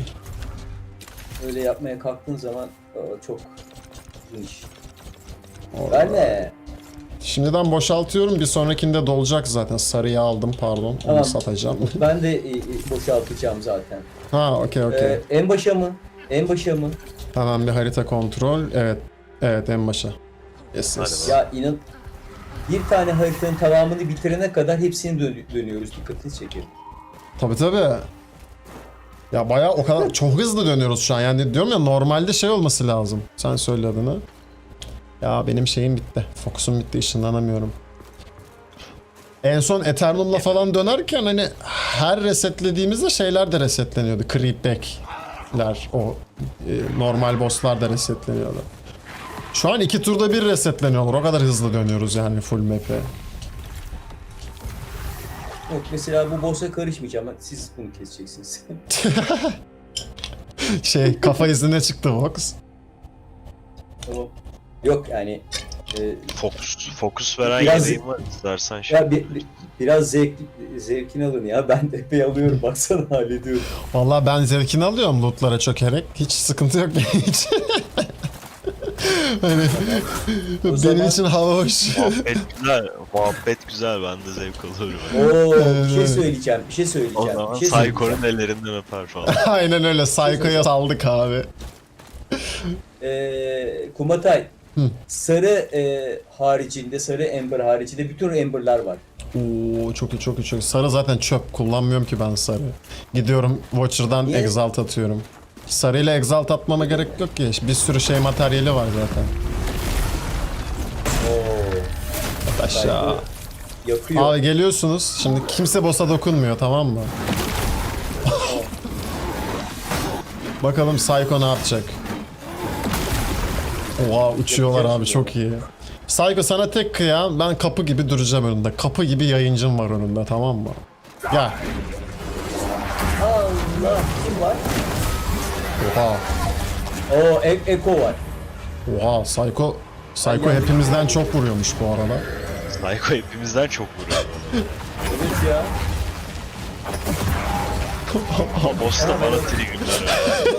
O nasıl oldu anlamadım bu arada. Nasıl o? En arkada ben vardım. Bana gelmesi lazım, gitti en arkaya geldi. Fox Ben de neredesin? öldüm. Nerede? Ben de öldüm. Biraz arkadayım. Ha ooo. Biraz arkadayım. Tamam, Sen Psycho oradasın. geliyor, Psycho geliyor.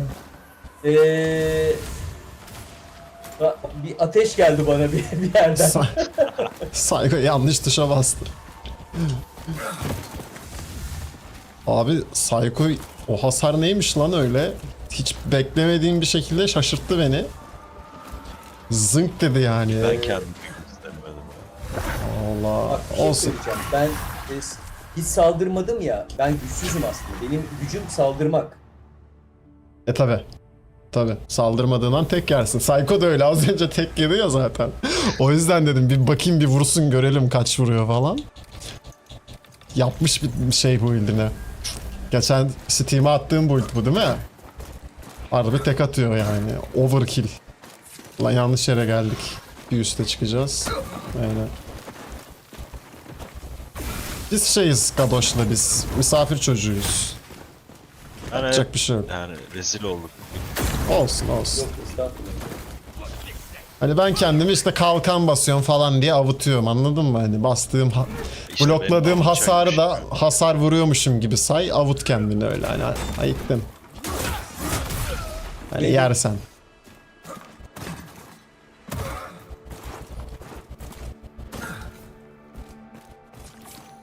Şaka maka 29 oldum ben ha. Vallahi. Şimdi 30 olunca neye vereceğiz peki? 3 puan olacak.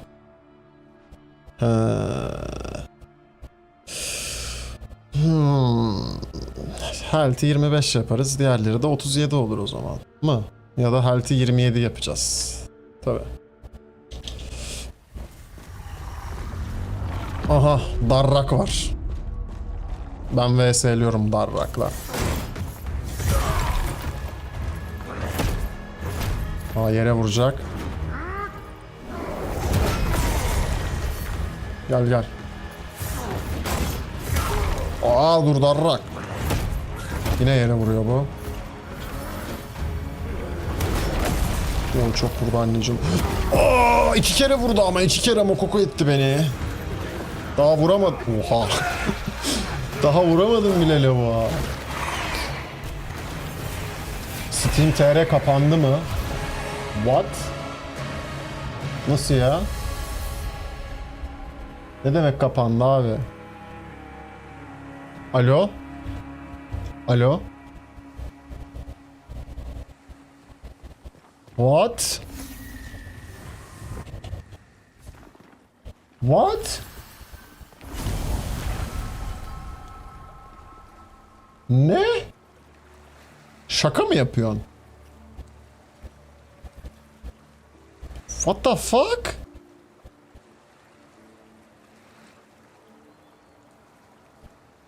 Oğlum ne oluyor? Adamlar anasını satayım 3. Dünya Savaşı'nı fırsat bilip Steam'i mi kapattı gerçekten? Bu kadar ucuz mu? Ne? Dalga mı geçiyorsun? What?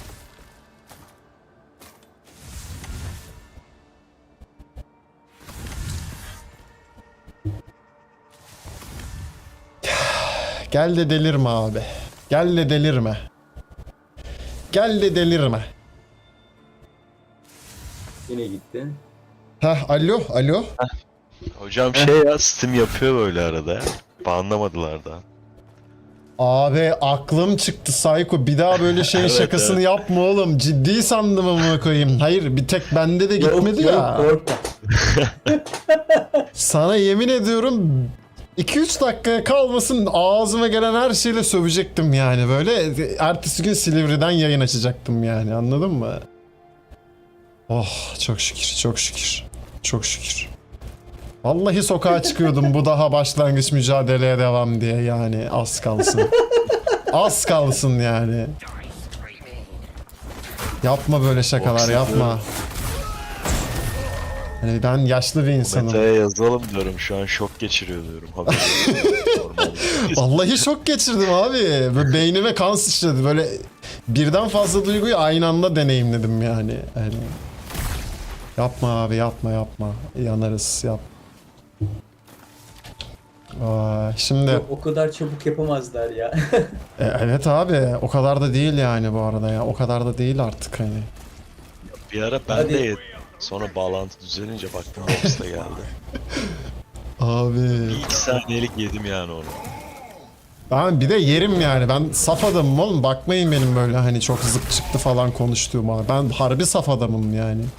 Hani biraz daha uğraşsanız bana Boğaz Köprüsü falan satarsınız yani öyle bir adam. Hani birazcık daha inandırıcı olmanız yeterli bir Boğaz Köprüsü satmak için. Öyle çok şey değilim hani. Kül yutmaz bir adam değilim ben. Güzel manzaralı bir köprü var, istersen şey yapabiliriz yani bizde. Yani hiç. O yüzden abi aman diyeyim. İndirmeyin Ama kalbimi. tam yerinde koydu ya, yok hiç. Tam bu arada bir de. Başımız tam yerinde yani hani. Şey nasıl emin oldu bilmiyorum, benden de gitmiş, ben seslerin gitmediğini falan çok geç fark ettim, yazıyı görünce mesajı görünce dedim bir kontrol edeyim falan, zınk yuttum Ya, orada hangi yer Zoko'yu. aklına geldi? Allah. Ben konuşuyorum, bir şeyler söylüyorum. Kimse tınmıyor. Allah Allah, ne Aynı oluyor şekil dedim. evet aynı şekil dedim, Allah Allah kimsenin sesi gelmiyor abi, ne oluyor ya? Ben de yayına bakıyorum. Konuşuyor Kumetay. Allah, kimse konuşmuyor yani. Ne oluyor diyorum. Abi fena mokoko oluyorduk ya.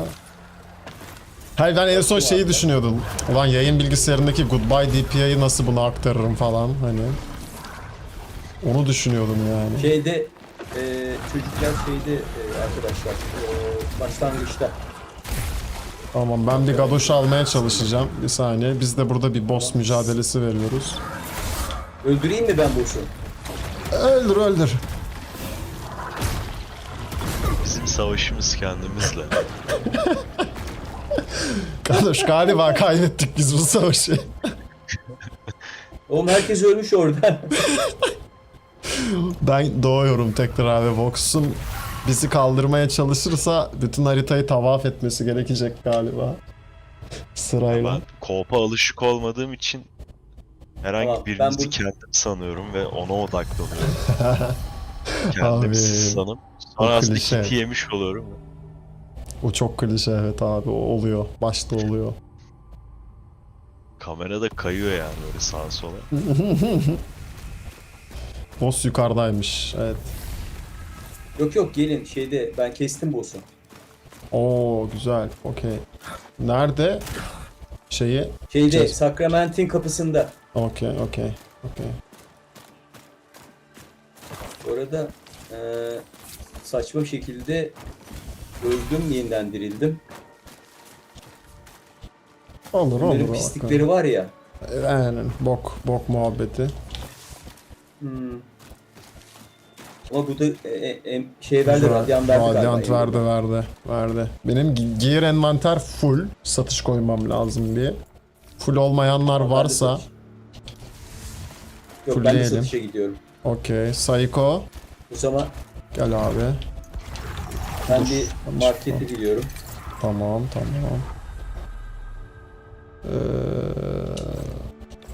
Durability lazım değil ya. Dur sarıyı alacağım. Ya da hadi kalsın. Kalsın. Burada da var. Yerde de var daha. Bir bu kadar daha. Gadoş. Senin envanter ne durumda abi?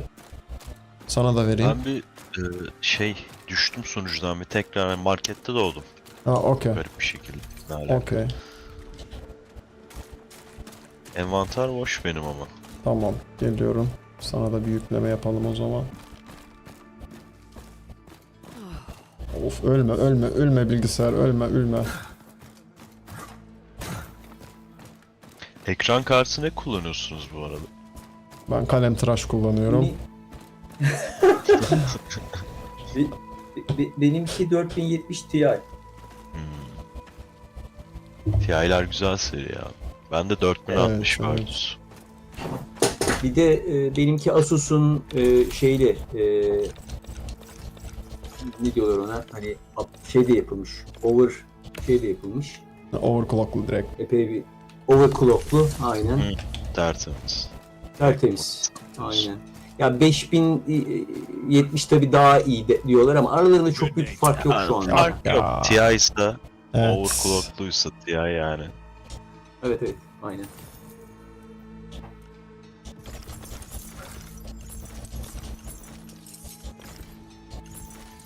Abi şu sarılar köşe kapmaca oynuyor ya, delirtiyor beni. Kafayı yedirtiyor. Bak kendi kendine yer değiştiriyor. Bak. Allah'ın manyakları. Geç şuraya ha. Gerçi satacağım bunu. Bunu da satacağım. Tamam okey. Ben 2 dakika ihtiyaç molasındayım. Okey. O zaman o sırada hadi gel vs Galoş. Gerçi vs atamam bu boyutlu ama.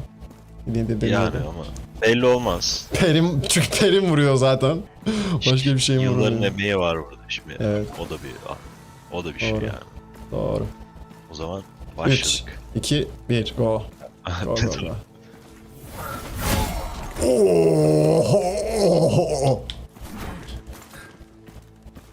Ama ben skill kullanırken can basıyorum yani onda. Aa bir dakika Direkt pot yok. finishleyebilirsin bile. Pot yok. Ha pot yok mu? Bir dakika. tabii. Sen fullemedin. Abi. Dış O potsuz. zaman Depocu önü hesaplı potsuz. olmasın. Tamamdır. Hazırım. Bir saniye şöyle eline de ekmek banayım ha. Let's go. Let's go.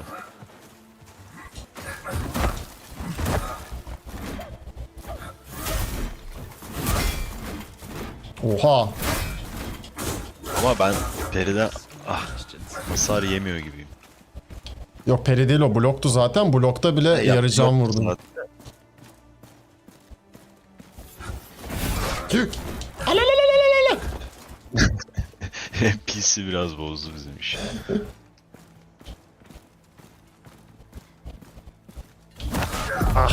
Peri denedim olmadı. O nasıl bir şey mi?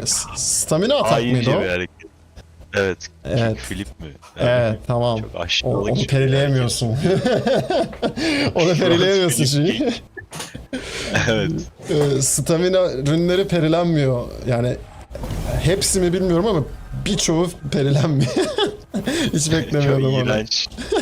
Leş bir hareket. Olsun. Bunu özellikle Helal. koydum. Belki bir gün oynarız diye. O VS'leri izliyordum. Özellikle. Adam bizim için şey dizmiş ya. Sen söyle adını. Ürün dizmiş. Gel Vox senle de mesela. 20 stamina götürüyor ama böyle iğrenç şeyler yapıyor. Ne yapayım? Sana bir Savaşacağız. tane çakayım mı? Direkt. Tamam. Potsuz. Tamam. İkimizden biri sağ çıkacak buradan. Muhtemelen sen sağ çıkacaksın ama. Hadi bakalım. Hadi. Hadi pot bakalım. basmak yok ama. Pot basmak yok. O basmak derken yani Heal- can aynen. basmayacağız. Basmayacaksın aynen. Bir dakika. Tamam Hadi. bir tane en son bir basayım çünkü Tamam yarımdı. fulle. Tamam. Tabii fulle. Tamam fullledim. 3, 2, 1, go. Hop.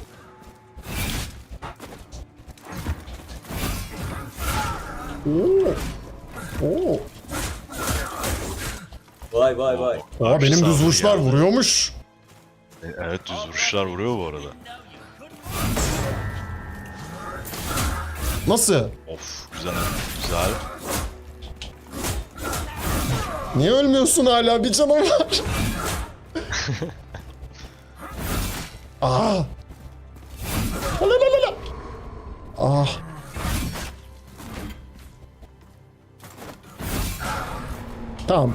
Tamam bitiriyorum.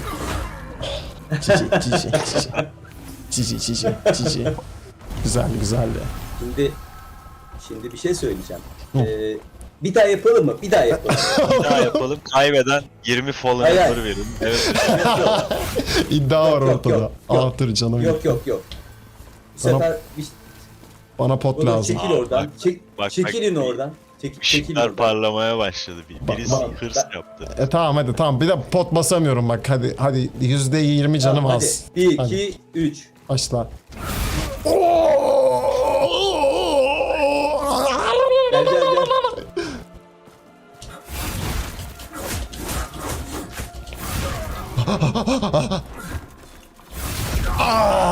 Gel. Cici. Aa. Aç gözlülük yaptım ya.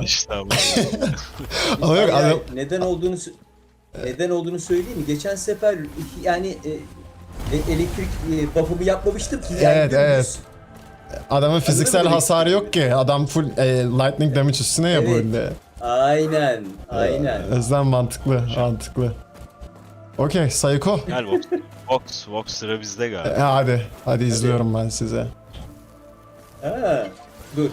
O zaman Hadi, canım bas. yenileyim. Skill atıyor muyuz? Skill mikil istediğini atabilirsin. Pot basmadığın sürece istediğini yapabilirsin. Tamamdır. O zaman hocam başlıyor muyuz? 3. Başladık. Uy. Bu vurdu ya. Collateral damage. Sivil zayiat. Vallahi beni öldürebilirsin. Yani. Ya. Oo cici. Tırmanma challenge. Abi 2 kill aldı bu arada Vox. Arada bir tane de bana pandik attı geçerken. Balık tutuyor üstümüzde. Onu da çekeyim. dur. Aynen. Çok iyi. Tazeyim ki. Dedi ki sazan abi. Çok iyi.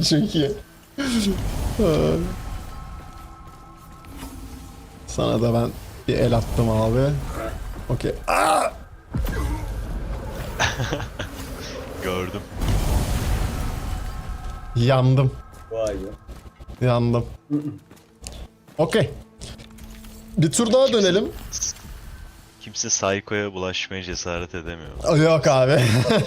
Çünkü Psycho'ya yaklaşamayız ki zaten. Adam böyle tükürecek bir tane, yapışacağız aşağı. Psycho'ya saygılar abi. Saygılar. Abi saygılar. Abi saygılar abi. Abi saygılar. Deneyelim mi bir sende diyor. Ya, hadi deneyelim. Pot lazım ama bana. Dur bakayım şundan alabiliyor muyum? Yok. Psycho gel biz bir deneyelim. Olur. Psycho duyuyor mu beni? Yayını izliyordur herhalde. Duyuyor. Psycho 3, 2, 1 yap. Çok Dur başlamayın. Bekle ben izleyemiyorum bir saniye, ben de bakacağım. Ben de izleyeceğim. Psycho başladı ama bir can kaldı. Bir can kaldı. Tam ben şeyimi aldım. Çok vurmadı galiba diyor bir de chatten. Bir dakika şu an. Bir canım Abi. şu an. Baksana, Geliyor videolar çıkıyor buradan.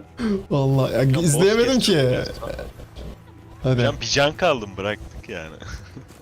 Hadi bas potunu bas Psycho. Fullen. Sıra sende. Sıra bende. Hiç yaklaşma buraya. Allah seni patlatabilir ha.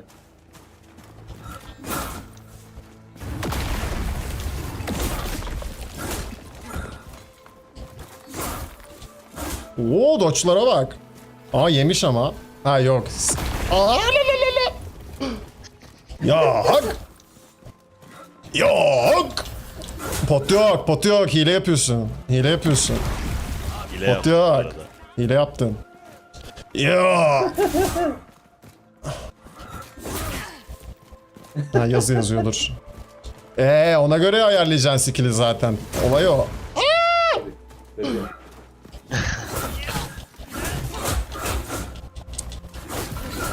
Cici. Cici. Cici.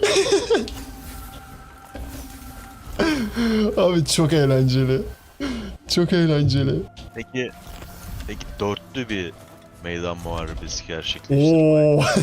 Sarar. Sarar. Kazanan her şeyi alır. Herkesin boyutunu alır. O zaman şey yapıyoruz abi. Turnuva mı diyorsun yoksa 2'ye 2 mi? Hiç fark etmez nasıl yapalım. Turnuva yapalım o zaman. Tamam mı? Ama ben Psycho'yu alıyorum. Ben ortaya üzerimdeki tüm Radiant Ember'ları basıyorum bak. En değerli olan. Benim şu an en elzem var. Tüm Radiant Ember'ları basıyorum. Sponsoru benim. Kaç Turnuvayı tane var? Sende On- ne kadar varsa ben de 2 katını basıyorum. 14 tane var. İnşallah çok yoktur. Ha tamam. Bende Ya şu an 4 üstümde 14 bende tane var. Bende 4 tane Ember var üstümde.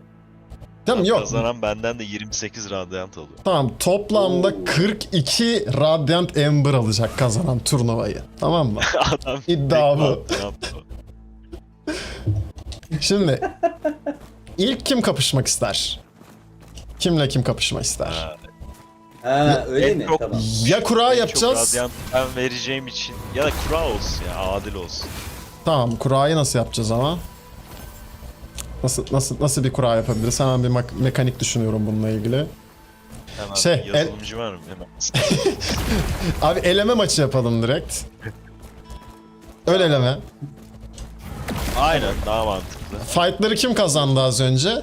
Psycho ile ben kazandım. Ben kazandım. Psycho ile Gadosh yaptı. Psycho ile Gadosh da Psycho kazandı. Psycho kazandı. O zaman Orada en çok Vox kazandı. en çok Vox kazandıysa Vox en son yapacak demek oluyor. Üçümüz arasından kazananla. O zaman senle ben yapacağız, tamam mı?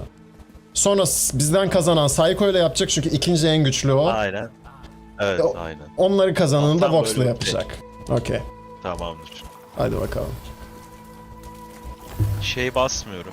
Plug'ın iksirini. Dümdüz. Hiç jump potu yok. Infusion falan basacaksan basabilirsin savaş öncesinde bir kere. Tabii Tamam. o senin özelliğin. Aynen. Ha okey. Onun Gerçi dışında doğru olmayınca Vox'unki biraz vurun. tabii. Senin Ya, silah tabii. zaten kendiliğinden infusion'lı, ihtiyacın yok. Tamamdır. Okey. 3 2 1 go.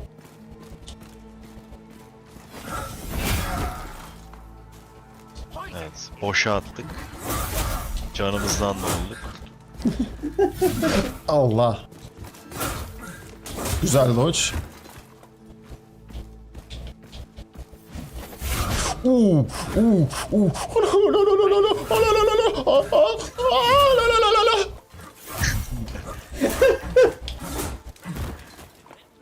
Bir de belli bir alan olsun yani. Bundan sonra... Burası işte, bu üçgen alan. Aynen. Evet. Greenwich'i geçmek Okey, bu yok. meydan okey. Tamam.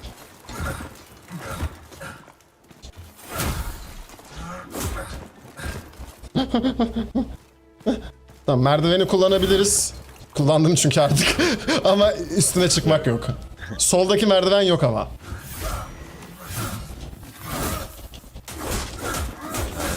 Evet. Bir can. Bir can. Yani kelimenin tam anlamıyla bir can. Oh, GG. Hocam can kaçtı? Ah 14'müş. 14. Oh. Aa, dur. Benim yaptığımı yaptı. Bu bir gelenek mi oluyor şimdi? Yok, hayır ondan değil. Yanlışlıkla Orada- yapılıyor, biliyorum. Hayır hayır, orada balıklar var ya, can basarken onu atıyorsun Y ile. Aynen. Şimdi sana Y'ye basmam gerekiyor ya kaldırmak için ama balık olduğu için önceliği balığa veriyor. Gelenek oldu bu. Şimdi ben de Psycho yapıyor. Psycho'yla. Aynen. İkimizden kazanan senle yapacak. Oh. Çok heyecanlıydı ama kalbim küt küt atıyor ya. Psycho'ylasın. Psycho. Abi Meydana alalım. meydan şu üçgen, tamam mı? Şurayı geçmek yok, ateşi. Şurayı. Aynen. Merdivene çıkabiliyorsun Merdivenler. ama şuraya çıkmak burası. yok.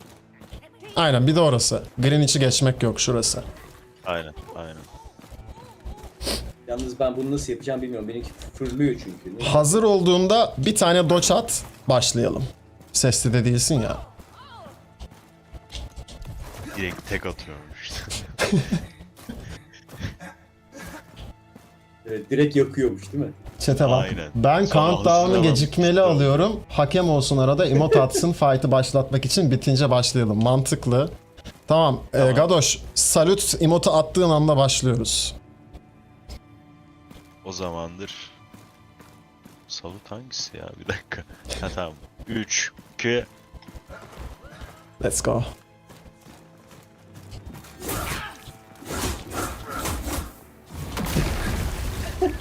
Kebap olacak şimdi. Psycho. Ama şimdi Psycho'nun alanı da çok küçük kaldı. Evet. Oh! Map'i Sizi. dolanacaklardı yani. Cici cici cici. Çok unlucky oldu. Şey attı, skill'i. Arkaya attı. Çok Aynen. unlucky oldu. O skill'i kaçırdı. Sonrası Mokoko oldu zaten. Ben de skill'i boşa atmasaydım zaten skill 100 can götürüyor benden. Direkt 45 can başladım. Pota ihtiyacım var Vox. Bir tane pot verirsen yeterli. Potunu da adamdan istiyoruz potu? ya. Herhangi bir yemek fark etmez. O ufaklardan Ha, da anladım. olur. Hı hı. Tamam. Bir dakika. O zaman bekle. Adrenalinden vücudum ısınmaya başladı. Oda soğuk olduğu için üşüyorum şu anda. Aldın mı? Aa bu ama bu olmuyor ya bu. Düz yok mu? Ha. Stamina vermeyen. Tamam, bir dakika bir daha vereyim. Tamam. Başka bir Can tane. bende var, verebilir. Buff vermeyen bir şey olsun yani. Dakika. Ha dur sen Gadoş'sun tamam. Dur. Ha, Bunu benim. Vox'a vereceğim geri. Arkada Stamina versin. mı istiyorsun? Yok düz Hayır, düz. hayır. Düz. Buff vermeyen yemek. Düz. Buffsız. Buff verme. Aynen. Fokus veren olabilir o önemsiz de. Şöyle okey midir? Tamam. Okey. Ne? Ha increase health yok bu da olmaz. Bu da olmaz. Bu da increase'ti pardon. Aynen. Yani fokus veren olabilir. Kalıcı fokus veren değil de şey veren. Kullanmalık fokus veriyor ya. En kötü o olur yani. Tamam. O diğer ikisini al abi. Hiç gerek yok.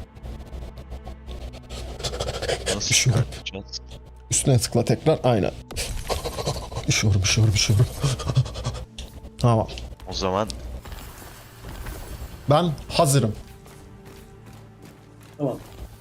3. Dur bir Gadoş. tarafa, öbür tarafa.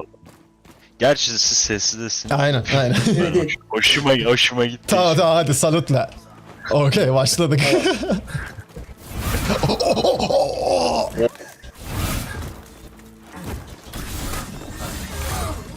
Ah. Hayda, nasıl öyle bir şey oldu? Çünkü benim canım azaldı. Ürün saldırısı bastım bir de. Çok güzel döndü. Beyblade yaptım kendimi. O zaman- Onur neden biliyor musun? Çünkü ben candan da yiyorum ya. Çok hızlı vurdum ve candan da yediğim için biraz ondan da alamadım. Ha, O yüzden. Abi O bu zaman ne savaştan yapıyorum abi? ben Ember'ı sana kararlı. veriyorum. Kararlı ne ya? Karlı çıkmış oldum. kendi koydu, kendi kazandı. Vallahi ya. Ama bir dakika turnuva yapma fikri benim değildi. Lütfen. Lütfen. Yani ben O senin direkt fikrindi kaos Gadoş. çıksın. Evet. tamam. Tebrik ediyorum. Çok güzel savaştı. Savaşların hepsi adil ve eşitti. Yarışmacıları herkesi tebrik Evet, ederiz. evet. O yüzden abi herkese bir katılım hediyesi olarak şöyle bir Omuz tane ayağı. bundan, Aa, oo. bir tane bundan, Ya, ona lüzum yok. olsun olsun. Hadi 3 tane de bundan. Katılım hediyesi arkadaşlar. Bu şey hani şey belgeleri ben veriyorlar ya böyle. Ya gel sana da sana da. Sana da. Tamamdır. Yok, katılım belgesi bu. Sembolik. Sembolik. Kaç tane vermiştik bundan? 5'ti galiba. Bundan da 3'tü. Siyah inciyi hayır demem hiçbir zaman. Tabii. Psycho çökmüş burada oturuyor. İstiyor. Çok iyi. Sana da katılım madalyonu verelim hemen Psycho. Dur. Hayır. Yok. Kaçma. Gel buraya. Gel buraya. Kaçma. Alacaksın. Dur. Dur. Hayır. Dur. Alacaksın. Yok. Hayır bu olmazsa olmaz. Hak geçer. Herkese verdik sana da. Al. Ya almıyor. Reddediyor. Reddi miras yapıyor. ya. Sesi çok güzelmiş ya. Şey ya, Elden Ring'de bir set vardı. Büyücüler için. Aynı ona benziyor. Aldı değil mi? Aldı. Tamam. Tebrikler arkadaşlar. Ellerinize sağlık. Çok güzeldi. Çok güzeldi. O zaman hadi kaldığımız yerden. Şimdi verdiğim emberları geri farmlayacağız. Bir şey söyleyeceğim. Serim Chamber mı? Hemen haritadan bakmam lazım. Takibi unuttum çünkü. Evet, Serim Chamber. Yes sir. Abi çok iyiydi ya. Official turnuva yaptık lan. Oyunun ilk official turnuvasını yapmış olabiliriz ha. Evet, olabilir bu arada. Şakasız bu arada, çok ciddi. Tarihi. Oyunun ilk official PvP turnuvasını yapmış olabiliriz az önce. Sen bundan bir video çıkarırsın bak güzel Tabii. şey oldu bu. Tabii tarihe geçecek bu ya. Kayıtlara geçecek. Çok iyiydi ya. Buranın ateşi neredeydi? İçeride solda. Bu ne burada böyle? Oh, Radiant Ember yerden. Beleş. Çok iyi. Gördün mü bak? Vereceksin, alacaksın. Vereceksin, alacaksın. Vermeden alamazsın abi. Ben son turn effici'yi basıyorum. Bu benim üstündeki son. Tamam, bir sonraki ateşleri ben yakacağım artık o zaman. Tamam. Bende daha var. Bende kabul. Burada bir tane şey verdi. Essence verdi sadece ne. Olsun, Seni boss'tan görüyoruz. çıkacak demek ki. Darrak verecek Ha, bence. ondan da çıkıyor değil mi? Tabii oradan da atıyor. Asıl olay o. Evet. Darrak değil bu. Econite. Econite. Abi siz ikiniz nasıl yamuldunuz? Oh no. Ben de Yan yana yamuldum. duruyor, üstümüze atladı. Oo, ben VS'ye mi kaldım bununla?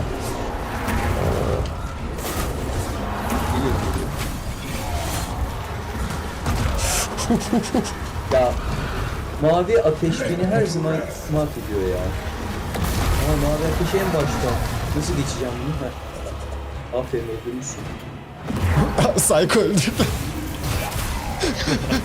Abi çok iyi. Psycho dedi ki dur şunun acısına son vereyim dedi. Gitti. Revive aldı geldi. Psycho ile el ele tutuşuyorduk da. Aha. Allah dur alacağım. Mavi ya. Mavinin üstünden geçtiğim anda gidiyorum ya.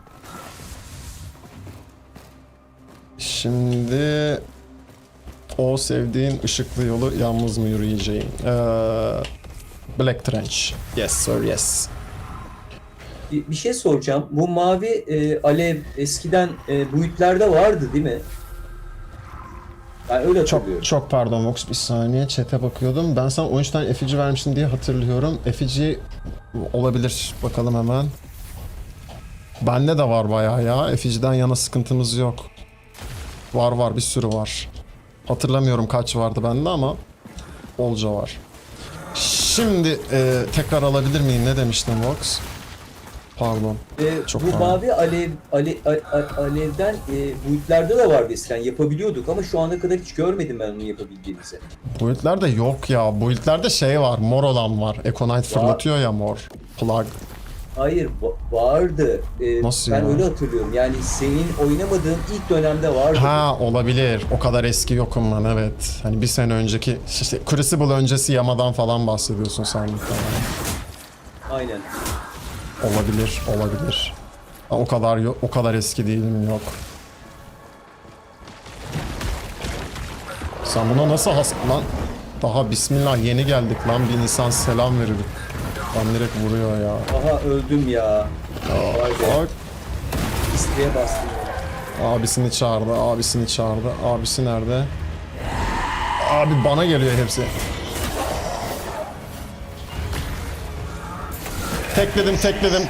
Tek attım. Sıkıntı yok. Easy. Gördüm ben. Gadoş şahidim. Tek attım. Şıraçının şahidi bozacı. Her şey gözümün önünde gerçekleşti.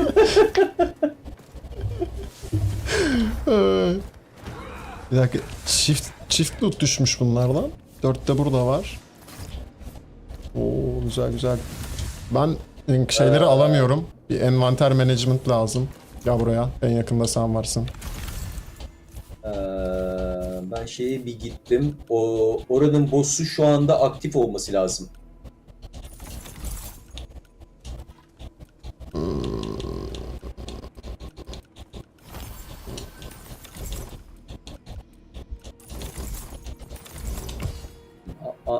Number mill.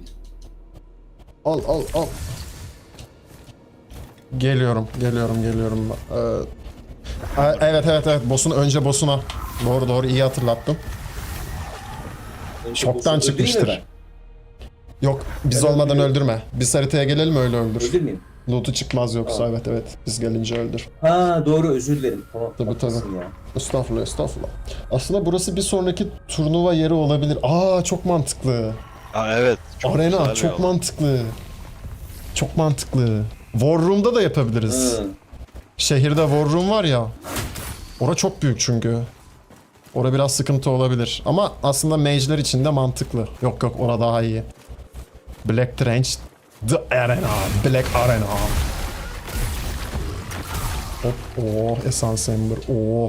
iki tane daha Essence Ember. Burada yok bir şey. İki tane Black Pearl. Bak vereceksin ki alacaksın. Ya. Bir de kazalım bari. Ne kazayım bir tane. Fokus gelsin.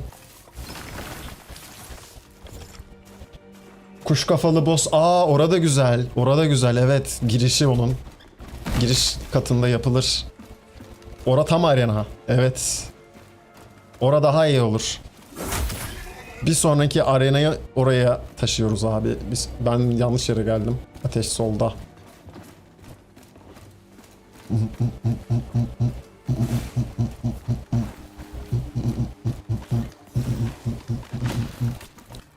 Abi düello gelsin artık bir an önce ya. O da Yama 1'de geliyordu galiba değil mi ya? Yanlış hatırlamıyorsam. O Yama 1'de geliyor. Evet. Ya Yama 1'e daha çok var ya. Bilmiyorum. Yani bir haftadan biraz fazla var diyordu röportajda. 2 hafta geçti be abi. Hani artık gelsin mi? Hani Ben 1-0'da gelir diye düşünüyorum ya. Yama yok. 1 değil. Ya bilmiyorum. Ben tam hatırlamıyorum onu işte. Yama 1'de mi gelecekti 1-0'da mı? Yama 1'de gelsin de eğlenelim ya 1-0'a kadar. Yapacak bir şey kalmadı çünkü.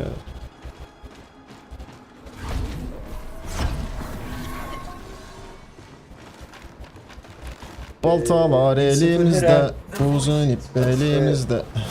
Efendim? Dedi ya Vallahi. GTA'dan sonra çıkacak. Zaten tabii ya. Ben söylüyorum 1-0 seneye bu zamanlarda çıkacak arkadaşlar. Bu zamanlarda değil pardon. Bu senenin sonuna doğru çıkacak.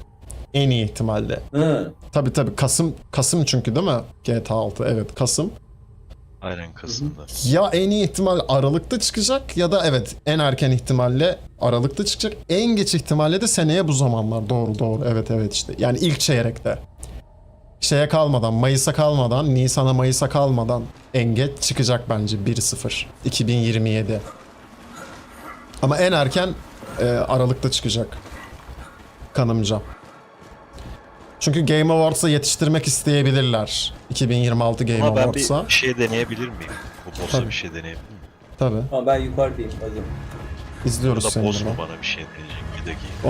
Onu izliyoruz, göreceğiz bakalım. Evet biz göreceğiz buradan. Oo. Boss bir şeyler deniyor Oo. sana şu an. Evet. Evet. Şöyle bir şey deneyeyim ben de. Allah. Aa!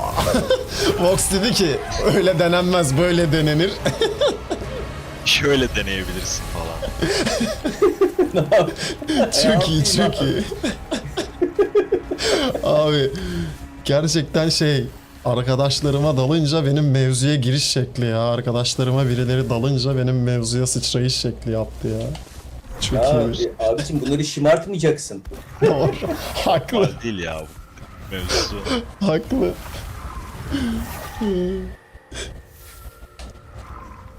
Çünkü bossların şöyle bir hikayesi var.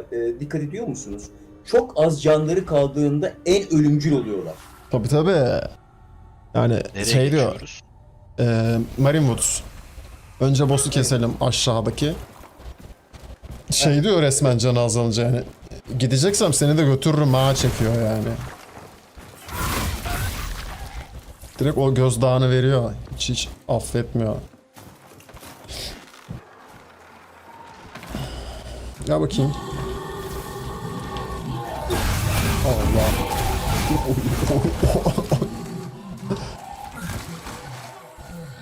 Allah. Biraz erken kestik galiba. Evet ben unuttum onlar gelmeden kestik. Sayıldı. Sayıldı mı? Evet. Sayılır ya. Bir tane eksik kaldı. Okey. Şurayı da aç. Ne verdi? Ben full artı fullüm Al bak ya. bakayım. İtemler de Al full. bak bakayım işine yarayan bir şey var mı? Bakayım hemen. Taşları aldım. İtemler full. Tamam. Dur. Sana biraz item vereceğim Gadoş. Sen kaldın.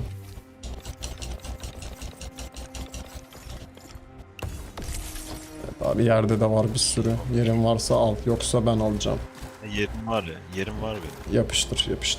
Ben itemleri dağıtmayı unutuyorum. 2 boss'tur. Kimse de hatırlatmıyor. Çöktük öyle.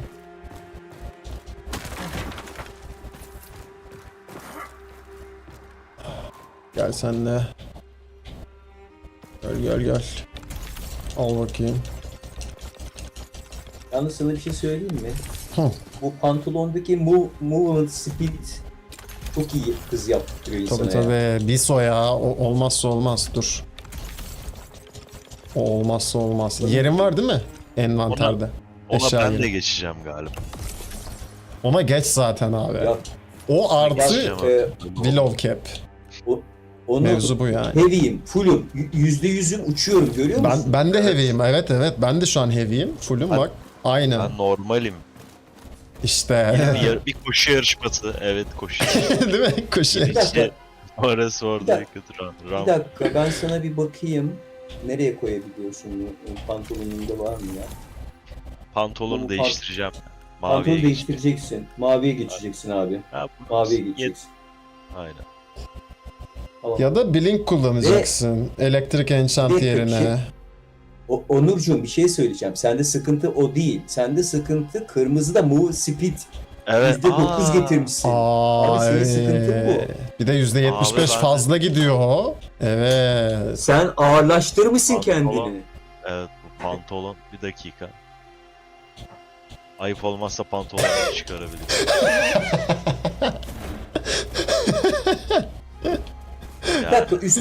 Bir dakika üstümüzde bir move speed'li pantolon var mı? Bir baksanıza.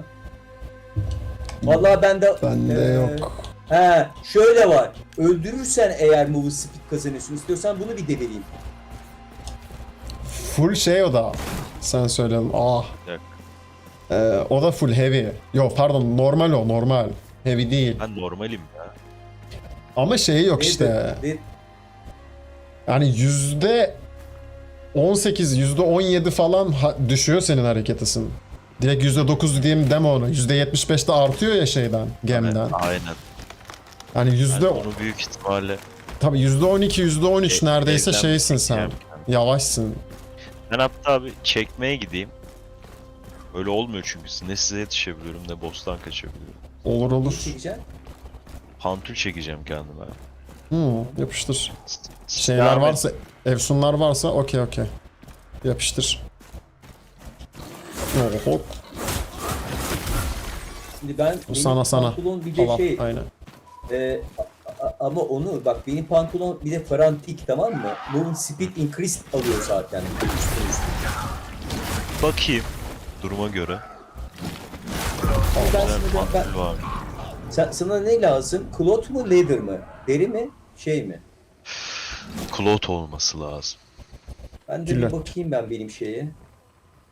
Psycho Ben beni de nasıl üstüne bırakıp ihtimalle- çıktı öyle tırmana gitti. Vay be.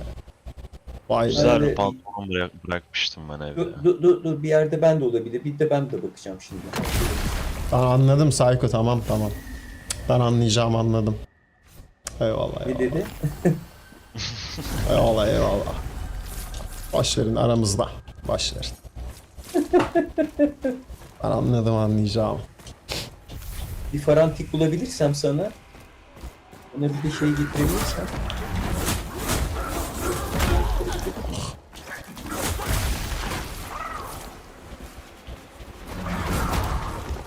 Nerede? Oh.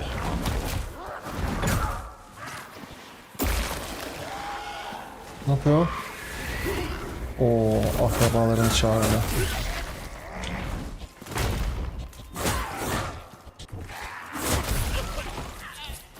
Fokus çekmeye çalışıyorum repair atmak için. Evet. Derken hasar yedik. Ha, tamam. Basamıyorum. Şurada gümüş vardı. Oradan basarız. Aynen. Pıt.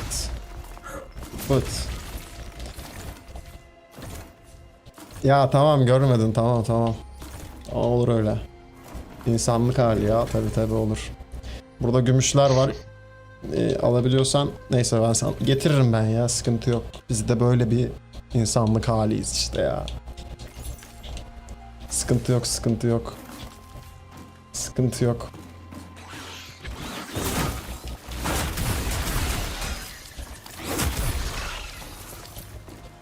Merdiveni nasıl iniyor? Oradaki merdiven aşağıda değil miydi zaten ya?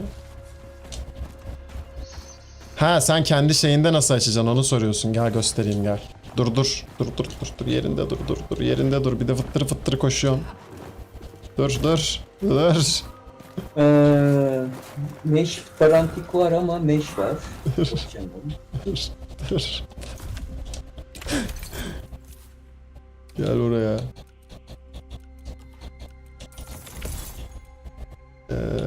Plank ne lazımdı sana? Plank de lazımdı galiba ya. Craft değil, soft leather lazımdı. Başka? Ha, plank değil mi? Pine mi? Spruce mu? Hangisi Leather lazımdı? var Bir ya. tanesi lazımdı sana.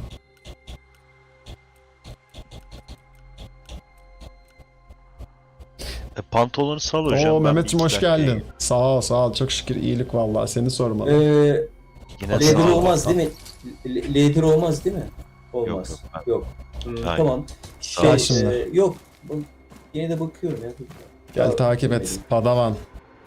O merdiveni nasıl indireceğini göstereceğim. Gel. Heh, buldum.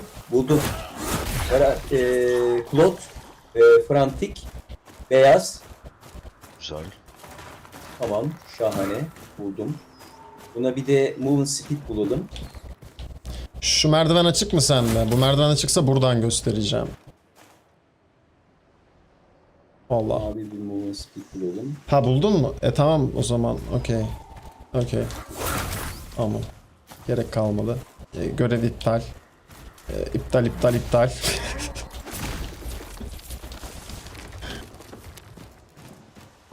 O zaman biz bir posta dönelim ya.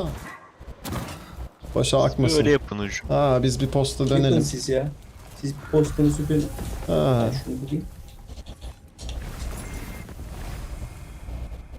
kofti şeyler veriyor zaten.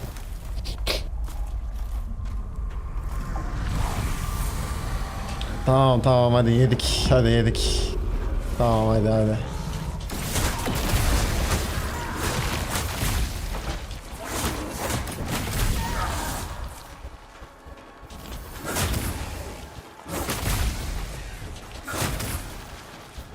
Nerede boss? Tamam burada. Gel. Gel.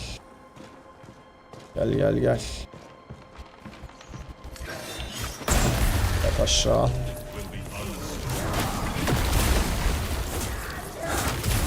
Yat aşağı.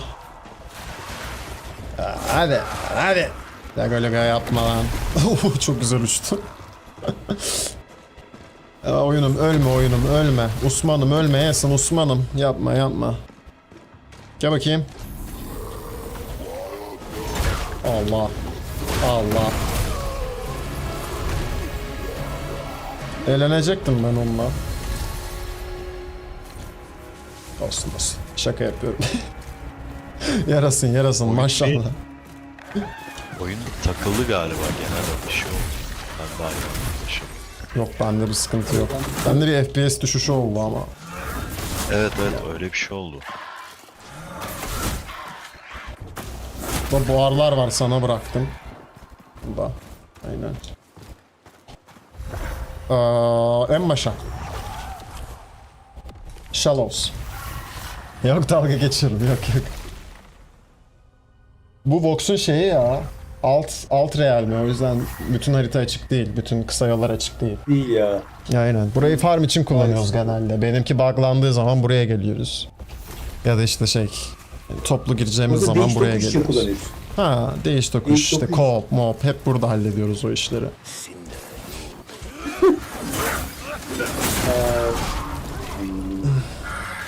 Niye de diyorum. Şimdi Aa yerden yere vuruyorlar ben- beni.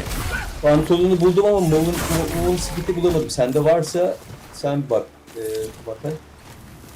Mumu Yok, speedli hiç mi şey lazım? yapmayın. Ben ayarladım onu ya şimdi. Ben bu ilk Tamam değiştirdim. sana sadece pantolonu vereyim o zaman beyaz. Dümdüz pantolon. Olur. Ya alayım onu ben. En azından şey yapmak zorunda kalmazsın. Şimdi Ha geçici mi yapacaksın şimdi? Efendim? Geçici mi yapacaksın bir tane şimdi şey bulana kadar? Faceit bulana kadar. Evet. Bir tane mavi şey bas buna. Yo ben Tatile gel. bu ilk değiştirip geliyorum ben. Ha okey. Yine pantolonunuzu alırım o build'e güzel. Vereceğim bunu vereceğim sana. Druid Roots'tur. O güzel Druid pantolonuymuş. Güzel bir pantolon. Ah. Nasıl atamıyorum ben o perileri ya? Eyvallah. Benim çıtırdan uyku gelmiş. Peri kaçırıyoruz sürekli. Bakayım.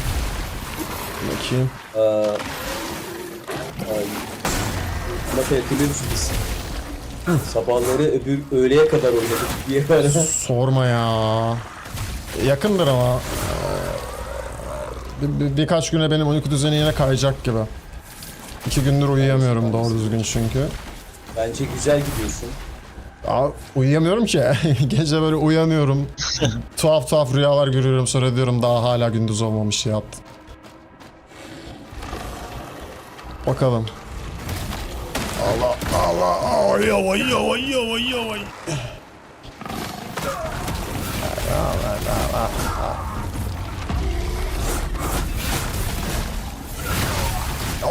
Aa, yavaş benim Vox benim. Ay, özür dilerim.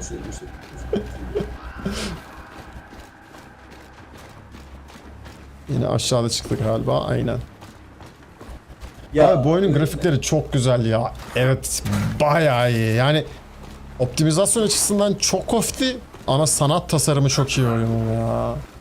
Bilmem Ben kaçıncı... sana bir şey söyleyeyim mi? Ha, Ben sana bir şey söyleyeyim mi?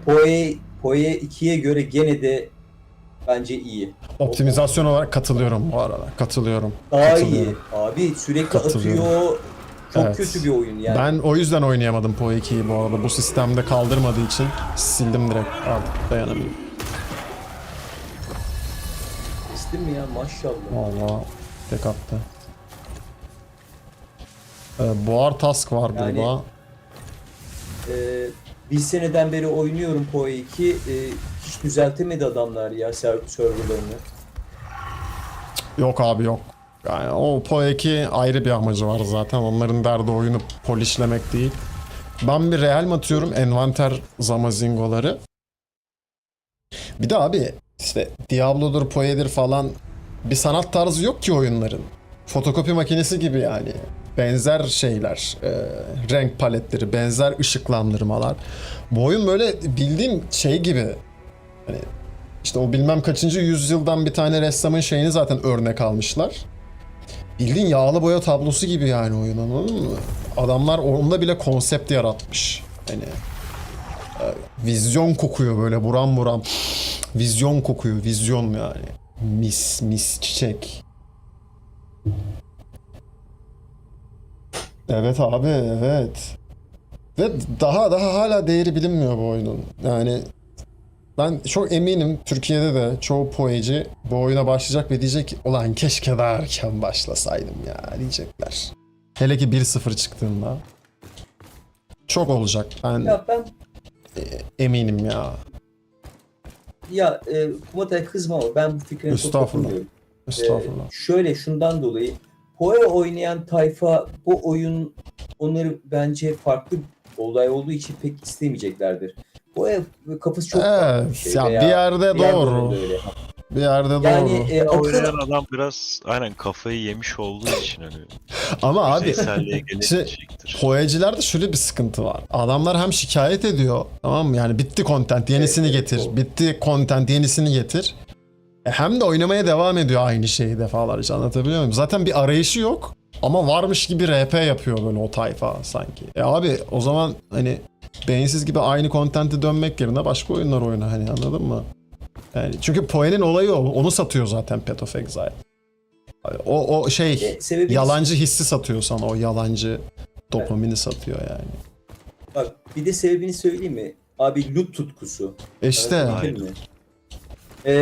Ben büyük ihtimalle yaş olarak tabii hepinizden yaşlı olduğum için mesela yani Diablo'nun maşallah diyelim. ilk çıkışını yani Diablo 1'i biliyorum ve 1'i, 2'yi, 3'ü, 4'ü Abi dur. oynadım. Ama nasıl oynadım? O kadar söyleme, çok belli olacak yaşındır.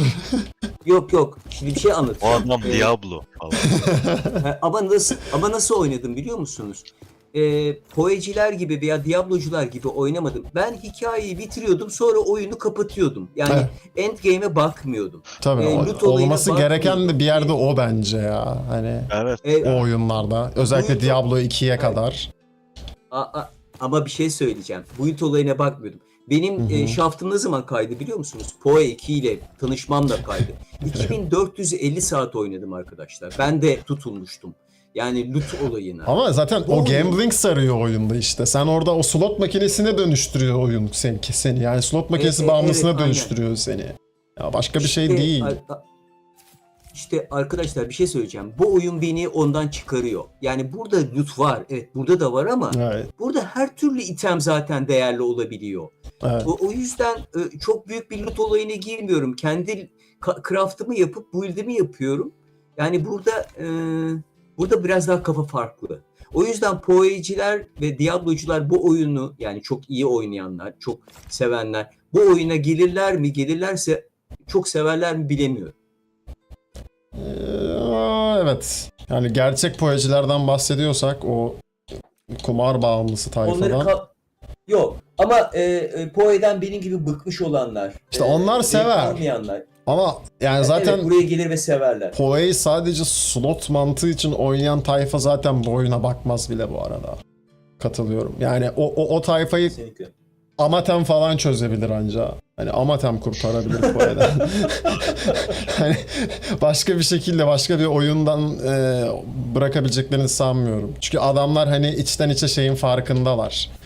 Abi ben bu oyundaki o ucuz dopamin hitinin bağımlısıyım. Hani yemişim content'ini. Content bahane. Bana o dropları ver. Anladın mı?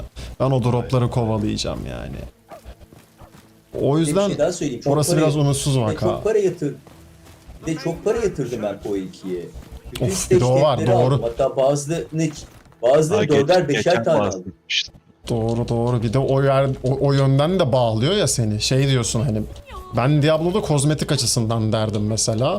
Lan o kadar skin aldık bırakmayak oyunu ya. Hani 2-3 karaktere böyle skin aldık. Lan para verdik oyuna. Hani oyuna zaten verdin. DLC'sine zaten verdin. Öyle de tutuyor seni. Poe daha da tutuyor yani çünkü diyorsun ki ulan zaten bu kadar oynamak için bu kadar parayı verdim. Niye bırakayım şimdi oluyorsun. Ama Allah Hatta kurtarsın oradaki diyelim ben ya. formülü söyleyeyim mi? Ben oradaki formülü söyleyeyim mi? Aslında insanlar niye kalıyorlar? Çok Niye basit kalıyorlar? bir şey var. Ticaret var abi. Değiş Aa, tokuş ve doğru. para döngüsü var. Asıl Doğru. hikaye ticaret için dönüyor. Doğru, Path of Exile o konuda iyi başarılı yani şey. Hani bir WoW bir Poe 2 biraz- denilebilir. Şey oyun içi Aynen. ticaret konusunda katılıyorum. Bir de neden 2450 saat? Ben 2450 saat oynamadım arkadaşlar. Yani sürekli oynamadım. Ben iş yaparken Poe 2'yi bir tarafta açıyordum. Oradan ticaret yapıyordum. Aslında ben oynamıyordum. Yani belki de yarısı ticaretle geçti. Tamam mı? Tabii. Ben kendi işimi yaparken o açık kalıyordu. Ne oluyor? 2450 saat oluyor. Ya, Doğru. Tabii canım ben de mesela edit yaparken arkadan şey açıyorum. Çarı park ediyorum evin içine. O evde çalan müziği çok seviyorum çünkü edit yaparken böyle arkada çalıyor. Orijinal soundtrackleri çıkartmadı ki adamlar. Mecbur oyun açmamız gerekiyor müziklerini dinlemek için. An. Sarıyor bayağı. Tavsiye ederim bu arada. Ders mers çalışırken park edin çarı eve. Akın gidin. Şimdi Thomas belki de yani Moon Studio belki de bunların hepsini değerlendirecek. Çünkü yapacakları, verecekleri Tamam. bütün kararlar oyunun ilerisindeki kalitesini ve gidişatını ve yaşamaz şeyini değiştirecek. Tabii abi sektöre Yani- yön verecek yani bayağı bu oyun. Hayır, kendi oyunlarının da geleceği hem iyi olabilir hem kötü olabilir. Doğru. Bence doğru. Poe'den ve Diablo'dan ders çıkartmaları gerekiyor. Acaba ticareti öyle mi yaparlarsa böyle bir kitle mi yaratalım? Yoksa Tabii. oyundan zevk alan kitle mi yaratalım? İşte bunun kararını verecekler. Ya ben hep diyorum abi bu oyuna zaten eğer ticaret getirirlerse ortası da yok, evet. çok hani nelerin ticareti yapılabilir, nelerin yapılamaz çok iyi karar vermeleri lazım. Mesela yüzük ticareti getirilirse oyuna, yüzükler tradable olursa bitti. Kimse farm atmaz. Bitti. Aynen. Çok değerli çünkü. Yani onları grindlaması lazım oyuncunun. Onların şeylerini işte downside'larını en az olanını, en çok olanını bilmem nesini grindlaması lazım.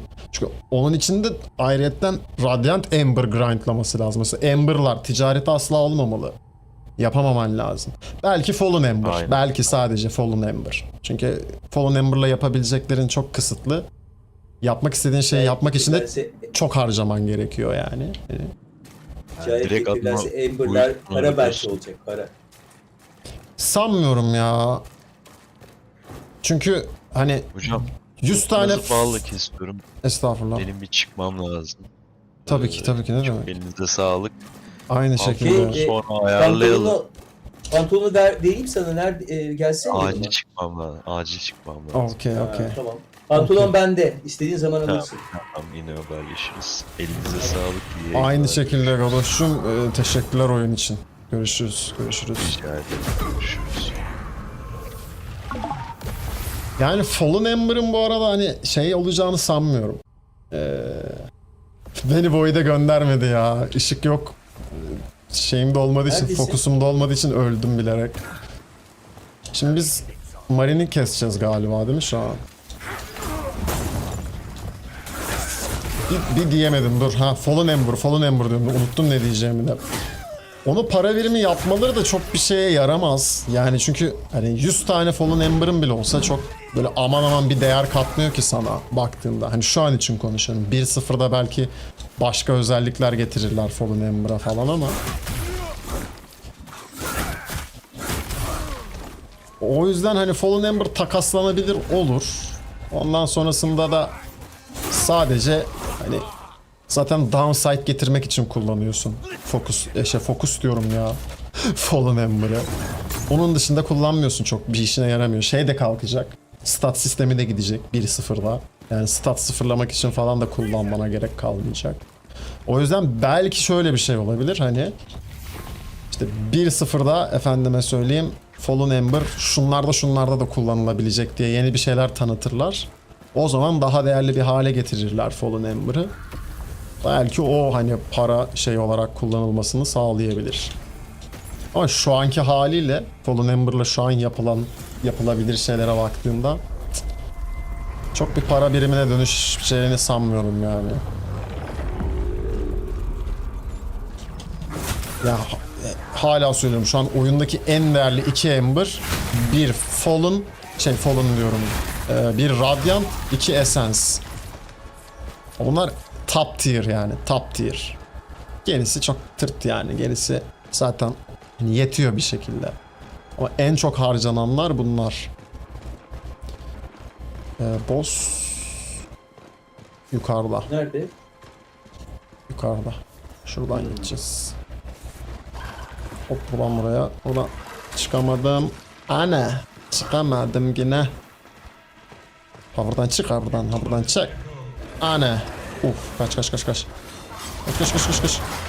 Gençler ben sizi Allah'a havale ediyorum. Yok, sizi Vox'a havale ediyorum. Vox sizinle ilgili... Aha Psycho, aman diyeyim ayağın kaymasın ha. Düşmeyesin. Buralar biraz sıkıntılı. Şuna 2 peri at. Eyvah. Tamam. Benim hatam, daha erken söylemem lazımdı. Hallettin mi? Halletti bile.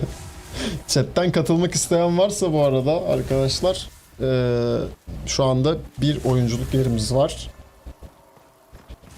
Gelebilirsiniz. Bir de oyun 1.0 çıktığında oyunun fiyatı artar mı? Hem globalde hem de MENA'da artacak. Söylediler onu zaten. Artacak. 2 katına çıkacak muhtemelen yani. Türkiye'de nasıl artar Evet. bilmiyorum ama globalde $80 mı Olmaz. olacaktı 40'tan? Öyle bir şeydi galiba. Thomas $60 olacağını söyledi. 60 mı? Pardon. Tamam. 40'tan 60'a çıkacak. Evet. Bizde şu an $20. Geçtiğimiz Şubat 5'e kadar indirim vardı.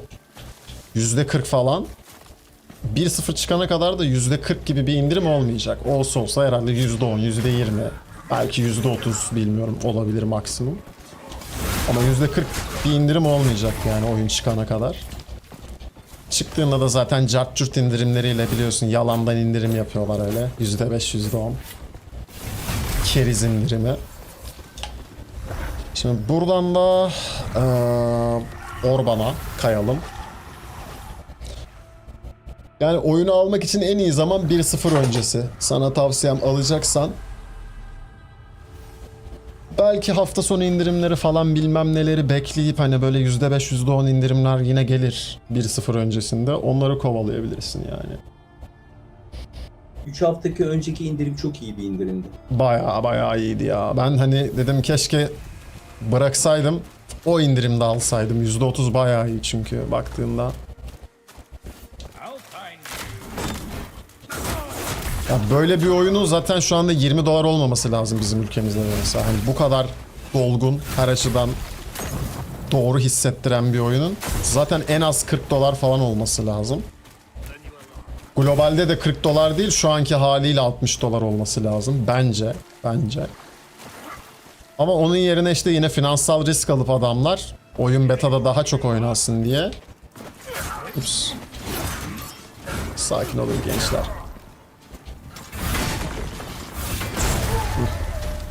Arada peri atmam lazım ki can basayım. İşte hani onu diyorum, adamlar finansal risk alıyor ki daha çok oyuncuya duyurabilsinler oyunlarını, ki çok da mantıklı bence. Çünkü kendileri de farkında yani hani bu oyunun bu kadar ucuza satılmaması gerektiğinin.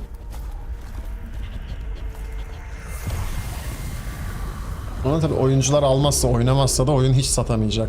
Abi işte bu güncellemeyle adamlar 1.6 milyon satışa ulaştı. Adamların ilk 1 milyon satışa ulaşması 1 yıl sürdü. 1,5 yıl sürdü.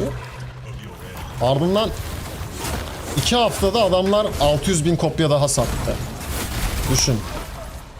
Yani bir yılda yaptıkları satışın %60'ını 2 haftada yaptılar. Niye? Doğru fiyatlandırma, ücretsiz hafta sonu. Allah. Ve indirim. Bunların hepsini doğru pazarlama stratejisiyle birleştirdiğin zaman al. Al sana satış. Satış başarısı. Eyvah. Sayko Mokoko olmuş. Gördüm. Ay özür dilerim. Estağfurullah, Nerede? estağfurullah. Boss Olsun, nerede? köprüde mi? Değil. Yok köprüde. Evet. Hop. Hop. Ben bir peri almak istiyorum da kurtlardan alamayacağım galiba. Evet.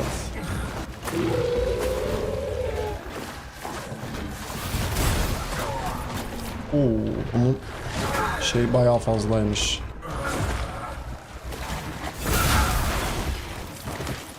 Oy.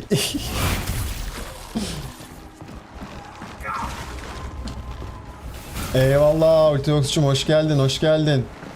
Yerimiz var. Gelmek istersen buyur. Buyur. Sanırım uyuyordun. Şu ben. Başladığımızda dedim Ultiox da buradaysa gelsin falan ama bir yokladım şöyle chatte. Yoktum. Galiba yeni uyandım. Günaydın. Peki ya 1.0 ne zaman çıkacak onu ben duyamadım ya. 1.0'ın şu an kesin çıkış tarihi belli değil. Ama şöyle bir ipucu verdi bize Thomas, oyunun şirketin CEO'su, oyunun aynı zamanda baş geliştiricisi. Baş geliştiricisi, o nasıl bir tanım lan öyle. GTA 6'dan önce çıkmayacak, onu biliyoruz. GTA 6'dan hemen sonra da çıkmayacak, onu da biliyoruz. Benim tahminim bu haberden önce bu senenin sonuydu, yani 2026 Aralık diye ben öngörüyordum. Ama GTA 6'dan hemen sonra çıkmayacaksa 2027 ilk çeyrek en mantıklı ihtimal geliyor bana. Yani işte seneye işte bu zamanlar tabi Mart, işte Şubat, Mart seneye bu zamanlar en erken çıkış tarihi bence. Yıldırım hoş geldin. Herkes kontrolcüyle oynuyor oyunu. Oyunu onun için tasarladılar çünkü. Hani kendileri de açık açık diyor abi. Oyuna girdiğinde de yazıyor direkt. Klavye mouse'u da oynanabilir ama bir Diablo kadar rahat değil yani klavye mouse'u, söyleyeyim. Ben abi Ultiox'u çağırdım bu arada. İstiyorsa gelebilir. İnvite attım. okey şey demiş o, arkadaşlar bizdeydi biraz çimenlere dokundum falan diyor. Tamam iyi yapmışsın, iyi yapmışsın. Okey.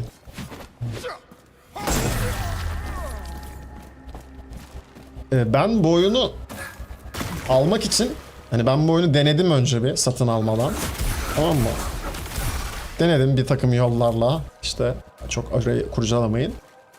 Çünkü gördüğüm an dedim ki bu oyunu almalıyım. Sonra dedim ki dur, sen zengin bir adam değilsin.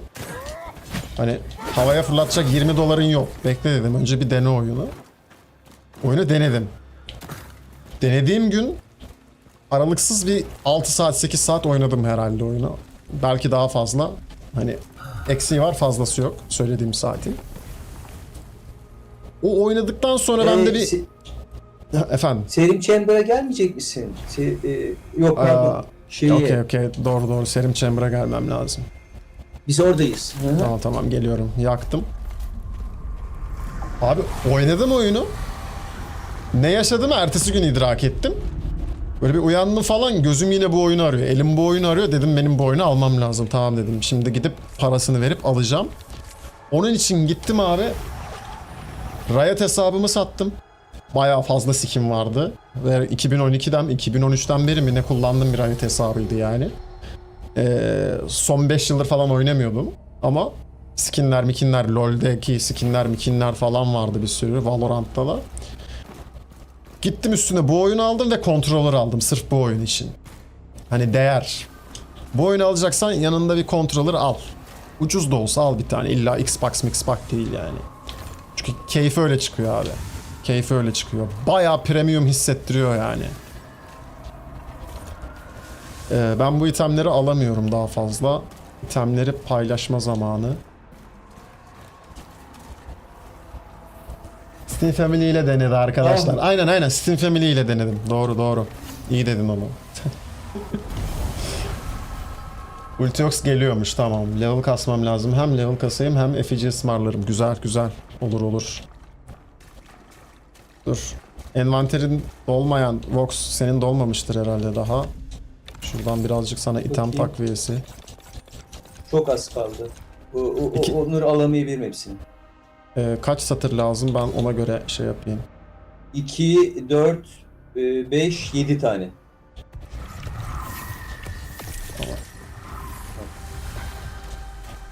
Ben bunları satmam lazım. Benim de. Türkçe dil konusunda ne düşünüyorsun? Oyunun Türkçe yamasının aylık ücreti olması konusunda fikrin neler? Türkçe yamasının aylık ücreti official değil diye biliyorum zaten, Türkçe yaması varsa. Resmi yok şu anda çünkü. Evet. Ben de kullandım. Ya üçüncü parti ücretliyse zaten kullanma. Gereksiz. Hani ben şu an üçüncü parti hiçbir şey kullanmıyorum oyunda. Çünkü oyunun kendisi zaten yazılımsal olarak daha mükemmel çalışmıyorken üçüncü parti yazılımlarla müdahale etmek çok mantıklı gelmiyor bana. Onun haricinde Türkçe dil desteği gelecek. Forumlardan söylediler. Hatta o postu bulabilirsem size göstereyim ola. SS'ini de almıştım gerçi ama. Ben Türkçe yamayı denemek için aldım, biliyorsun. Kullandım. Bir kez oynadım tamamen. Hı. Ve pişmanım. Keşke almasaymışım. Sağlık olsun. Evet abi.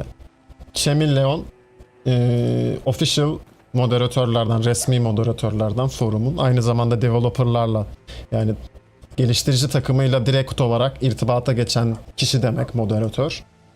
Burada yazılan istekleri direkt olarak ileten kişiler. En son sohbette zaten işte dedik, biri açmış yine Türkçe dil desteği lazım diye. 11 gün önceki sohbet. 2 hafta bile olmamış. Burada şey linkini gönderdi işte. Açılan diller vardı hali hazırda ama Türkçe yoktu içinde. Ben de yazdım hani aynı cevabı görünce. Dedim onun arasında Türkçe yok. Hani başvuramıyoruz oraya o yüzden. Forumda çünkü bildiğin dili seçmeni istiyor. İçinde Türkçe yok. O da diyor hani tam olarak hangi diller var bilmiyorum şeyde, listede. O yüzden hani Discord'da falan yazın en azından. Hani geliştiriciler yardımcı olur falan. Sonrasında arkadaş da aynı şekilde ben de katılacaktım diyor o ilana ama Türkçe dil desteği olmadığı için açıkta kaldım diye. Üstüne cevap olarak diyor ki development team will be looking into Turkish language support. Ve gülücük. Yani geliştirici takımın Türkçe dil desteği için çalışmalara başlıyor olacak gibi bir şey oluyor söylediği, birebir çevirmeye çalışırsam. Bayağı zaten burada yarıldık biz de, yani patladık, şey olduk. Heyecandan uçtuk yani. This is very very good news falan diyor da. Hani bu official olarak açıklandı. Harika bir haber verdi bana. Umarım altın bulur. Amin cümlemize. Teşekkür ederim. Teşekkür ederim. YouTube'dan da kamu spotumuzu yapalım. Yayın tekrarını izleyen, şu an izleyen, tam şu anda denk gelen, abone olmayan arkadaşlar varsa lütfen abone olun. Beğenilerinizi eksik etmeyin. Çünkü bu oyunun ben aynı zamanda Türk geliştirici kısmına da katılmak istiyorum. İçerik üretici kısmına. Onun için de belli bir abone sayımızın olması gerekiyor. Belli bir izlenme sayımızın olması gerekiyor. O yüzden YouTube'da abone değilsen arkadaşım abone olmayı unutmuyorsun. Gelecek. Yani %90 gelecek demek oluyor bu. Ama 1-0'a yetiştirirler mi? Yani bilmiyorum. Yani yetiştirirler tabii de öncelik verirler mi bilmiyorum. Çünkü biliyorsunuz lokalizasyon oyunlarda en problemli şeylerden biri. Indık dındık her şeyi incelemen gerekiyor yani. Her şeyini çözmen gerekiyor. Stamina cost reduce. Kullanılabilir aslında stamina cost reduce. Ama yok, biz bunu şey yapacağız. Düz vuruş build'ı yapmayacağız. Sat gitsin. Yani şeyde bile Thomas'ın cevabı şu olmuştu. İşte oyun içi şey gelecek mi? Rehber, kodeks, modex mantığı bir şey. Şu an var da öyle sözde var ama yok yani. Dedi 1-0'a onu bile yetiştirebilir miyiz bilmiyorum dedim. Şu an hazır. Taslağı hazır oyun içi. İşte şu an biz sitelerden yaptığımız bütün o şemalar bilmem neler, işte enchantment listeleri falan muhtemelen oyun içine entegre edilecek ama dil kısmı çok uğraştırıyor diyor yani. Hani Onun bile dil kısmı acayip yorucu. Adamlar Türkçeyi 1-0 o yüzden öncelik verirler mi vermezler mi? Muhtemelen onu satışlarla belli olacak. Yani 1-0'a kadar Türkler oyunu satın almaya başlarsa, sayısı artarsa ya şu an tahminen 80-90 kişi almış demek oluyor ki benim bu oyun için videolar çekmeye başladıktan sonra edindiğim abone sayısı 100. 10-20 tanesi şey desen, yabancı desen 80-90 kişi Türk bu oyunu almış ya da almayı düşünüyor. Hadi 70 diyelim, tamamen almış. Almayı düşünüyorları da çıkaralım. Şimdi 1-0'a kadar bu sayı geometrik katlanırsa, hani birer birer değil de 3'er, 5'er, 10'ar, 20'şer katlanırsa 1-0'a yetiştirirler çok büyük ihtimalle şeyi. Sen söyle adını. Türkçe dil desteğini. Blank Trench go'ladım. Vox sen şeye döndün galiba. Senin... Şimdi geliyorum yanına. Tamam. Geliyorum. Okey. Bekliyoruz. Nereye gidiyorsun? Ha. Black Trench'teyiz ya. Tamam. Geliyorum. Öncelik için gerçekten ne Türk varsa oyuncuların bu şu an. uğraşması lazım. Tabii. Ya Türk içerik üreticilerinden de destek lazım. İşte geçen Vox'la konuşuyorduk yayın dışında. Ufaktan ulaşmaya başlamışlar Türk içerik üreticilerine, ARPG içerik üreticilerine, ama doğru kişilere ulaşmaları lazım işte onunla da. Yani oyunu gerçekten alıp en azından bir 100 saat, 150 saat oynayıp oyunla ilgili bilgi verebilecek vesaire içerik üreticilerine gitmeleri lazım. Yoksa boşa gidecek. Hani şimdi sen gidip tutup da efendime söyleyeyim işte sadece Last Epoch oynayan, sadece işte Diablo 4 oynayan adamı bu oyunu tanıt dersen adam girer şöyle yüzeysel YouTube'da bakar. Ya ben olsam öyle yaparım çünkü. Düz mantık gidiyorum. Ben sadece tek bir oyun oynuyorsam ARPG türünde ve ona içerik üretiyorsam böyle kapsamlı bir oyunu oynayıp ona zaman ayırmak istemem. Onun yerine giderim internette kim ne çekmiş incelerim videolarını. Oradan bir özet çıkarır. Bir içerik sunarım. Bu da samimi olmayacak. İzleyiciye geçmeyecek. Çünkü edindiği ikinci dereceden bilgileri sunacak yani. Hani kendi grind'e bölünmesin bilmem ne olmasın falan festik muhabbetlerinden. Şu an çünkü Diablo'ya da hayvan gibi güncelleme geldi. İşte şeye de Path of Exile'a da hayvan gibi güncelleme geliyor. Last Epoch'a da geldi en son gördüğüm kadarıyla. Şimdi adamlar o grind'ı bırakıp niye bu oyuna 100 saat 200 saat gömsün para aldığı için sırf. Anladın mı? İçerik üreticisi de yok bu oyunun. Türkçe içerik üreteni yok.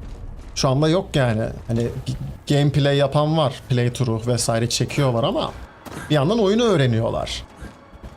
Oyunu zaten hali hazırda şu an öğrenmiş, bilen çoğu mekaniğini ben görmedim yani. Biliyorsanız söyleyeyim ben de takip edeyim abi. Hani şey olur bana da söyle adını. Referans olur yani. Yok. O zaman ne oluyor abi? Türk oyunculara da ulaşamıyor oyun işte. Yani. Çünkü sadece abi çok güzel oyun alın demekle almaz ki kimse bu oyunu. Ben almam. Ben buraya gelip soran adama en az 2 dakika açıklama yapıyorum. Neden almalısın? Diyorum bak bir oyun fiyatına 3-4 tane oyun türünü bir araya getiren bir oyun alıyorsun diyorum. Hani en hızlı bu şekilde açıklıyorum falan.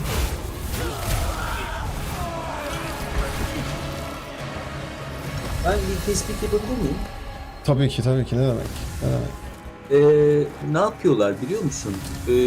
PoE2'cileri ve Diablo'cu yayıncılara bunları sunmuşlar benim anladığım kadarıyla. Çünkü onların RPG oyun oynayan bir kitlesi var. Onları Tabii. almayı istiyorlar herhalde Tabii. sanıyorum. O yüzden de onları sunmuşlar ama onlar da işte oynamıyorlar oyunu. Anlatabildim mi? Daha Yes. en azından oynamıyorlar. O yüzden Yes. de izleyicilerine daha sunamıyorlar oyunu. Bir de hani şöyle bir kaygı oluşacak abi şimdi. Adam aylardır, yıllardır neyse Path of Exile yayını, işte Diablo yayını, Last Epoch yayını bunlardan birini yapıyorsa bir anda bu oyunun videosunu çekmeye başlarsa kitleyi kaybetme korkusu da olacak lan diyecek adamlar. Sonuçta kemik kitlesi hardcore oyuncularından oluşuyor o türün, o oyunun. Şimdi bu oyunu çekince o şüpheye de düşürmek istemeyebilir o içerik üreticileri. Eyvah bu adam hani Diablo'yu bırakıp bu oyunu mu mainleyecek yoksa falan diye de düşünebilirler. Buna da yeltenmek istemiyordur çoğu içerik üreticisi. Allah patladık.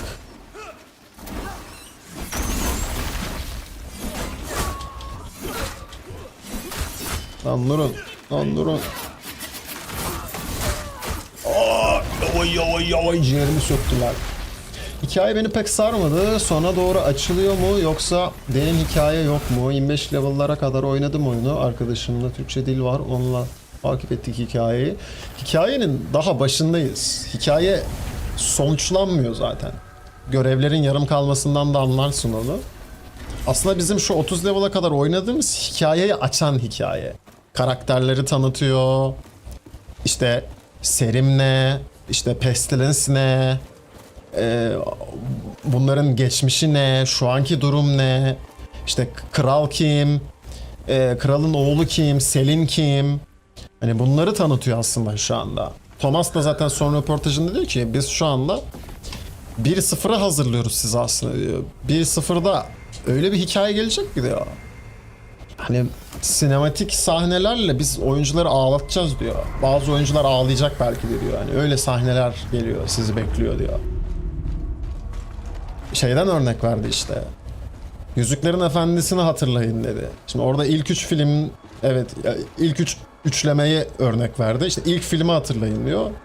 Çok bir aksiyon yok. Daha çok işte karakterleri tanıyorsun, ırkları tanıyorsun, hobbitleri, işte Gandalf var, kim falan. Sonra ikinci filmde, üçüncü filmde bak diyor yönetmen bu karakteri şimdi senden alacağım falan. Hani çünkü o duygusal bağı kurdurttu önce. Şu anda da bize onu yapıyorlar. Yani şu anki hikayede sen karakterleri tanıyorsun. İşte şu karakteri sevdim, bunu sevmedim falan dedirtiyor sana. 1-0'da belki neler olacak yani. Yine Diablo 4 gibi bir oyun Türkçe çıkmış ya. Bu tarz oyunların Türkçe çıkması bana biraz saçma geliyor. PoE de buna dahil. Ya katılıyorum.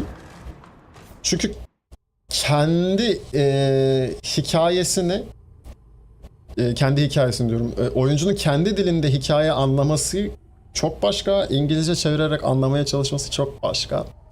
Hani Diablo'da ben mesela 4'ü Türkçe oynadım ilk playthrough'da. Çünkü ben o hikayeyi kendi dilimde öğrenmek, anlamak istedim abi. Bu oyunda da öyle ki bu oyunun İngilizce dili çok çok ağır. Yani hani kötü olmasa da bir İngilizce biliyorum yani. O kadar aman aman da iyi değil ama kötü de değil İngilizcem. Ama anlayamıyorum çoğu şeyi. Cümleyi, mantığı. Siz kestiniz mi boss'u? Boss neredeydi? Yanlış yere gidiyorsun. Yanlış yere gidiyorsun. Şeyin Abi orada. Lumber'da mıydı boss? Hayır. Nerede? Öldürdüğümüz kurt boss'un orada. Lara'yla kurdun olduğu Oo yer. tamam arkada. Fuck. Hı. Benim ölmem lazım oraya gitmek için. Lumber Mill'e gir. Ondan sonra da şeyine gir. Şu an ışınlanmaya şeyim yok ya, fokusum yok. Öleceğim. Geleyim mi yanına? Yok gerek yok ya. Öleceksin. Aha öleceğim. Kendini öldürüyorsun. Ya da hazır topluluk var şu an, sadece yayına rahat 30-40 kişiye aldırdım onu ama çoğu 1-0'ı bekliyor. Ben de açıkçası bu oyunu reklamlamak için tam sürümün yaklaşmasını bekliyorum. Yani ama 1-0'da bazı şeyler için geç olmuş olacak. Ortalık kaos olacak, tamam mı? İşte alıp da gerçekten oyunu, içeriğini üretmek isteyen insanlar da üretmeye başlayacak 1-0'da. Tamam diyecek, artık çıktı oyun, içerikte üreteyim falan. Ama geriden yakaladığı için değişen mekanikleri çok anlayamayacak. Anladığını yanlış anlayabilecek. Şimdiden oyuna başlayıp öğrenmek çok daha sağlıklı o yüzden. Ben yine yanlış yerdeyim. Dur. Hani Evet. Oradan Benim- çık abi. Çık oradan. oyunu beta'da alma sebebim bu zaten. Hayır. Oraya gitme. Arkaya dön. Açık değil mi doğru. sende orası? Dur. Açık Açık değil. değil abi Ha, orada. okey. Bak arkaya ormana git. Ormandan Şu an sağdan değil mi?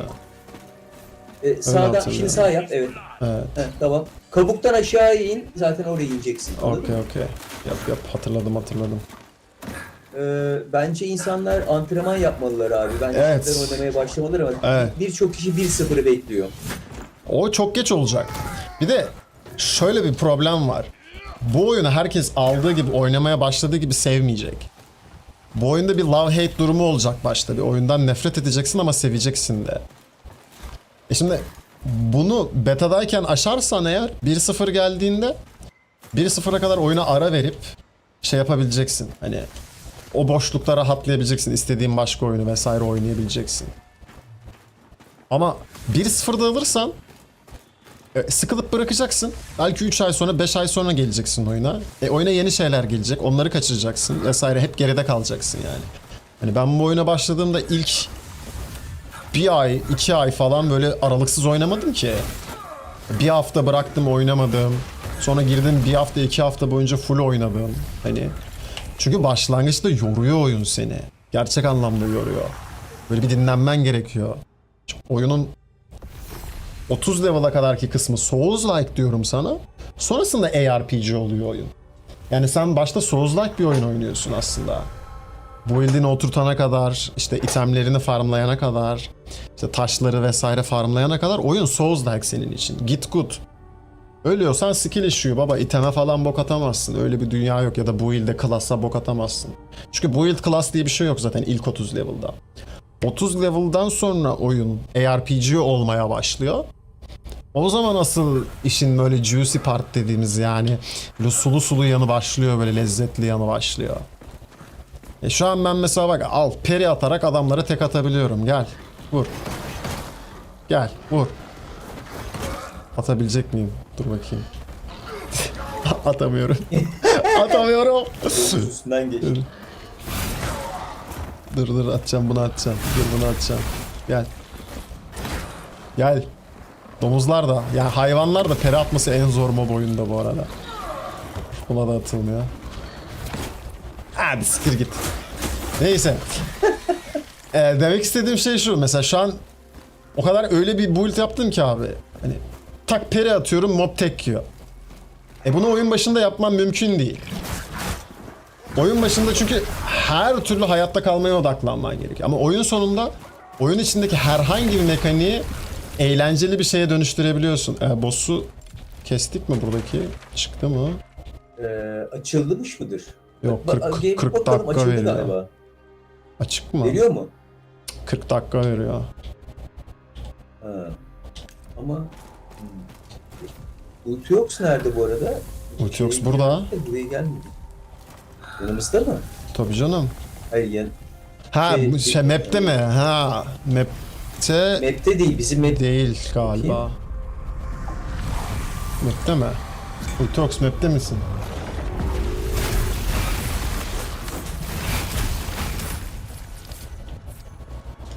Oyunun geleceğiyle ilgili umutlu musun? Yakından takip eden biri olduğun için sana soruyorum. Ultiox bir şey aldı. Level aldı. O adamlarla bu oyun olur hissi var mı sende? Abi onun için sana şeyi tavsiye edeceğim. Direkt zaten videosunu çektim. Son röportaj. Ondan önce daha uzun bir röportaj var ama o çok sıkıcı gelir sana. Belki ilgini çeken başlık varsa bakarsın. Son şeyde geçen hafta yüklediğim videolardan yeni haberler diye thumbnail'inde yazan bir şey var. Yeni röportaj analizi yapıyoruz. Çevirisini yapıyorum, incelemesini. Orada zaten oyunun geleceğiyle ilgili çok fazla yeni şeyden bahsediliyor. Daha önceki hiçbir röportajda bahsedilmemiş. O şeye kadar da çok umutluydum zaten.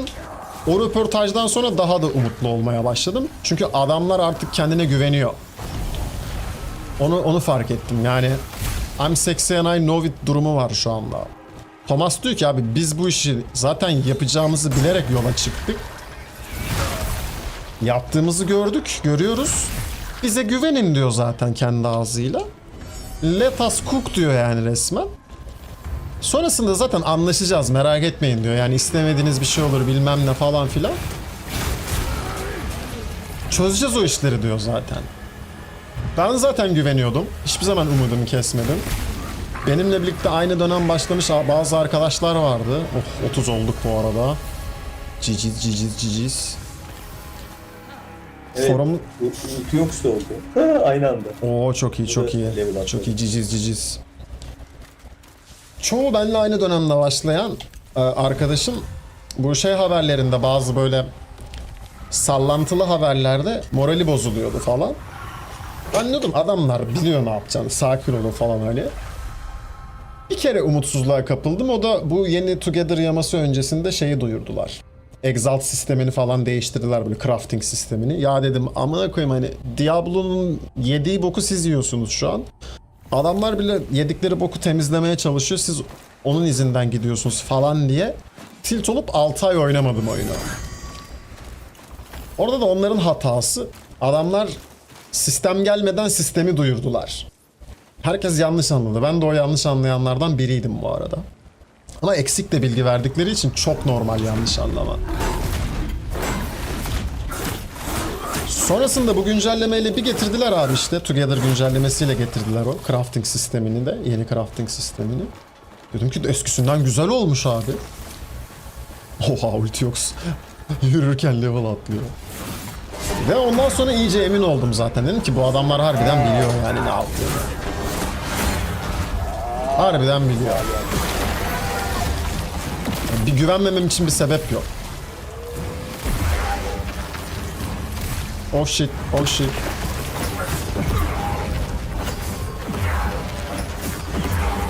Pas çektirdi bize. Hepsini izledin. Oo çok iyi, çok iyi, çok iyi.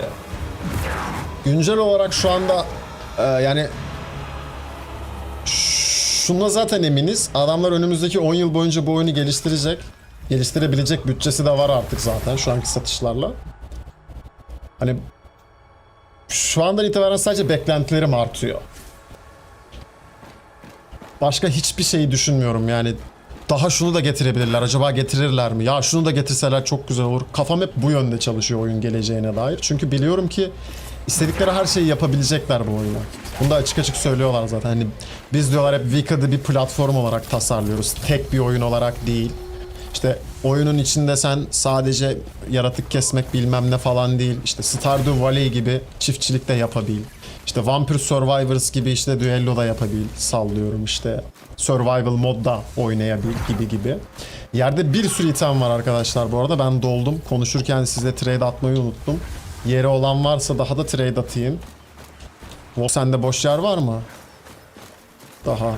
Alıyorum ben yerden. Tamam. Kalanları da kaç tane kaldı söyle. Boşaltayım ben de. Çok birikti. Tamam ver. Bunu tutuyorum. Bunu veriyorum.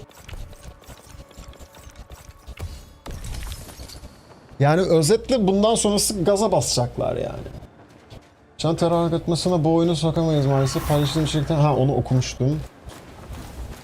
Ay yok onu okumamıştım. O farklı. Herkesine sokamayız maalesef. Paylaştığım içerik tam sürüme kadar öğreticilik açısından bile çok şey kaybedecek. O yüzden bekliyorum. İçerikleri duyalım ufak o zaman içerikler ve reklam kısmına önem verebilirim. Mantıklı, mantıklı. Ya ben ilerlediğim için hani daha ne diyeyim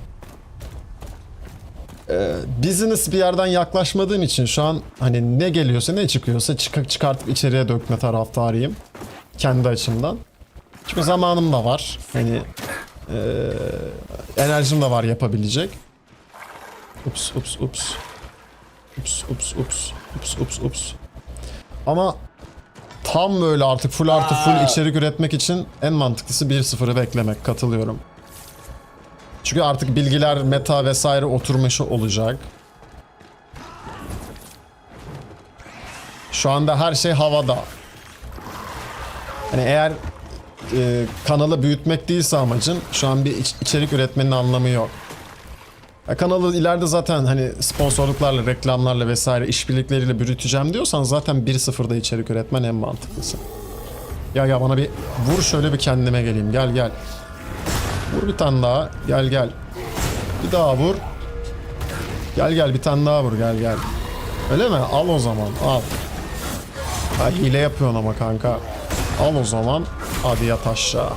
Kolaysın.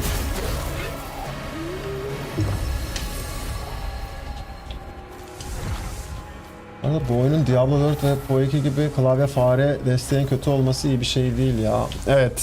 O beni de biraz üzüyor.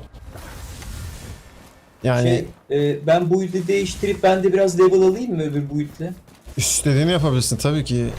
Tabii ki. Tamam. Bundan sonrası Öyle full yapacağım. şey. Döngü. Full döngüye sokarız zaten artık. Ben de bir Ya envanter boşaltayım o zaman. Ya. Okey. Bir realmler arası geçiş dedik o zaman. Yani şeyi çok isterdim ben de. Bu oyunu klavye mouse'la oynayayım.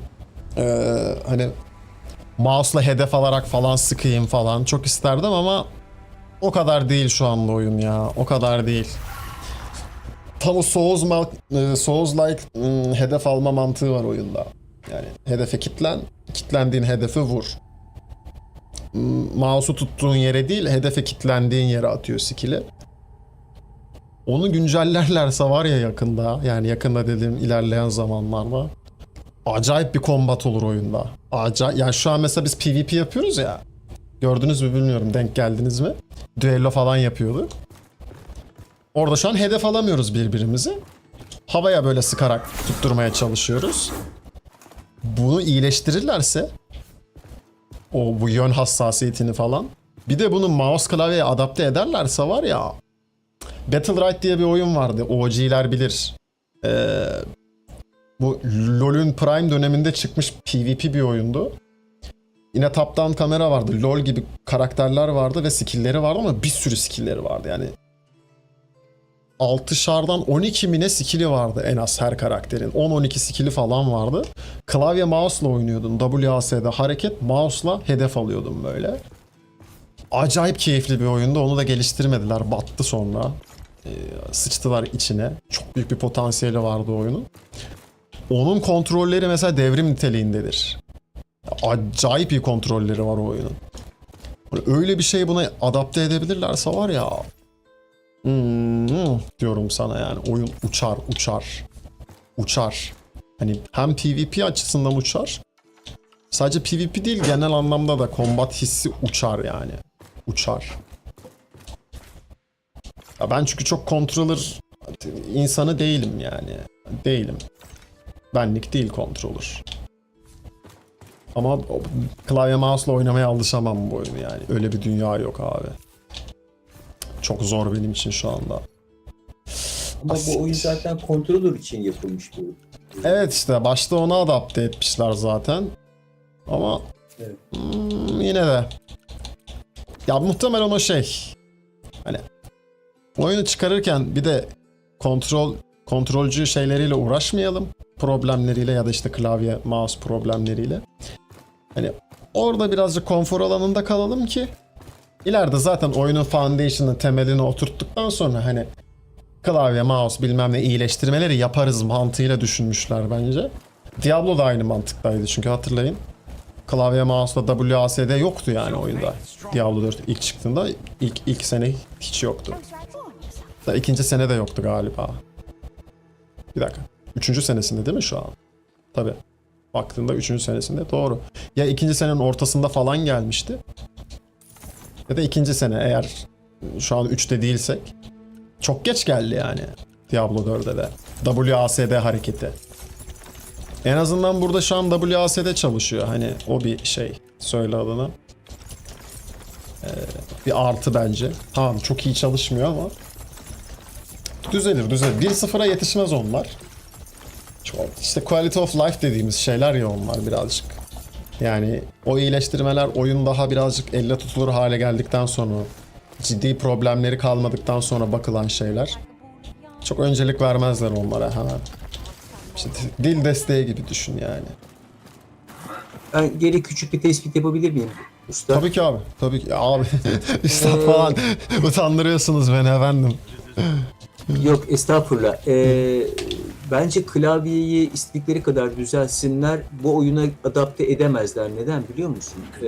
Bu oyunda düşmek var abi, dengede durmak var. Bunu da en İşte. iyi kontrolörle yapıyorsun. Onlar da zaten bunun üstüne bu işi yapmışlar. Bence Aynen. klavye o kadar her zaman perfect olmayacak. Ya doğru ama değil. New World'dan örnek Öyle mi? vereceğim yine. New World tam tersini yaptı. Önce WASD kontrolüyle başladı. Yani klavye mouse'la başladı.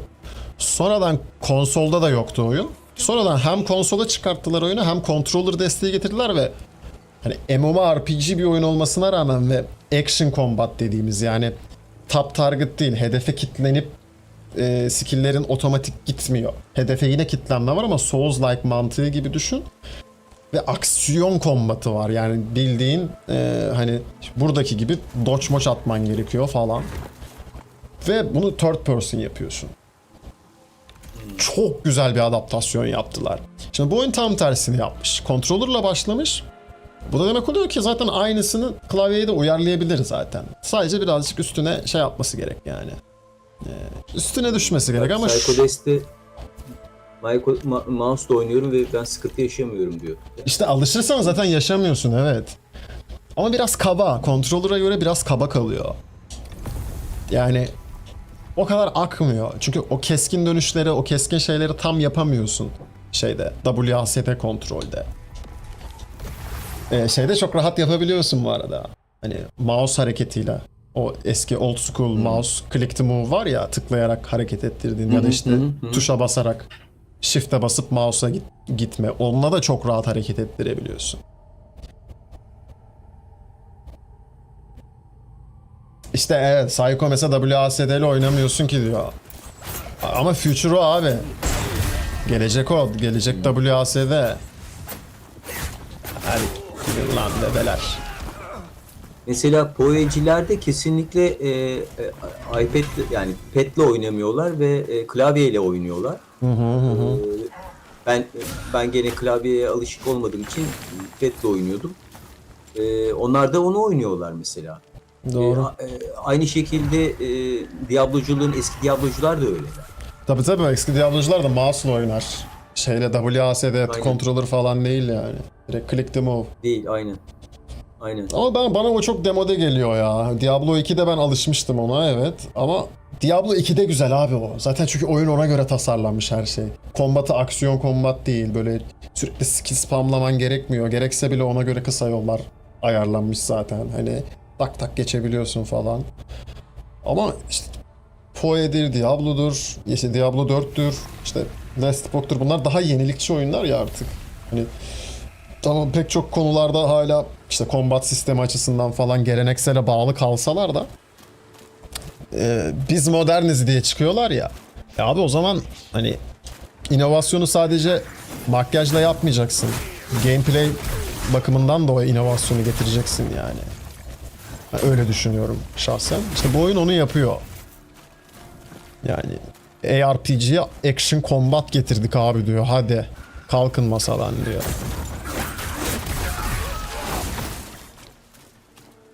Ve gerekli bence böyle bir inovasyon.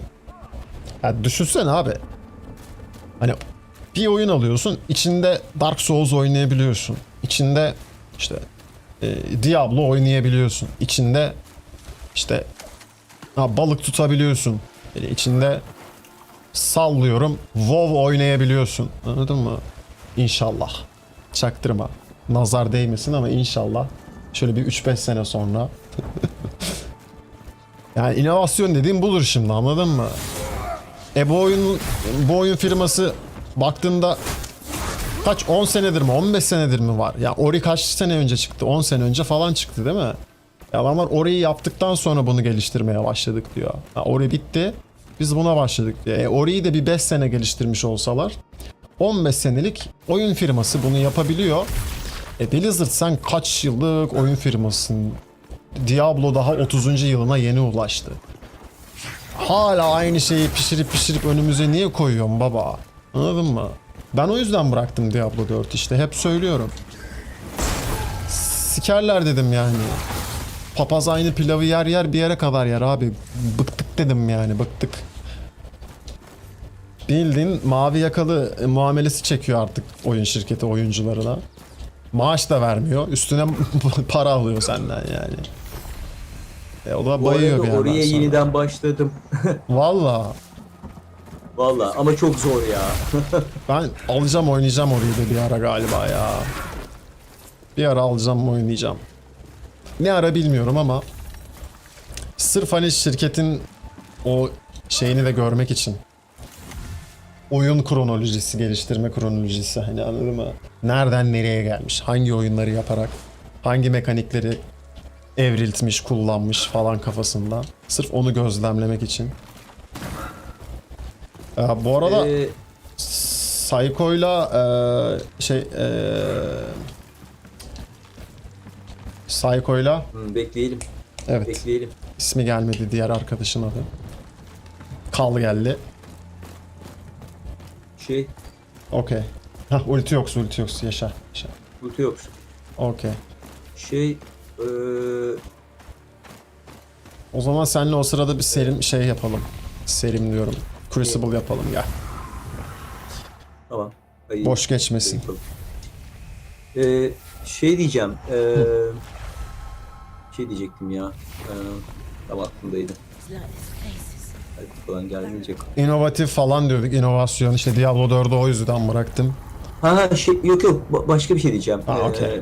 Oyun yapımı ile ilgili bir şey diyeceğim. Bu Evet, adamlar Unity ile tasarlamışlar. Ori'yi de, Evet. Ori'leri de bunu da. Evet, ben Ve ne şaşırdım. kadar güzel bir oyun tasarlamışlar. Yani Unreal Engine'la yapmamışlar. Evet Yani abi, ben Unreal demek Engine ki- zannediyordum hep bu arada. Değil abi, Unity. Vay Ve ya. helal olsun adamlara ya. Ama işte bir tane röportajında onun videosunu çekmedim. O daha böyle nerd inekler için bir röportaj. Ben de anlamadım çoğunu o röportajın. Oyun geliştiricileri için vermiş. Adam şeyi gösteriyor işte. Unity'yi gösteriyor, kullandıkları editörü. Adamlar Unity'nin içine bir Unity daha yapmış, yani sırf oyunu kodlamamışlar, anladın mı? Oyunu daha rahat yapabilmek için engine'i kendi şeylerine göre kodlayıp manipüle etmişler yani. Unity'nin içine bir Unity daha yapmış herifler abi. Hani oradan anla herifler ne kadar goat. Yani big respect diyorsun, anladın mı?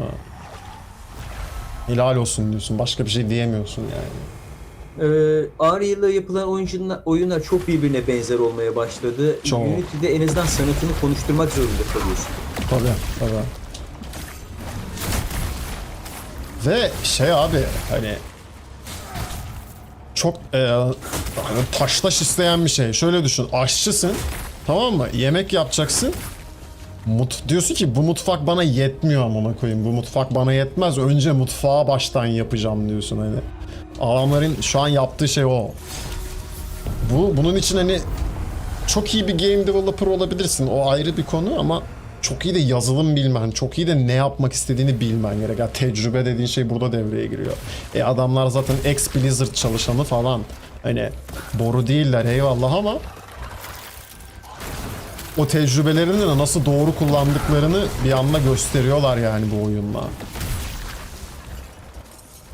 Bunlar hani çok böyle sadece oyun oynayan adama bir şey ifade etmeyebilir ama birazcık böyle işin mutfağına da ilgin varsa ne kadar değerli bir şey olduğunu anlıyorsun yani. Bu bakış açısıyla yaklaşmalarını. İşte keza Ark Raiders da aynı şekilde. Onlar da çok tecrübeli ve ne yaptığını, ne istediğini bilen geliştiricilerle dolu. Zaten Battlefield 1, Battlefield 5, Battlefront 2 bu şaheserleri yapmış developerlar.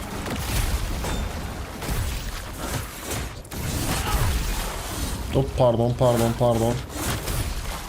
Çok pardon. Psycho her yeri yakıyor.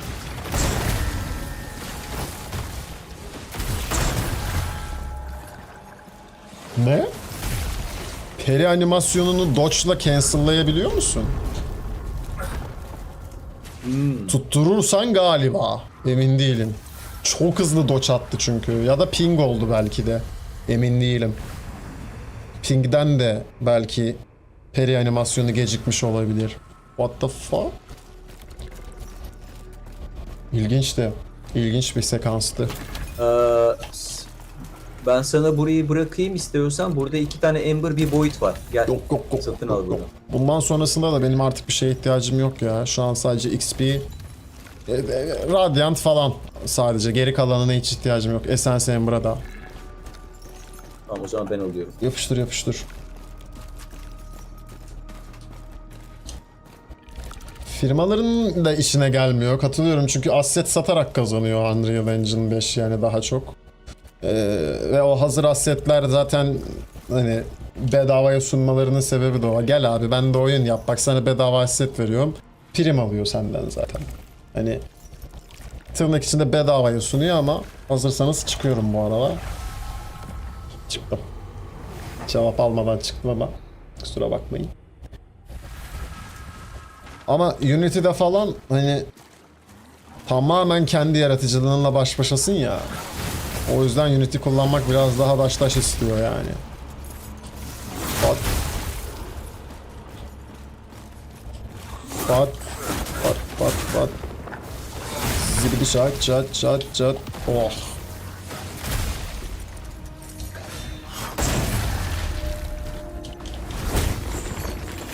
Yalnız benim build'im çok zayıf. Ben level için uğraşıyorum şu anda. Çat çat çat.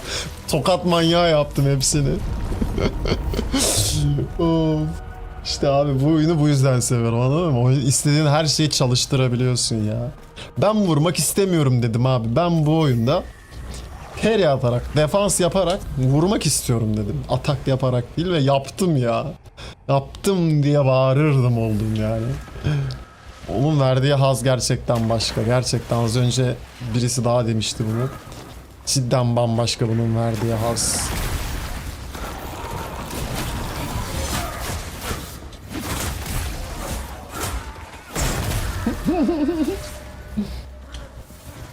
Sen oradan ben buradan kıstıralım. Hadi gel. O sana gitti, bana gelecek sandım. Uş, iyi vuruyorsun yalnız ha.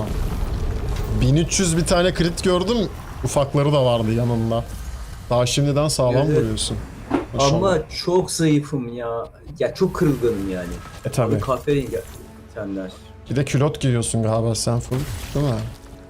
Yok, külot değil aslında. Plate Yok külot değil. Değil Ha, değil. tamam.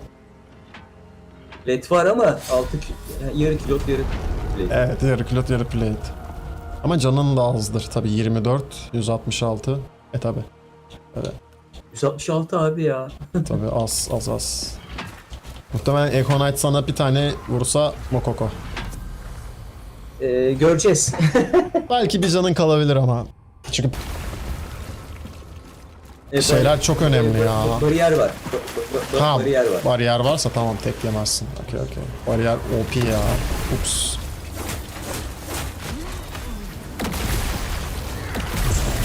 Yat aşağı. Hop pardon. Çok pardon. Alrighty. Haydi bakalım.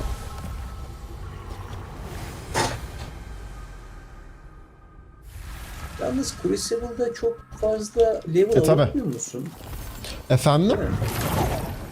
Yani burada çok fazla level alamıyorsun sen. Yok. Buna boss XP veriyor bir, o kadar. Ha, siz şimdi çıkmak zorundasınız değil mi? Benim çıkmam gerekmiyor. Ah! Perilerim sayılmadı. Son şeyi ben hallettim ama. Vallahi. Şey var. Radyan var. Var mı? O radyanı Var. aldım, gerisini çökün abi, gerisine. Üst kata da çökün.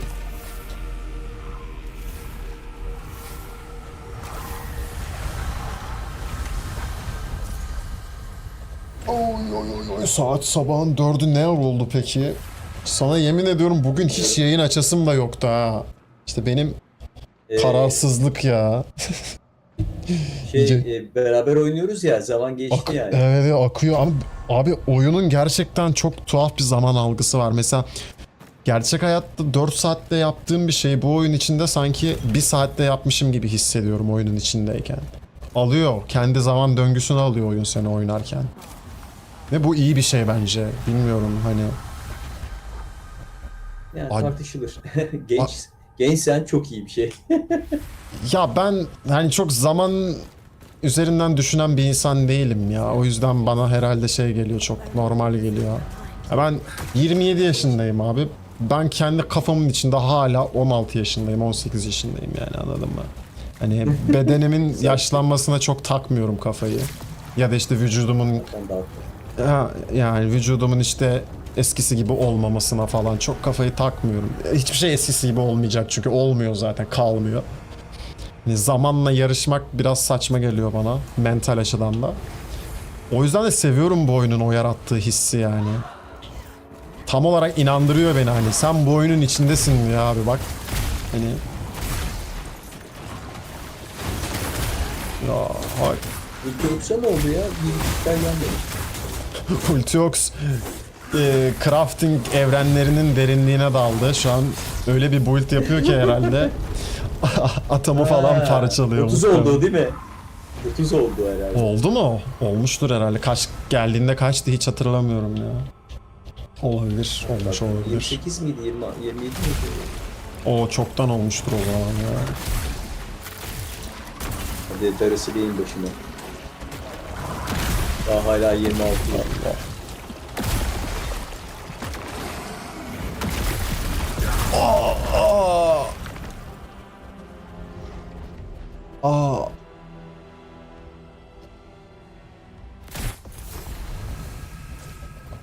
Nasıl ya?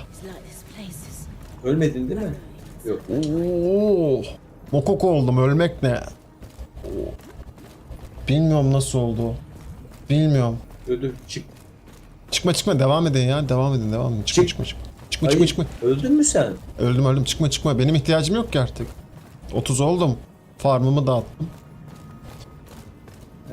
Hatta bu turdan sonra şeye dönelim tekrar. Boşa zaman kaybetmeyelim. Psycho Bence, gelmişken. gitmeyelim biz şeyle. Yok biz gitmeyelim.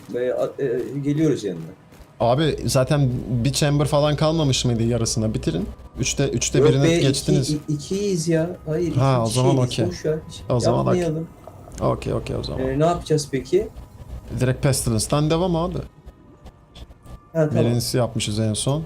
Dur. Orban Nameless Black Trench yapacağız. Orban'a uçabiliriz. 8 level girdim gruba, şu an 30'um. Ne? O kadar döndük mü biz ya? Oha. Ya. 8 be, level'dan ya beni de 30 yapın ne? ya. Yaparız tabii ki, ayıpsın ya. Hatta dur gel. Sana ben üstümde var mı? Aha koymuşum ya. Yo olması lazım. Yok var Şey tamam. mi diyorsun? XP potu vereyim sana, bende onu da şey. bas. Var. Ha var mı, bastın bende, mı? var. Okey. Biz şu anda şeydeyiz. Orban Glades'teyiz. Nereye gidelim? Ateşi yakarım ben. Bende şey var. Effigy falan. Direkt boss. Tamam. Boss kesmece. Şurum herkese iyi geceler. İyi geceler Mehmetçim, iyi geceler. Teşekkür ederim. Çok iyi bak kendine.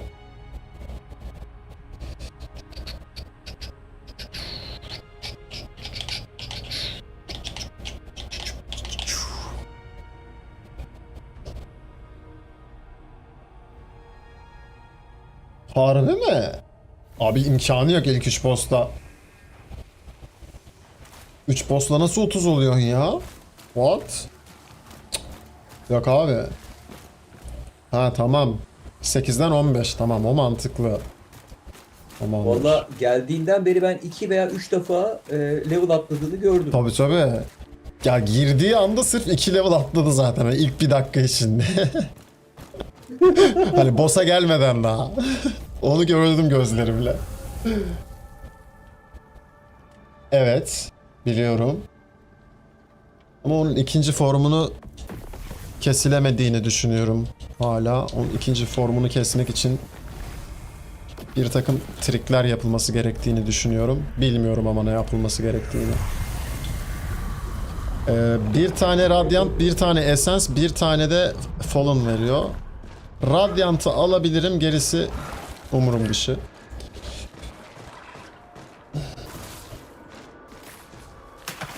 Bir dakika, sen o kuş boss'unu mu farmladın 15'ten 30'a kadar? Deme. Yok artık. Nerede? Nerede bunun yeri? Ha, girişteymiş.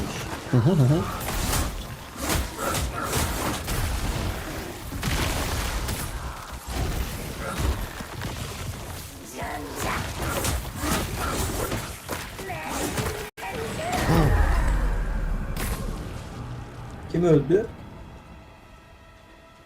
Müsaitiz. Sen zaten şeyde değil misin?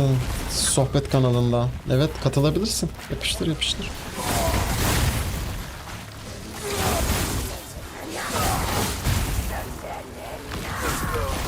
Allah. Ay ben de öldüm. Salkos, Salkos.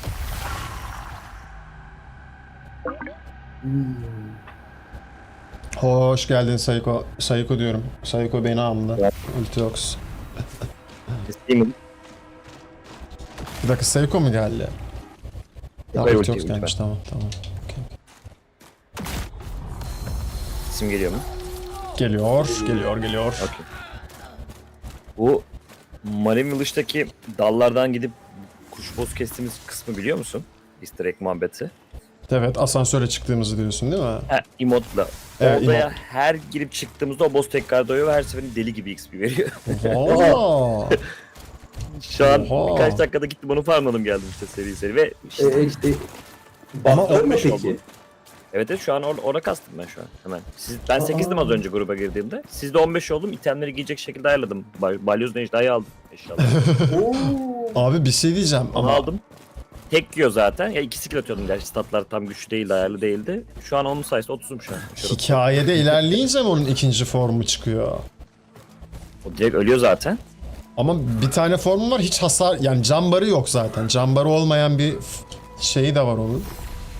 Fazı. Ya muhtemelen diğer NPC ile Evet. bilmiyorum böyle bir şey yaşamadım ama NPC ile konuşuyorsa bir tane küstah oturuyor ki. Evet kralla. Belki onunla konuşmadan gelince oluyordur belki bilmiyorum. Muhtemelen. Çünkü ben ikinci defa gittiğimde oraya hikayeyi bitirdikten sonra işte o Zamazingo'yla da konuştuktan sonra canı bile yoktu. Ya ikinci form dediğim Belki bir daha o yüzden. gittiğinde canı olmuyor. Hani vuruyorsun Ben zaten can barı yok. Hı hı. Direkt kapıdan sadece bak bir adım çıkıp girince bile direkt tekrar doğuyor boss. Loot'u Oo. sıfırlamıyor oradaki loot'u ama O bug'dır muhtemelen bu arada zaten. ay, gir çık direkt resetliyor. Çok XP vermiyor ama sürümden kazanıyoruz. Tabii canım. Tek yiyor çünkü. Çok yani. Herhangi bir e, boss'a falan gitmektense akıtıyor bayağı yani. 30 level çar yaparken rahat oluyor. Çok mantıklı. Kumatay, Serim Chamber'e gelmen lazım. Atladın bir tane. Black Trench'ten sonra. Değil mi? Atladın mı? Hayır atladın. Geri gel. Doğru. Doğru. Atladın. Doğru. öndesin şu anda. Ufaktan Serim çıtırdan Chamber- meyve suyu olmaya başladık. Olur öyle. Normal. Olur öyle. Serim Chamber'e gel. Geldim. Çıtırdan olmaya ama ben hani 2 gündür 10'da falan yatıyorum. En erken 11'de. En geç 11'de 12'de en erken 10'da yatıyorum. Şu an 4 oldu yani saat evet. Normal. Meyve suyu olmamız normal abi.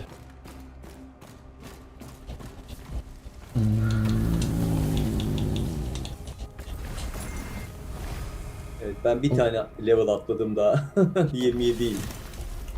30 yaparız seni ya çok rahat.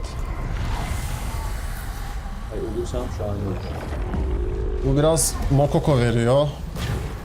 Direkt speed farm yapalım o zaman. Zaten öyle yapıyormuşuz.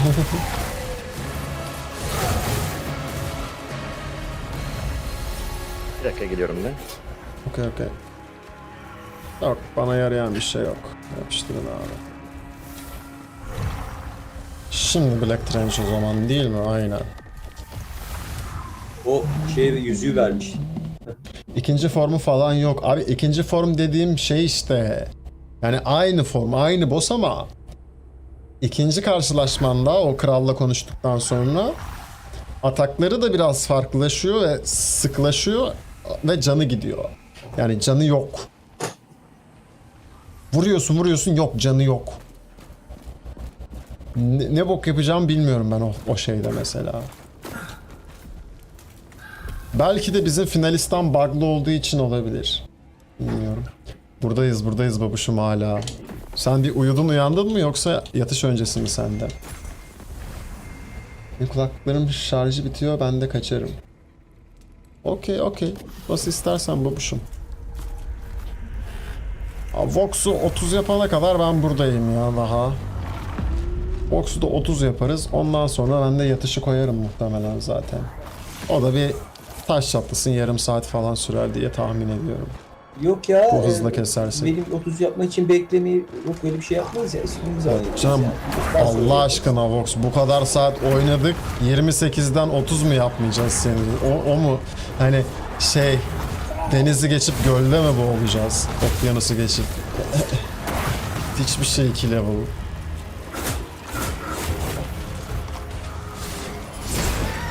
Bir daha vur bakayım. Yat aşağı oğlum.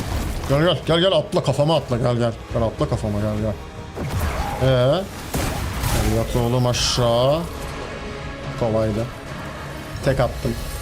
Kolaydı. Parasını aldım. Yattığım bir şimdi bir sigo daha bir parası. Dikkat et oğlum. Oha. Çok aban mı o kadar? Aman diyeyim ustam. Aman diyeyim. Dikkat. Kıyamam ya. O kadar mı Mokoko uyku? Kim o? Benim şey ya ta lise dönemimden, üniversite dönemimden arkadaşım Yılmaz. He. Onunla konuşuyoruz. İyi bakalım.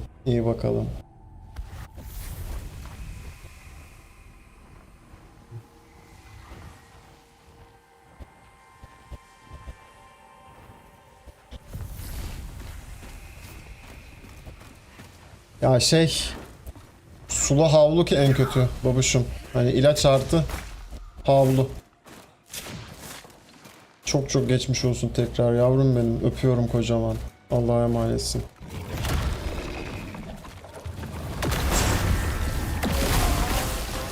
Kolaydı. Yumulun abi. Çi ça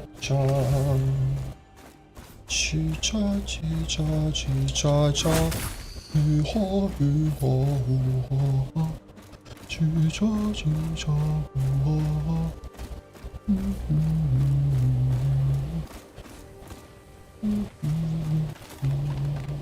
Hadi Lumber Mill de çıksın da uzatmasın bizi uğraştırmasın ya.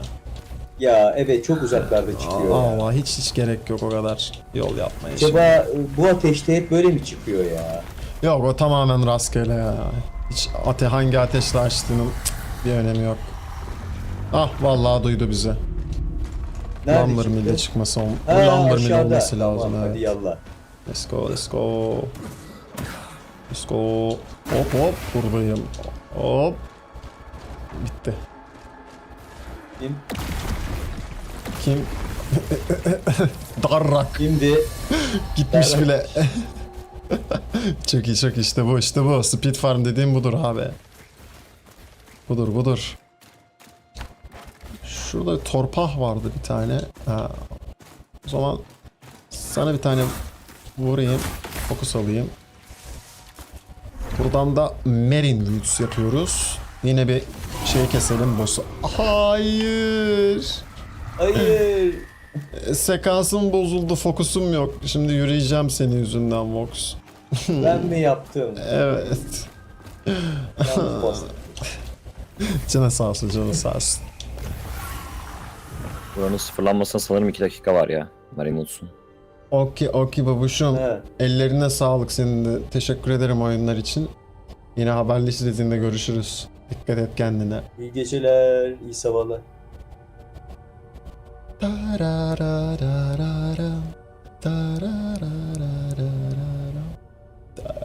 Eyvallah. O nasıl kılıç öyle ya? Guts. Berserk'in kılıcı. Oho. Eyvah. Abi bu arada o göndermeler de çok iyi değil mi oyunla? Şey falan var işte. Hadouken skill'i var ya o. İşte onu Evet. bildiğin kostümlerini de giyip yapabiliyorsun. Bandana falan var. Hani adamlar bildiğin referans veriyor aslında animelere, şeylere, diğer oyunlara. Bayılıyorum ona da ya. Abi lootları bırakmayın ortalık yerde. Çökün. Loot namustur. Nimettir. Aman diyeyim.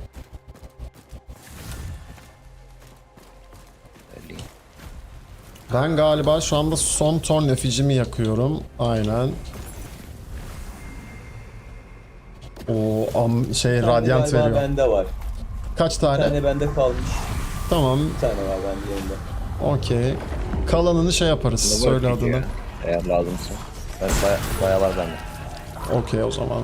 Ah ben öldüm. Beni kurtarın buradan. Geliyorum. Ya kurtarmanız ya. Ben şurada canlanırım. Vücudum. Geldim. Yakınım ben. Çok Yok uzak yok. değil. Yok canlandım ben. Okey. Zaten yakınız abi. Yalnız birlikte lise gitmek üzere bir yapmam lazım. Boss nerede? Ha boss burada.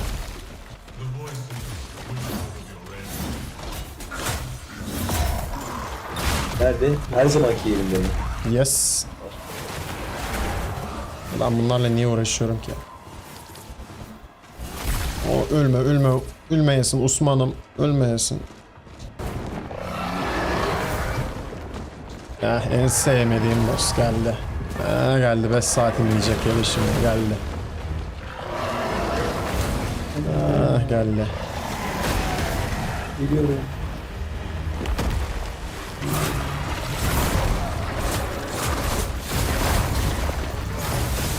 Evet aşağı. Abisini de çağıramadı güzel.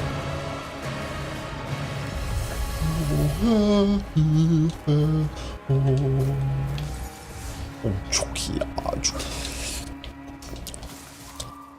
Biraz daha övmek istiyorum oyunu da artık şey diyecekler diye korkuyorum. Yeter lan amma fanboy oldun oyunu falan diyecekler artık diye korkuyorum.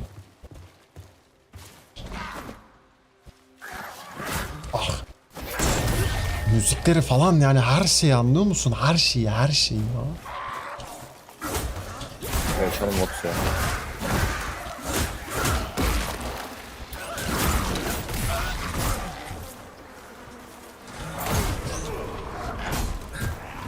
Ya bu kuşa bakalım Mox. Burada da Evet. o şeyli bug'lı durumda mı acaba? Burada mı bakalım? Evet bugün maşallah diyelim. Nazar değmesin. YouTube'da, Kick'te çok güzeldi yani hala öyle. Artık inşallah yavaş yavaş oluşuyor kemik kitle diyelim yani. Oraya yoğruluyor bunun anlamı. Çünkü bayağı da bu kadar uzun yayın yapmıyordum. Kaç saat oldu? Kaçta açtım? Hadi 11'de açtım desem 6 saat falan oluyor. Ve hani Aa, bir yanlış yere geldik. izleyici sayısı olsun, chat aktivitesi olsun çok güzeldi maşallah. Burası NPC'nin olduğu yerdi ya. Yanlış yere geldik. Biz Kuşey'deyiz değil mi? Siz Marienwood'tasınız hala değil mi? Aynen Marine ışınlandım ben de şimdi. Girişin ilk portalın Harvest'a. Oradan gideriz. Yavrum benim zaten dinlen. Hani bol bol uyumaya bak sen. Boş ver. Ama çok teşekkür ederim yine de yani. Cansın. Kuş Gerçi dediğiniz yumurta kafa ediyorsunuz değil mi? Yes. Aynen. Ay çok zor bir boss o ya. Ve onu şey yaptım. Bir tane Tremor Slam falan böyle menzilli basic skill'ler kullanıyorum. Direkt. Elementsizleri. Bir ondan atıyorum bir elektrik deşik tekiyor. Menzilli yapınca direkt hiçbir şey yapamıyor. Gelene kadar ölüyor. Evet. Aa, Ferrari ile sıçmıştım ben ağzına onun. Bir üstten girmem lazım buna ya. Bir üst müydü? Okey. Kırık bir kavuk var ya o ağaç şeyi o Doğru. galiba. Ben de geleyim. şuradan. Hı. Asansöre gideceğiz. Ben de Yukarıdaki geldim şimdi. çukurdan çıkıp aşağı inmece. Mi? Yok. Üstünden yürümeceydi. Asansörü çalıştıracağım. Dur bekle ben geliyorum. Dur bekliyorum. Çalıştıracağım derken hazır oldum yani. Ha okey.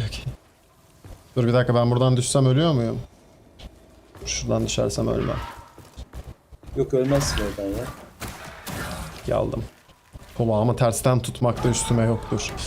Lan.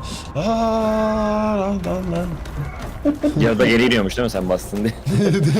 Daha bence de. Epik olur daha böyle bir şey olsa. Gel bakayım.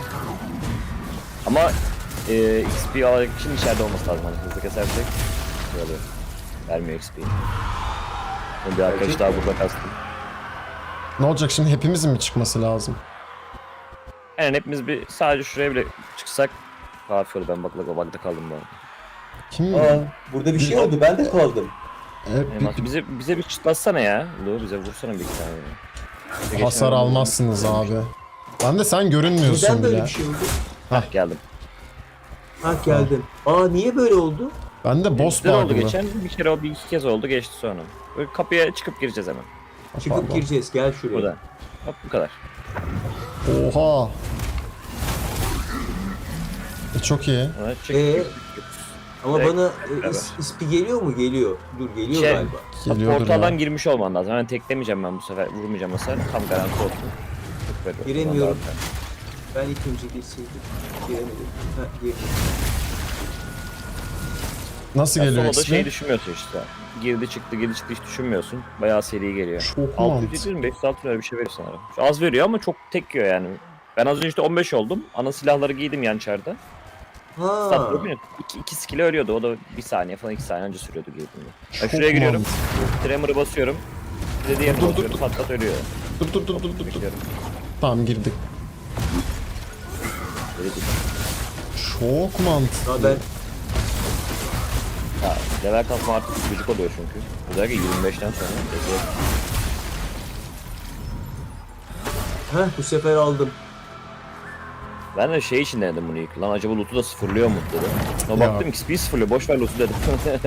Mantıklı. Baktım XP veriyor. Yemişim loot'unu dedim 2 tane kuş kafası veriyor.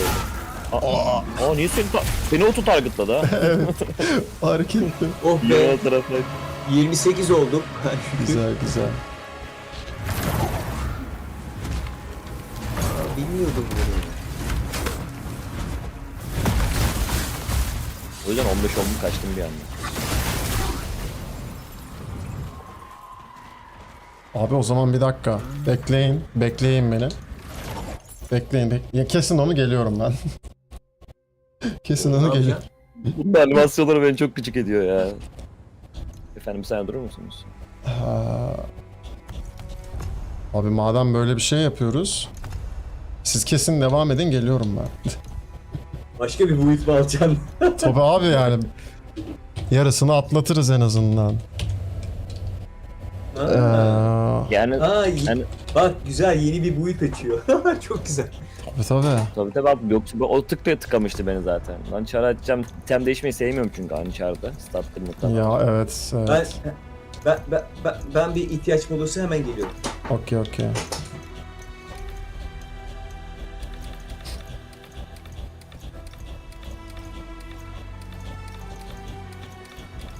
Hatta bunu ekiple yaparken şey yaparız. Birisi full XP set giyer. Diğeri tekler. Çok O zaman mantıklı. çok daha hızlı gider. Ben şu an şeyinde değilim. Hani direkt çarı çekeceğim. En azından hani 30 level çarda da boşa gideceğin XP. Ya Bununla tavsiyem gitsin şey bu arada. mantığı. Başta Crucible'da falan şey mi? Gerçi burası başta da fazla veriyor her türlü. Ben Crucible diyorum pardon şeyde. Pestilence'da. O yüzden siz 15'e kadar kastım hani tekseniz bile ya da 2 kişiyseniz. Çünkü Hı hı. tekte gir çık çok daha kolay oluyor. Hani o şeyi beklemiyorsun kapı animasyonunu. Doğru. 15'te çünkü çoğu eşya giyiliyor 13-15'te. Statları, levelleri çoğu yetiyor.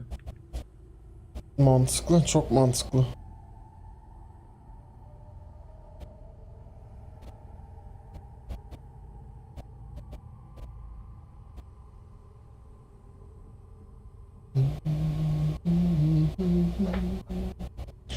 Bunda da çiftel şeyi build'i yapacağım ya. Plug Infusion'lı unique kılıç var ya. Corpse Blade mi bir şey, Corpse Blade. Ona bir build yapacağım da ne yapacağım tam bilmiyorum. Kestiremiyorum. Bakacağız. Yalnız silah çok güçlüymüş. Ben geliyorum şimdi, Silah yumrukla kend- tek atacağım ama. Kendinden pluglı bu silah. Ha, Mayhem mıydı o? Aynen Mayhem. Oo güçlü. Ben bunu benim Balyoz Ejder'in skill'leriyle kombinledim. Çok tatlı oldu. Balyoz Ejder'de plot giyiyorum mesela. Bunda Leader'a geçtim. Hala yine fişek gibi. Maşallah. Ama zaten elektrik kullanmıyor musun Balyoz Necla'lı Evet. şeylerde? Aynı zımbırtısını kata skill'lerimle aynı seçtim sırf. Ha sırf görüntü olsun diye Mayhem'i kullanıyorsun o zaman. Evet evet. Bir de Okey. işte kıyafet tipi değişti işte. Cloud'dan Nether'a çıktı. Eyvallah.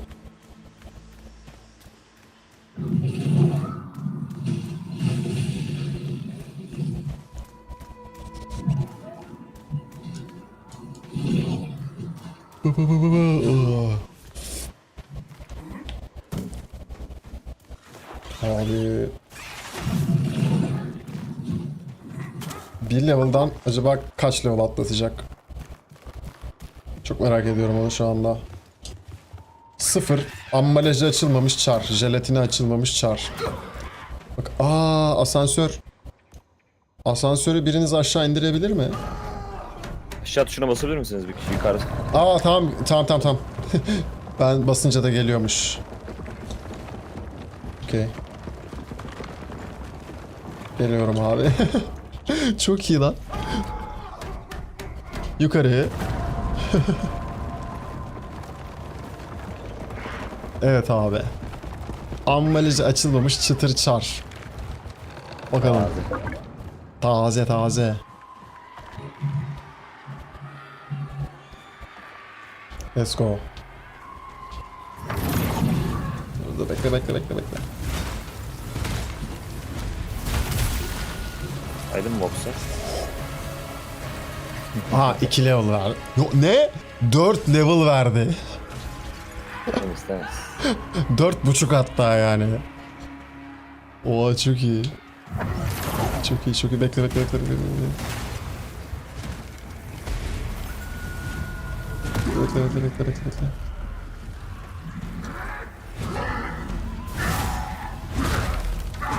Yok düştü mü acaba?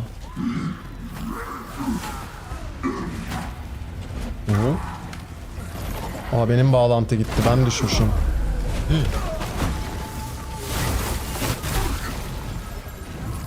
İnşallah gelir geri. Oh 2 level daha. Ne 2? 3 level daha gelmiş. Okey. Ölme oyun. Ölmeyesin Osman'ım.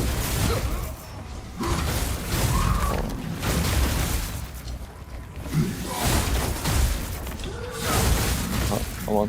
Kaldıramıyorum ben, canım kalmadı. Aa. Pot bassaydım keşke ya. Dedim zaman kaybedersem yine ölürüm. Yine öldüm, bir şey değişmedi.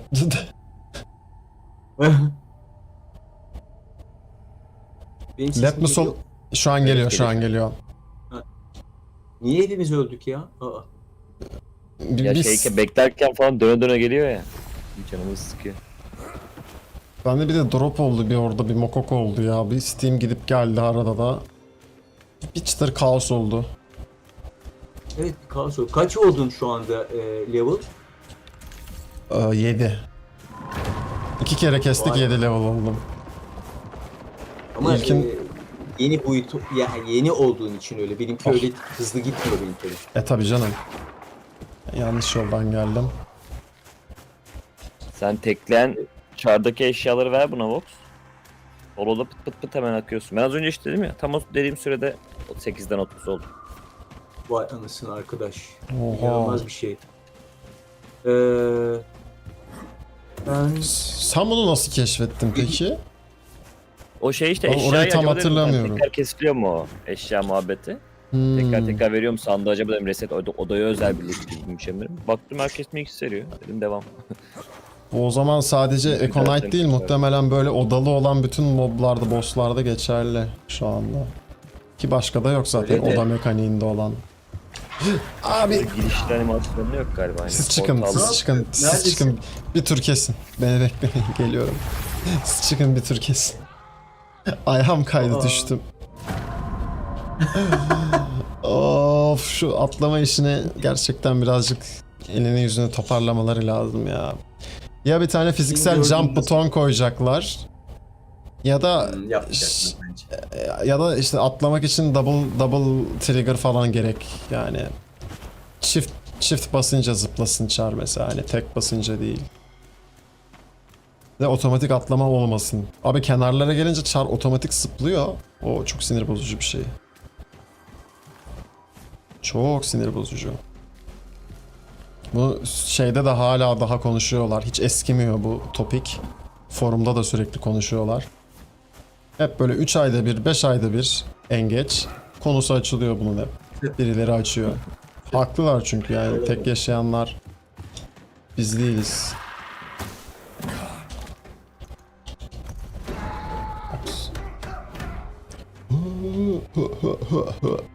İneceğim mi aşağı?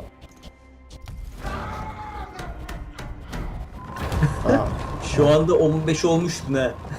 Vallahi olmuştum öyle ilk. Olsun olsun. Acaba merdivenin yukarısını şey sayıyor mudur ya oda dışı?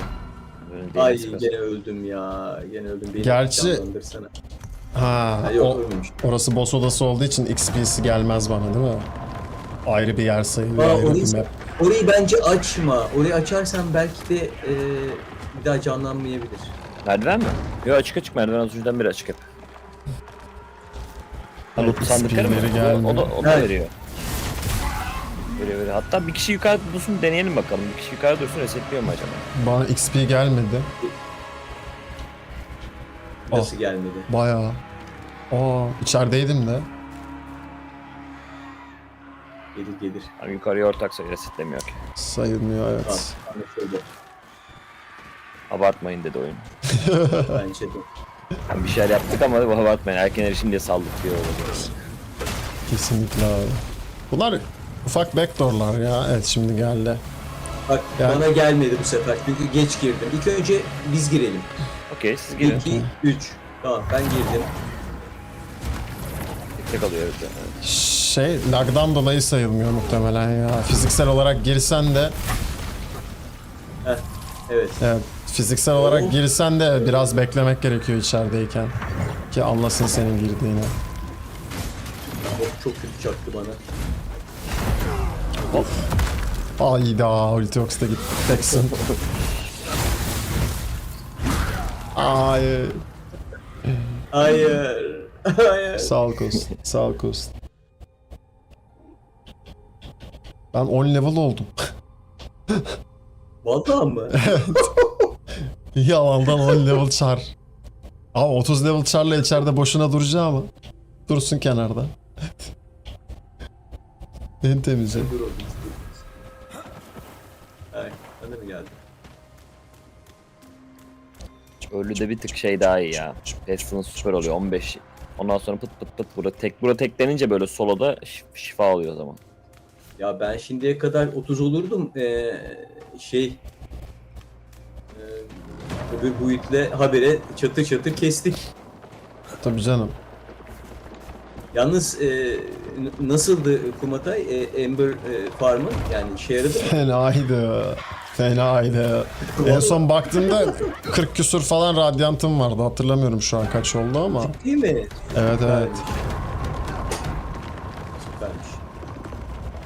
O bana yani en az 2 build'lik yeter muhtemelen. 2 build çıkarırım oradan. Yani şu anki build'i finallerim. Ya işte böyle... Bir iki build daha çıkarır yani. Her hafta bir kişiye çalışsak Tabii tabii. Ya her haftaya geç günlük ya. Direkt çıkarırız onu. Abi bana saldırıyor direkt. Ben girdim ya. Hop Oo. 11. Tamam artık birer level atlatıyor.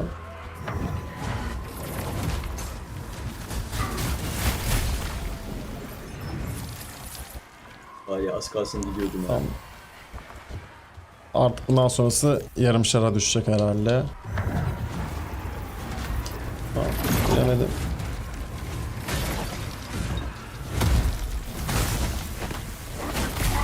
Oha. Aynen, Ölmeden level atladım ben. O nasıl oldu? Şey 29 oldum. Hadi bir tane Çok kaldı. iyi, çok iyi. Çok iyi. Abi sıkılacağım galiba. Sırf benim üstümden çalışıyor. Tamam, aynen sıra atmayı beklemiyor. Öldürdüm yumrukla Oh. öldürdüm sıkıntı yok.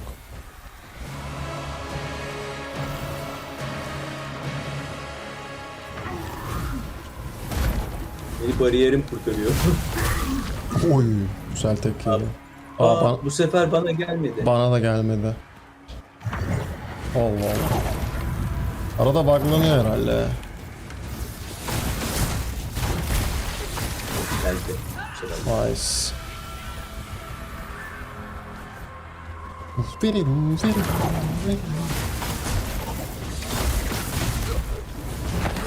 Tekmeyi vuruyorum ben. Ah. Aparkat atacağım bir de ona. Ya arkadan çelme takayım siz kesin. Giremiyorum dur. Öldüm. Oh. Öldürün ve canlandırın. Oh. Çok iyi. Bu kapısı gibi ya.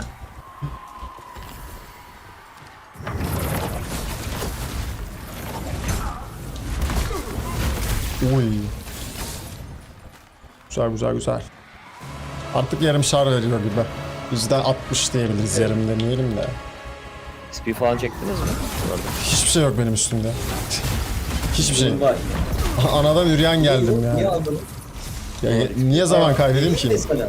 Hiç gerek yok. Vereyim mi bir tane? Hiç gerek yok. Ya asıl amaç bu çarı şu an 30'lamak değil yani. Alacağı XP alsın diye getirdim yani. Kenarda dursun.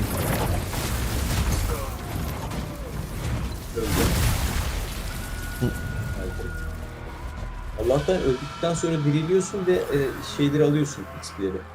Tabii tabii. Evet, o- Ah, gene öldüm. Ben konuşuyorum.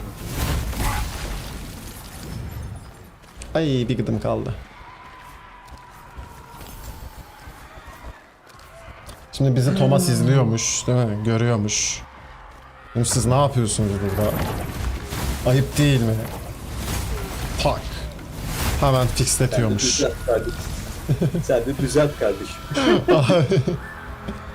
Yani tabii Bence bunlar için denebilir. Bunlar daha masum glitchler çünkü. Yani bu işin ameliyatını bayağı azaltan bizim bu. Evet. Yani ilk çarda ikinci çarda zaten isteyen de yapamaz kolay kolay bunu da hani eşyası tek tekleyemeyeceği için çok worth Tabii. olmuyor da artık hani her şeyi tekleyen abilerin Bence adam bir şey demez. Adam der ki kaç saattir oynuyorlar sabaha kadar baksana der oyunumda. Tabii canım. Ya bunlar ben zaten Econite bug'ının da glitch olmadığını, backdoor olduğunu düşünüyorum. Ya bilerek koyuyorlar ki yani oyunculara quality of life muhabbeti işte yani. Level atlarken, farm atarken aha. oha tekledi. O sırada bekliyorum. Yalnız sen çırılçıplaksın Solu- gerçekten Ah. yüzünü kırılır. Büyük çar tutuyor. Çok savurdu. Sabaha kadar keserdim yoksa ben onu. Hiç üşenmezdim yumruklaya ve kemire wink keserdim. Ya Umrum dışı. Kumata elle bari bir sopa alsaydın ya. Yok diyorum ya anadan üreyen abi. Gözümü açtım buraya geldim. Hiç zaman kaybetmek yok. Adamın tipini de pek iyi yapmamışsın galiba.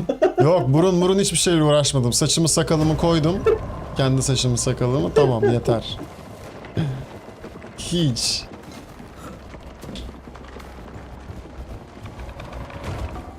Benim bir tane kız burcu build'im var biliyorsun. Ne için Aa, build'im. evet büyücüydü galiba değil mi o? Evet bir tane kızım var benim ya. Evet doğru. Kadın var. Ya bu oyunda kız da çirkin erkek de o yüzden erkek yapıyorum. Diablo'da falan kadınlar güzel olduğu için genelde kadın yapıyorum da. Burada ikisi de Yüzleri çirkin. çok güzel yapmışlar da. Yok yüzleri güzeldi tabii vücut formları. farklı. Evet. Hop. Hop. Hop. Hop. Oy. Bir double kill aldı önden.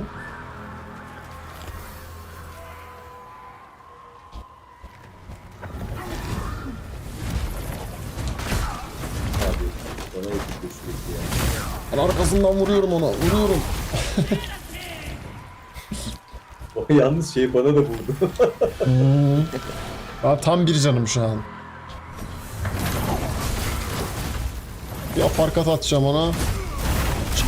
Attım 2500 vurdu gördün mü aparkatı? 11.700'e 5042. 5042 yapmışız. 11.700'e tamamlanacak.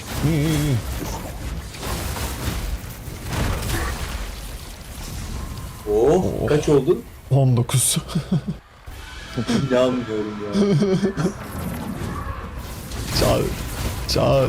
Çat çat çat çat çat. 7 vuruyorum boss'a. O timing'i Kilitli. hepimiz alıyor aslında içeri de. Daha çok uğraştırıyor. Tabii canım, bu dediğin gibi sürümden kazandırıyor yani. Her türlü daha worth. Oh. Oh. Güzel güzel güzel. Bir tane daha keseceğiz, 20 olacağım. Nice nice nice nice. Nice nice nice. At. Gel bir aparkat atayım sana. Atamadım. Ama Ama git acaba ya. 5 vuruyorum, 4 vuruyorum. 5 vuruyorum, 4 vuruyorum. Ben bununla vs atmaya kalksam herhalde bir hafta sürer yani lan. Sen bir hafta kalamazsın ki. Ah.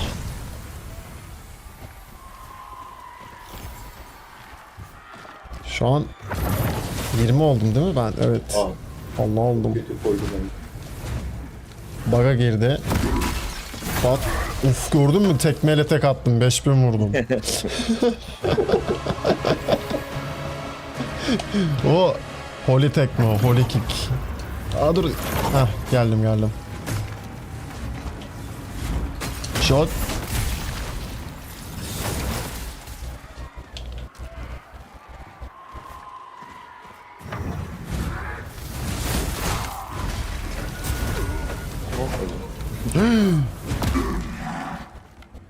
Sendeyiz Vox. Ben de öldüm. Al işte, şimdi sabaha kadar oynayabilirsin. Aldım seni. Hadi. Kurtardım. Yaparsın. Kesersin. Ah be. Enti. Yetmiyor. Big Güzel ya. enti. Belki bir iki şey daha vardır belki ya, atmadığı animasyon. Tek yiyor ya Bunun mu? bak. Şeyin mi? Düşün. Mesela o şeye denk gelmemiştim hiç. O attığı baltaya. Ha, Thor. Bana denk geldi ilk o. Evet. Yani ilk Çünkü sen çok oynayışında önceden gelmişti. kesiyorsun. Zaten tek yiyor ya, hiç animasyona girmiyor. Aynen. Ben bir üstün başımı tamir edeyim. İyi geceler babuşum, iyi geceler. Allah'a emanetsin. Sağ ol canım benim. Kocaman öpüyorum ben de. İyi uykular, tatlı rüyalar yavrum. Tatlı rüyalar. Bir şey söyleyeyim. Üstümdekiler kırmızı olmuşlar. Tamir edemiyor muyum? Yok mu repair ürünü, tamir ürünü? Var ama Bas. etmiyor. Canın Ring of Determination mı kullanıyordun? Ne kullanıyordun sen? Yoksa bu şeyler parçalandı mı artık yani? Yok canım, tamir edebiliyorsun. Kaynağı Ring of falan yok. Determination'ın da var. Direkt tamir ürünü bas. Bir dakika, siz yapın, ben bir şeye gidip geliyorum. Bir saniye. Tamir ürünün de var. Basabiliyor olman lazım. Allah Allah. Basamıyorum. Bir dakika, başka bir realme gidip. Devam. Çok selamım var Yılmaz'ın sizlere. Aleyküm selam babuşum. Saygılar. İyi geceler. African Dancer, hoş geldin. Oh, welcome. It's so cool to see another streamer. You pass. My trans streamer live right now, so... what the fuck, bro? The fuck are you saying, bro? Are you high or something? What? Do I really look like a trans man? Okay. Alright. Either you have some IQ problems or you must be high or something, you know? Okay. Alright. I mean, don't get me wrong, I don't have any problem with trans people. It is what it is, but obviously I'm not one of them, you know? Oha! Dışarı Ben çıktım. aldın mı? Aldım. Sıfırlandı bir de sen çıkınca bence. Çok iyiydi.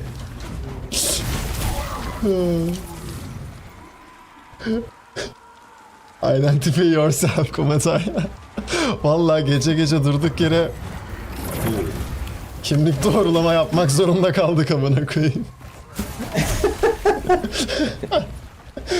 Aa, millet kafayı yemiş ya. Yabancı olduğunu düşünmüyorum bu arada, muhtemelen Türk'tü.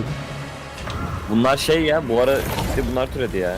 Nasıl, bot mu o? Her türden bot değil ama bayağı yabancı yoğunluk rahatsız edici bir chat yapıyorlar şeylerde. Bu tarz. Arkadaşlar beni aşağıdan Aa. alsanıza, bu asansör aşağı inmiyor. Kenarından dans edince geliyor. Biraz dur inelim. Ay, göstereyim sana sınırını.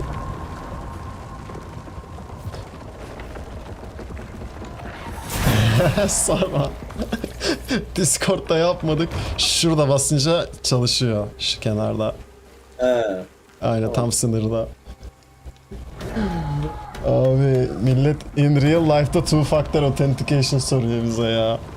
Hem önden hem arkadan authentication istiyorlar. Öyle bir şey olamaz ya. İnanılmaz. Bunlar böyle bir şeyler yazıyorlar. Bot değiller. Yayını analiz de ediyorlar. Şey diyorlar sonra. Ben de şu anda yayındayım gibisinden bir saçma bir reklam makarası dönüyor. Evet evet. Çoğu banlanıyor sonra. Şey geliyordu. İşte ben de yeni yayıncıyım, takip ettim, sen de beni takip et falan. O klişe. Ha, bu ara bunlar tutuyordu. Bu biraz komik, absürtmüş. Tekrar yapıyorum yavrum, iyi geceler. Güzel bir eğlence oldu uyumadan önce. Rüyanda translar kovalasın kankacım seni. Korku.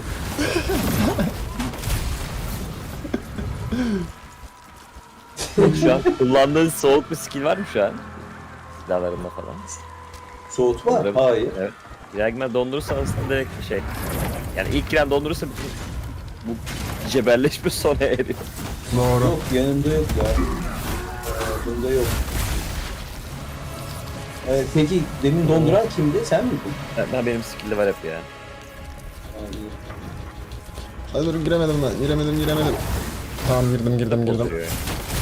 Eyvallah. geldi mi? Geldi. Yani, iyi. Çok az kaldı benim.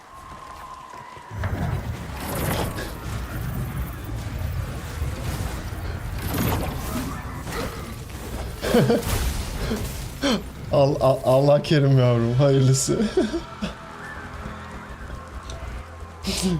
Abi ya. Bu da böyle bir anımızdı deyip hayata devam etme işi.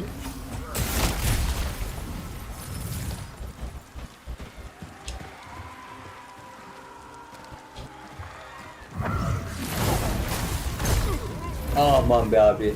Ciddi bile vuramıyorum. Nasıl tek attım ama üf. Yapıyoruz bu spora. Sen vurdum ya donmuştu o yüzden fazla vurdum. Ben şeyi merak ediyorum ama ya. Şu an oyunda gizli klas var.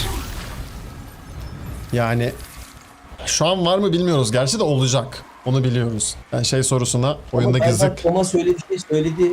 Thomas öyle bir şey söyledi. oyunda gizli klas olacak mı sorusuna eğer buna cevap verirsem gizli olmaz artık dedi. Yani var. Yani işte var yani. Hani daha nasıl farklı evet diyebilir.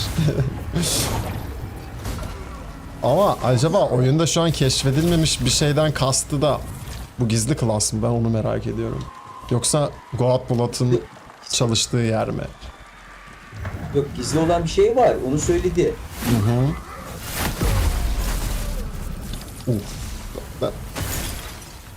Eyvallah. Benim canım birdi. Heal atmadım, o yüzden mokok oldum. Ben hep mokoko oluyorum. Lütfen. Neyse, az kaldı. Önce bana vuruyor zaten. Az kaldı arkadaşlar. Sanıyorum bu seferkinde level atlayacağım. Dur bakalım. Ben de 20... Ay giremedim. Girdim. Böyle boyum. Tamam keseceğim ben. Nasıl devam ediyordu acaba? Keseceğim. Ben mi keseceğim? Ya birimizi canlandır, keseceğiz. Bak canlandırdım şu an. Şansa Animasyon, bak. animasyon devam ediyordu bu arada. Baltasını ama bir şeye çarptık herhalde. Bir şey oldu orada. Evet. Donmuştu çünkü.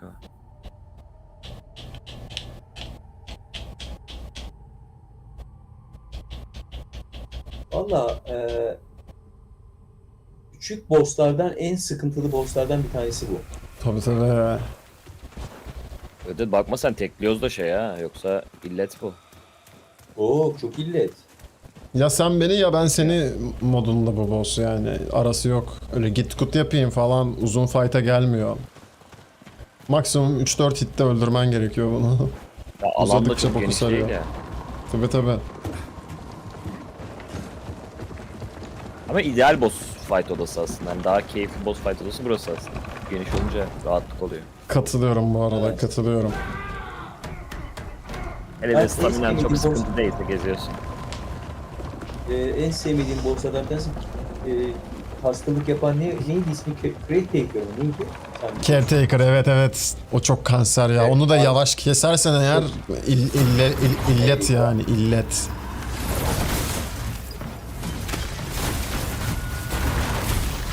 Bu arada Vox, senin o skill'in var ya, atlama skill'i. Evet. Onu Aha. moba doğru hedef almadan attığında oklar yine moba gidiyor. Arkan dönük duvara Ha, at mesela. evet. Aynen. Yani dibine Evet. girmen gerek kalmıyor ama yine hasar çıkarabiliyorsun. Bu arada 30 oldum. Okey. O zaman bunu da açtık. O Ha, kaç oldu? bende 23. Kafi. Bana çok kafi yani bu arada. Havadan 23 level. Easy shit. Ben sana bir pot vereyim mi ya? Gel bir pot vereyim sana. Gel. Yok, Daha yok. hızlandıralım şunu ya. Gel. Yok yok. Vallahi gel ben. Vallahi çıkacağım yatacağım uyuyacağım çünkü şimdi. Ben şu an sadece bu sürede boşa gitmesin XP diye bunu açtım. Daha buna devam etmeyeceğim yani bir sonraki yayında falan. Ama her an bunu mesela bir match yapabilirsin. Aa bir tane daha vursam staggerlanacaktı. Neyse. Yok bunu zaten mage yapmayacağım ya şey yapacağım. Çift el kılıçlı şey yapacağım. Söyle adını işte knight, şövalye build yapacağım. Babuşlar benden bu kadar valla. Vuracağım kafaya yatacağım. Vallahi. Saati 5 yapmışız. Aynen. Ellerinize sağlık. Çok teşekkür ediyorum oyun içinde. Beni de yalnız bırakmadınız bu saate kadar. Çok teşekkür ediyorum. Valla yarın öbür gün artık Allah nasip ederse bir sonraki yayında görüşelim diyorum tekrar. Öpüyorum Tamam, sizi. Makbule geçti. Sağ ol. Evet. Eline sağlık. Eyvallah İyi eyvallah. İyi geceler. İyi sabahlar.